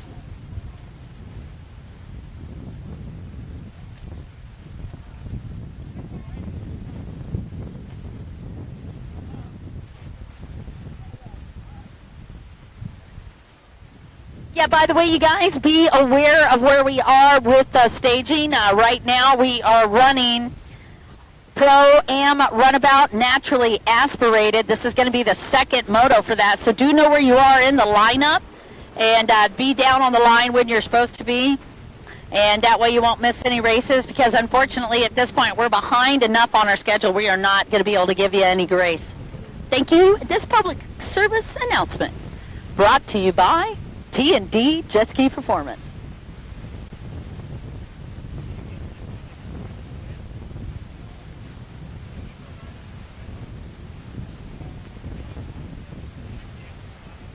Oh, Seb Bohadurian with hole shot number 2. Now, if you remember, just a quick recap on that first one, missed a couple of buoys and unfortunately got a black flag, which was too bad, too, because he was having one heck of a great run. Right now, I am sure he went and checked that racetrack so he wouldn't do it again, and he is leading in moto number 2. Ooh, yeah.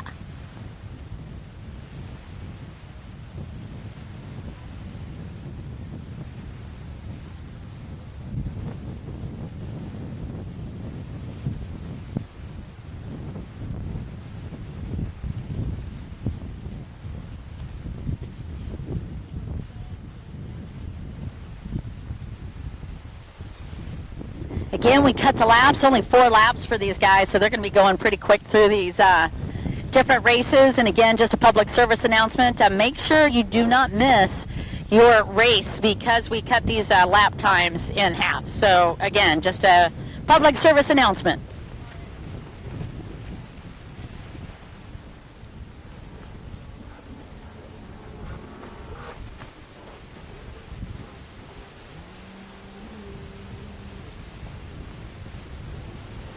Once again, your lap 2 rundown, Seb Ohadurian leading, Daryl Apps in second, and Dave in third.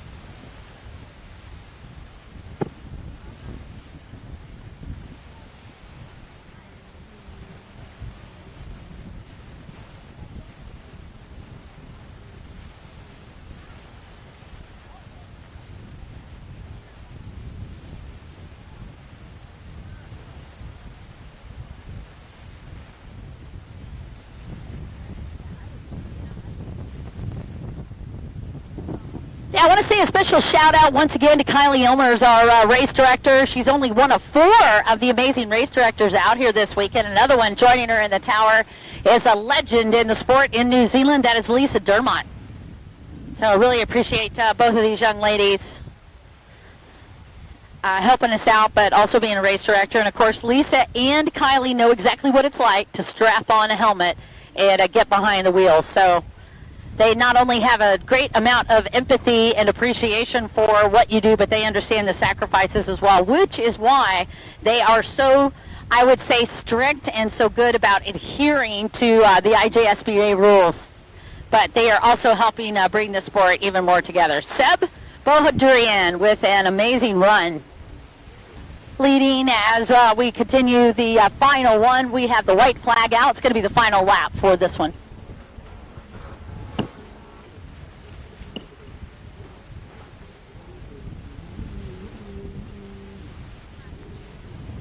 You know, it's crazy. Just taking a look out over the horizon, I have to tell you, one of the most notable things about coming to Australia, besides the incredible people, you guys are too much fun, I will tell you.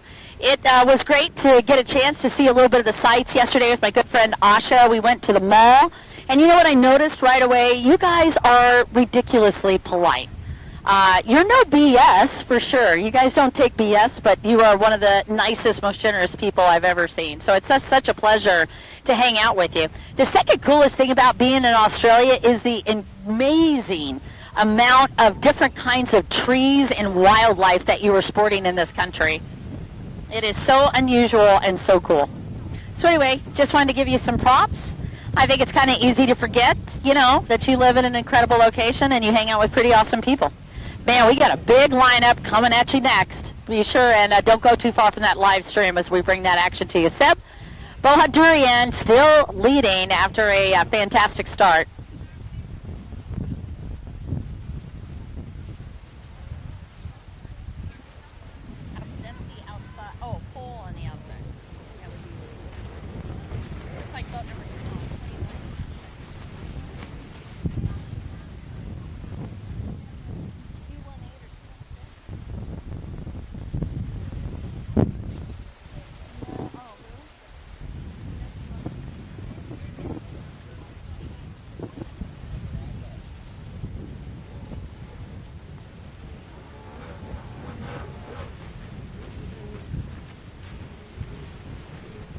Then that is going to do it for Daryl Apps. And for Seb Ohodurian.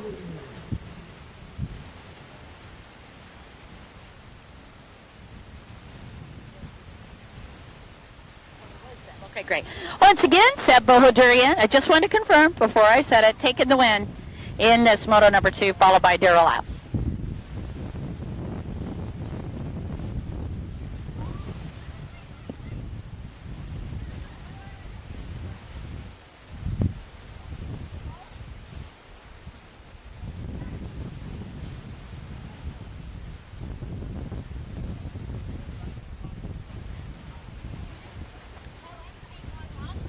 Of course. Hey, I got just a quick housekeeping. There's a Ford Ranger down at the boat ramp. Oh, we got it? Oh, never mind. Mischief managed. Mischief managed.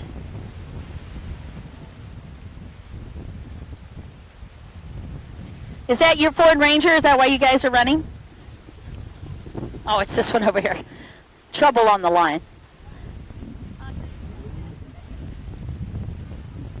All right, down on the line. Never mind. I almost said it, too. I'm glad you crossed that one out. Boat number 63, Tony Scatuccio. Boat number 67, Michael Carpentieri. Boat number 276, Yanni. Not to be mistaken with Yanni, the pianist. Boat number 182, is it Tate Simon or Simon Tate? Because we have been arguing back and forth. Oh, it is actually Tate Simon. Okay, cool. Phew, got away with it. Boat number 891, Luca. Boat number 29, Joel Vanderkamp. And rounding out the field, the triple threes of Dean. Like Dean and Luca. There you go. I actually got a picture of Dean and Luca's from Bruce in the message because I was talking about it earlier. It's a luxury food store. The place is amazeballs. You're watching amateur stock out on the line. Clearly, we are having way too much fun up here in the tower.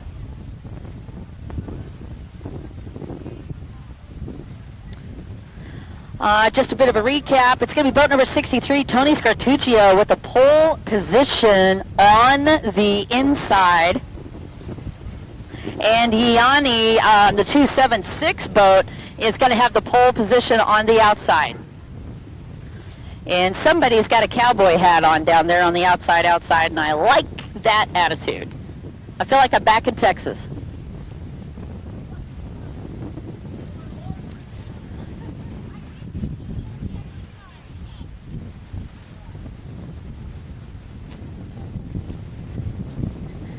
Seb, you had such a tough time earlier today with missing buoys.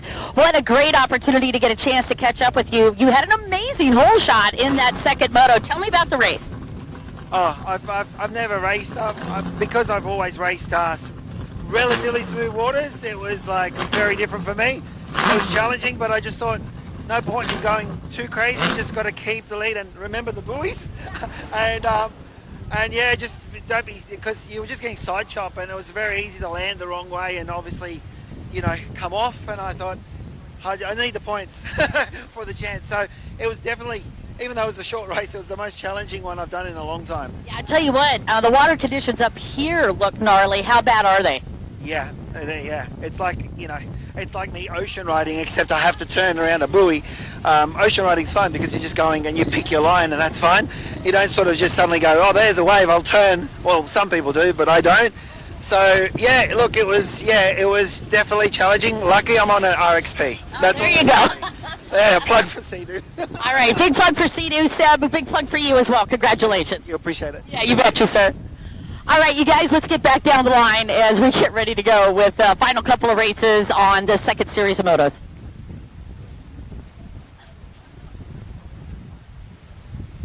What a great interview with Seb Bohodurian. Very, very fun guy and pretty exciting to see him get a win on this one.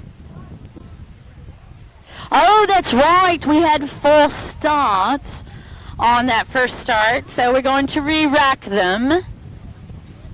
As one of my partners in crime for many years, Mike Remar, used to always say, we're going to get them locked, cocked, and ready to rock. I know it sounds just as bad as it sounds, but he did used to say that, and I stole that, so there you go. I have no shame. Oh, I see Mike over there giving him a little lecture from the back. Making sure a couple of things. Number 1, don't jump the start. Number 2, hold your line. Number 3, please don't fall off your boat. Very important pieces of advice. Followed by, please don't break it because your wife doesn't want to pay for it again.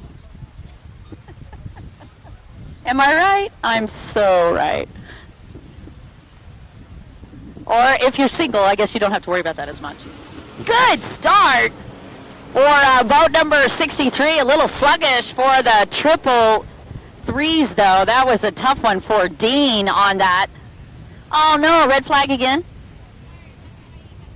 Oh, he had to put his hand on his head. Okay, thank you. Dean actually had to start with a dead engine. That's what the ladies were trying to tell me. I thought we had some kind of odd Aussie game happening. Turn around, turn around. I'm just kidding. Put your left foot in, put your... Okay, we got to stop. Clearly, I am jet lagging.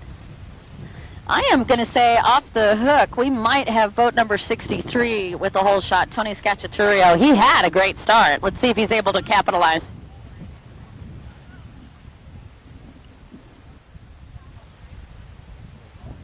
Oh, yeah. Tony Scacciaturio on that inside converts into a hole shot. Oh, but he's overtaken. Screaming from the outside split. Oh, that is 891 on a mission. That is Luca. Scuccia Luca. From out of nowhere, followed by Tony Scacciaturio in second place. Man, lovely job, but Luca pulled that off from the outside. As we say, see ya, wouldn't want to be ya. That was a pretty nice overtake on the front stretch. Luca now in the lead. Oh, and Tony Scacciaturio off the boat on that back split. I got to say, that was gnarly. I actually saw the front part of that boat airborne, and it looked like it went a little sideways his boot. Tough race conditions, and it took Tony, stripped him right off the boat.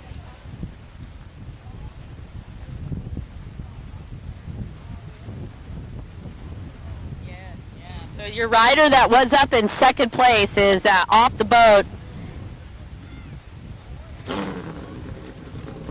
Definitely a Michael Phelps move off of there, but I got to tell you guys, this chop is not something to mess with, and it is coming in off camber into the racetrack. Yellow flag is out on the track, just indicating that we're getting him back aboard.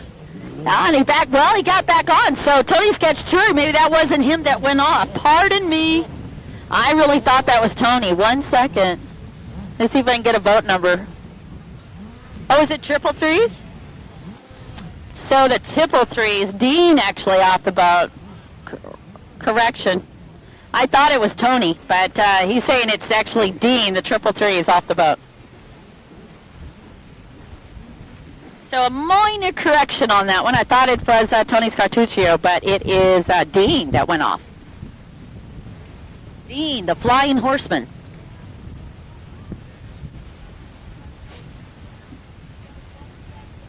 Man.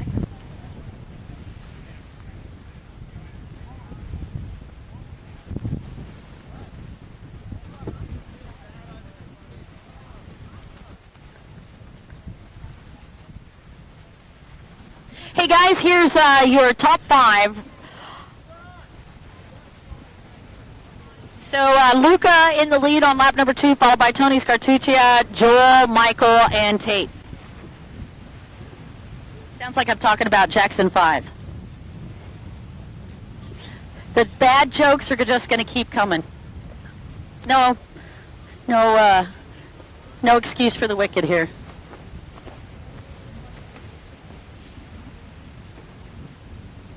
All right, so Luca coming through, and then Tony Scacciaturio, who's probably like, Dawson, I was running the whole time. I never fell off. Stop talking about it like that. So here's your third place rider.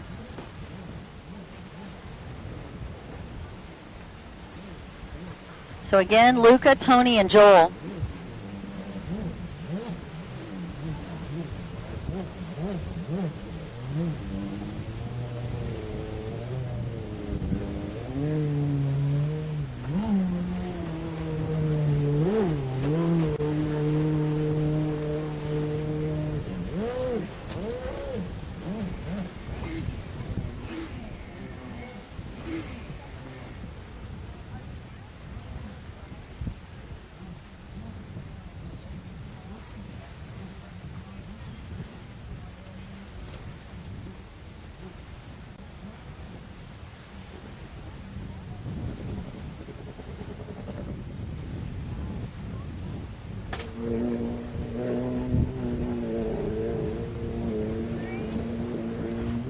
All right, your rider that was off of his boat, the 333s, actually back up in the mix.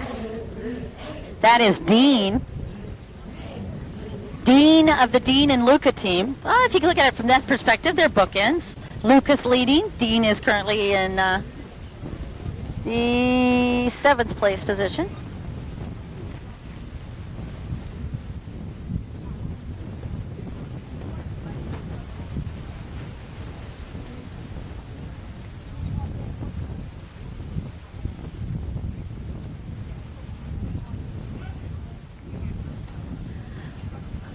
All right, just a couple of more. The white flag is actually out on this one. This is going to be our last lap. And no change on that top three. Luca, Tony, and Joel, your top three.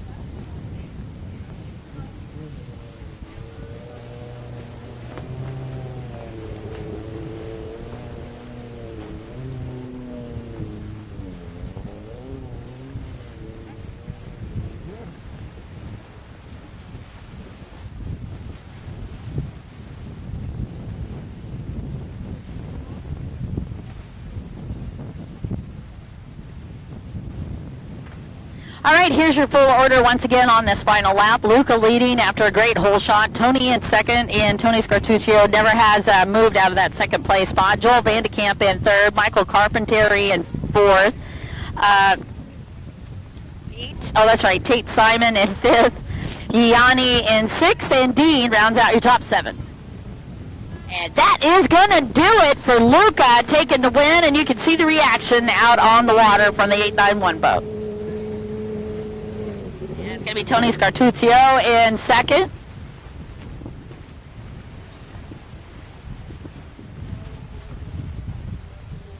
And Joel Vanderkamp third.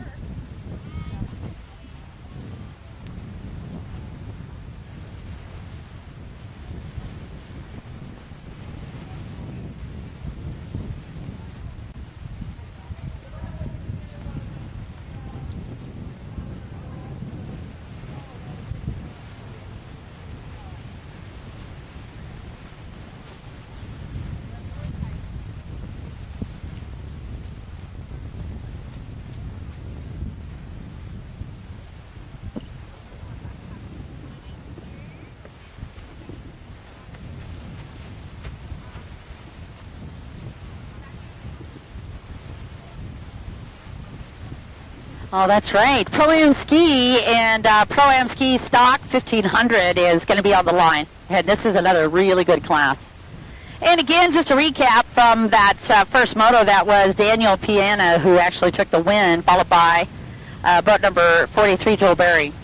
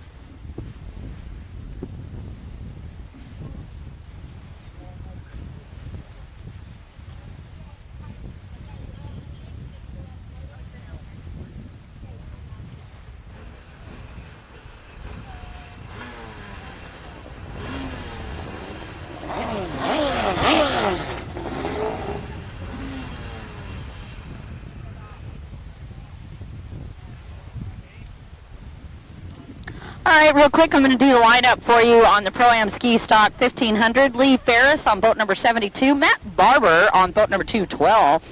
And boat number 13 is Buzz. All right, and Alex is going to be racing on boat number 32. That is Pro-Am Ski Stock for you. And then Pro-Am Ski GP, well, that is boat number 33, Daniel Piana, who took the win in the first moto. Joel Berry got a second on boat number 43. And 101, Jet Kavanaugh with rounding out the top three. Ladies and gentlemen, that is your lineup as we get ready to go. And it looks like Jet lined up on the pole position on the outside. And boat number 13 has the pole position on the inside. Nice hole shot for Jet Kavanaugh on the outside. Hello. All right, that is Buzz on the inside who had such a great hole shot. Uh-oh, I see a rider down.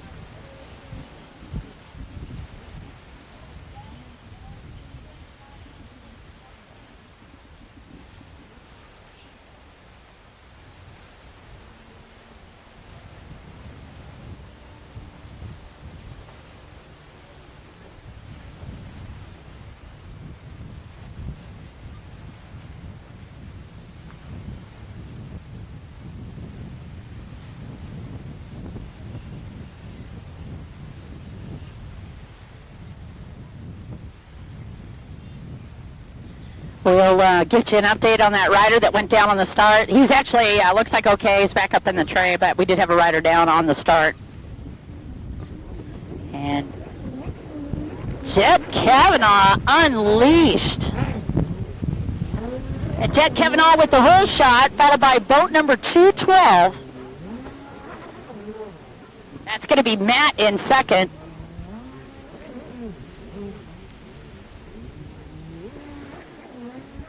And then Dan Piana back in third.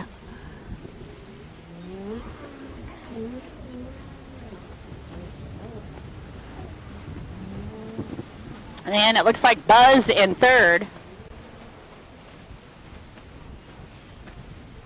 Is it just me, or is the temperature still continuing to drop? It's getting a little cold. It's a little nippy. They're like Colorado weather. You do know I flew 25 hours to get out of the snow, right? Just want to be clear. No, I'm just kidding. You. Okay, that was so adorable. Oh, the score guys are over there just so sweet. They're like, we're sorry. Like, no, don't be sorry. I'm still having a good time. Look, a bad weather day is still awesome if I'm watching racing, so I'm totally cool. I don't need a tan anyway. I mean, they're overrated. What a great run for Jet Kavanaugh running down that outside split. I have to give this guy loads of credit. He was having problems on the boat on that first moto, but right now he is back with a vengeance. That is boat number 101 in the lead, Jet Kavanaugh. And I love how he is riding those big water conditions. He's got both of those legs straight up. Uh-oh. That is Joel Berry, I think, back in second.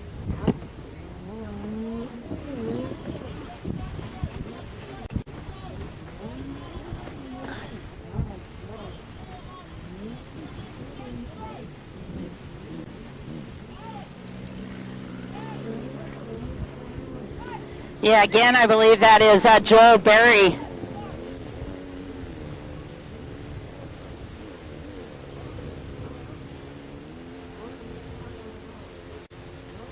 And we're just going to get that rider reconnected with the boat down on the front. Looks like Joel Berry that had the exit off of that front stretch. Yeah, it is Joel. Got the marshals over there to get him taken care of.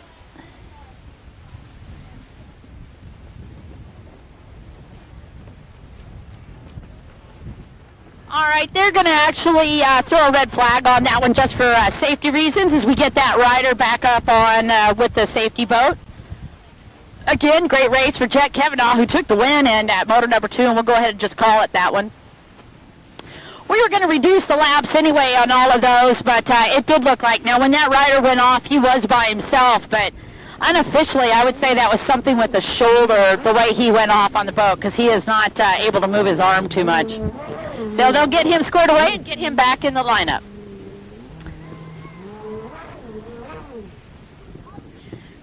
So again, Jet Kavanaugh taking that, and it's going to be Daniel Piana with second. And then boat number 212. Oh, it's going to be Matt who rounds out your top three. That'll at least keep you up to date. But yeah, we're going to go ahead and red flag that for everybody.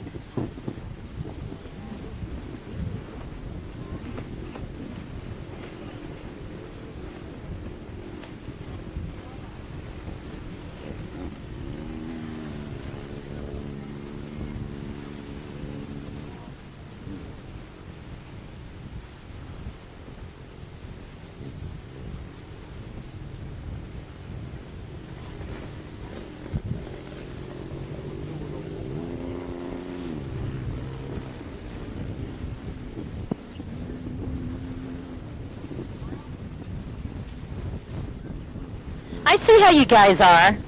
You're going to make me go shopping. So I purposely dressed for all this lovely hot weather, and now I'm going to go get some hoodies. And I'm not complaining, by the way. It's not like I hate shopping.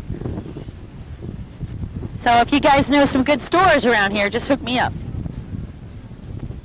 All right, you guys, we're going to have the EMTs come in and check Joel out, get him squared away. We'll give you the update on that, but right now he is conscious, got a chance to look at him at the binoculars, and he is conscious and communicating with the course marshals and safety crews. So we'll get that boat back in, and then we'll get this next race out of the gate for you.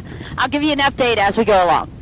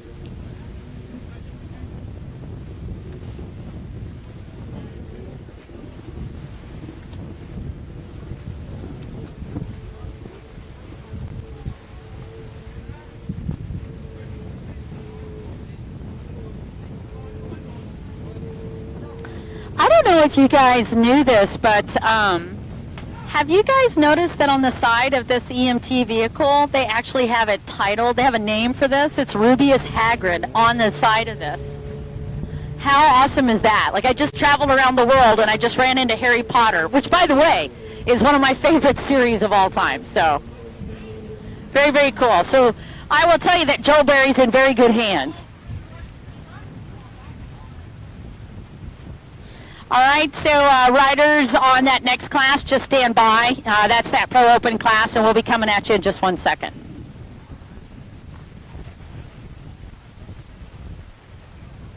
Yeah, that does look like a dislocation. I kind of wondered about that. So they're going to get him on a stretcher right away. He is clearly conscious and communicating with both the EMTs and the race course marshals, and we'll get them squared away right away. Thank you guys for your patience, by the way.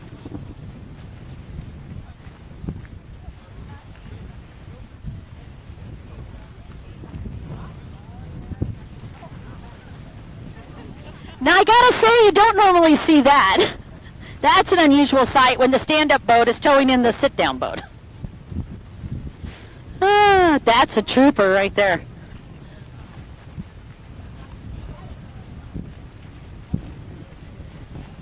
Yeah, like I said, you guys, we'll get him squared away right away.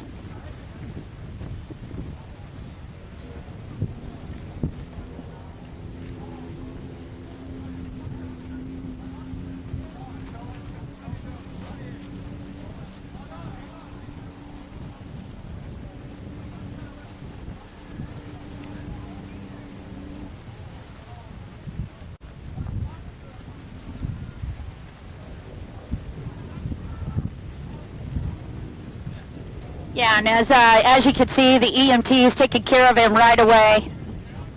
Oh yeah, it's a dislocation when you cut the wetsuit. Now, how do I know that? Because I've had one. So he's definitely got some form of dislocation or something. But they'll get that squared away. Listen, I'm not a doctor. I should probably start diagnosing right now. But whatever it is, they'll get them squared away right away. I didn't realize that was a quick pain reliever. What a so sweet that the EMTs are really supporting them. And I got to say, man, your course marshals are on top of it. Very quick reaction from the course marshals, and great catch from the race directors out of the tower as well. So again, we'll get Joel Berry all squared away. And Joel, by the way, you are one of my favorite racers that you have orange race boots. I just think you absolutely are the coolest.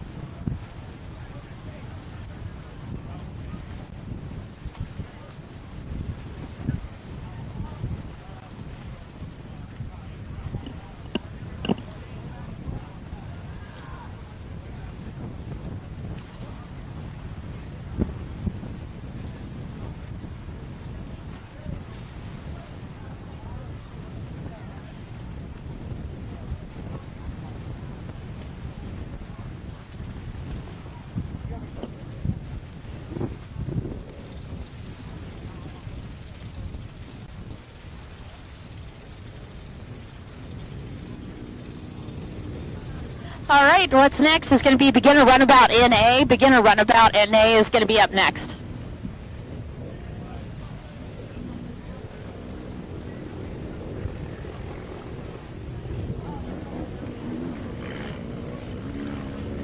I noticed they're actually pulling those boats off the line. I'll give you an update on the rest of the classes here in just a minute.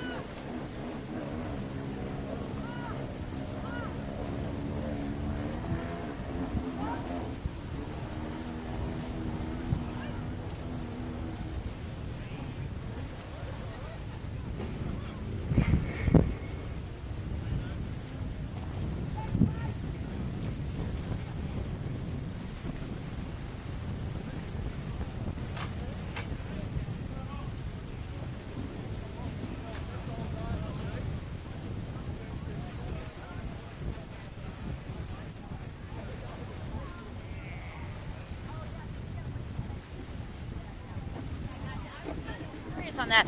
Hey, you guys, just going to give you a quick update real quickly. Whenever we have a situation like that, as you can imagine, we always have to have an EMT on site.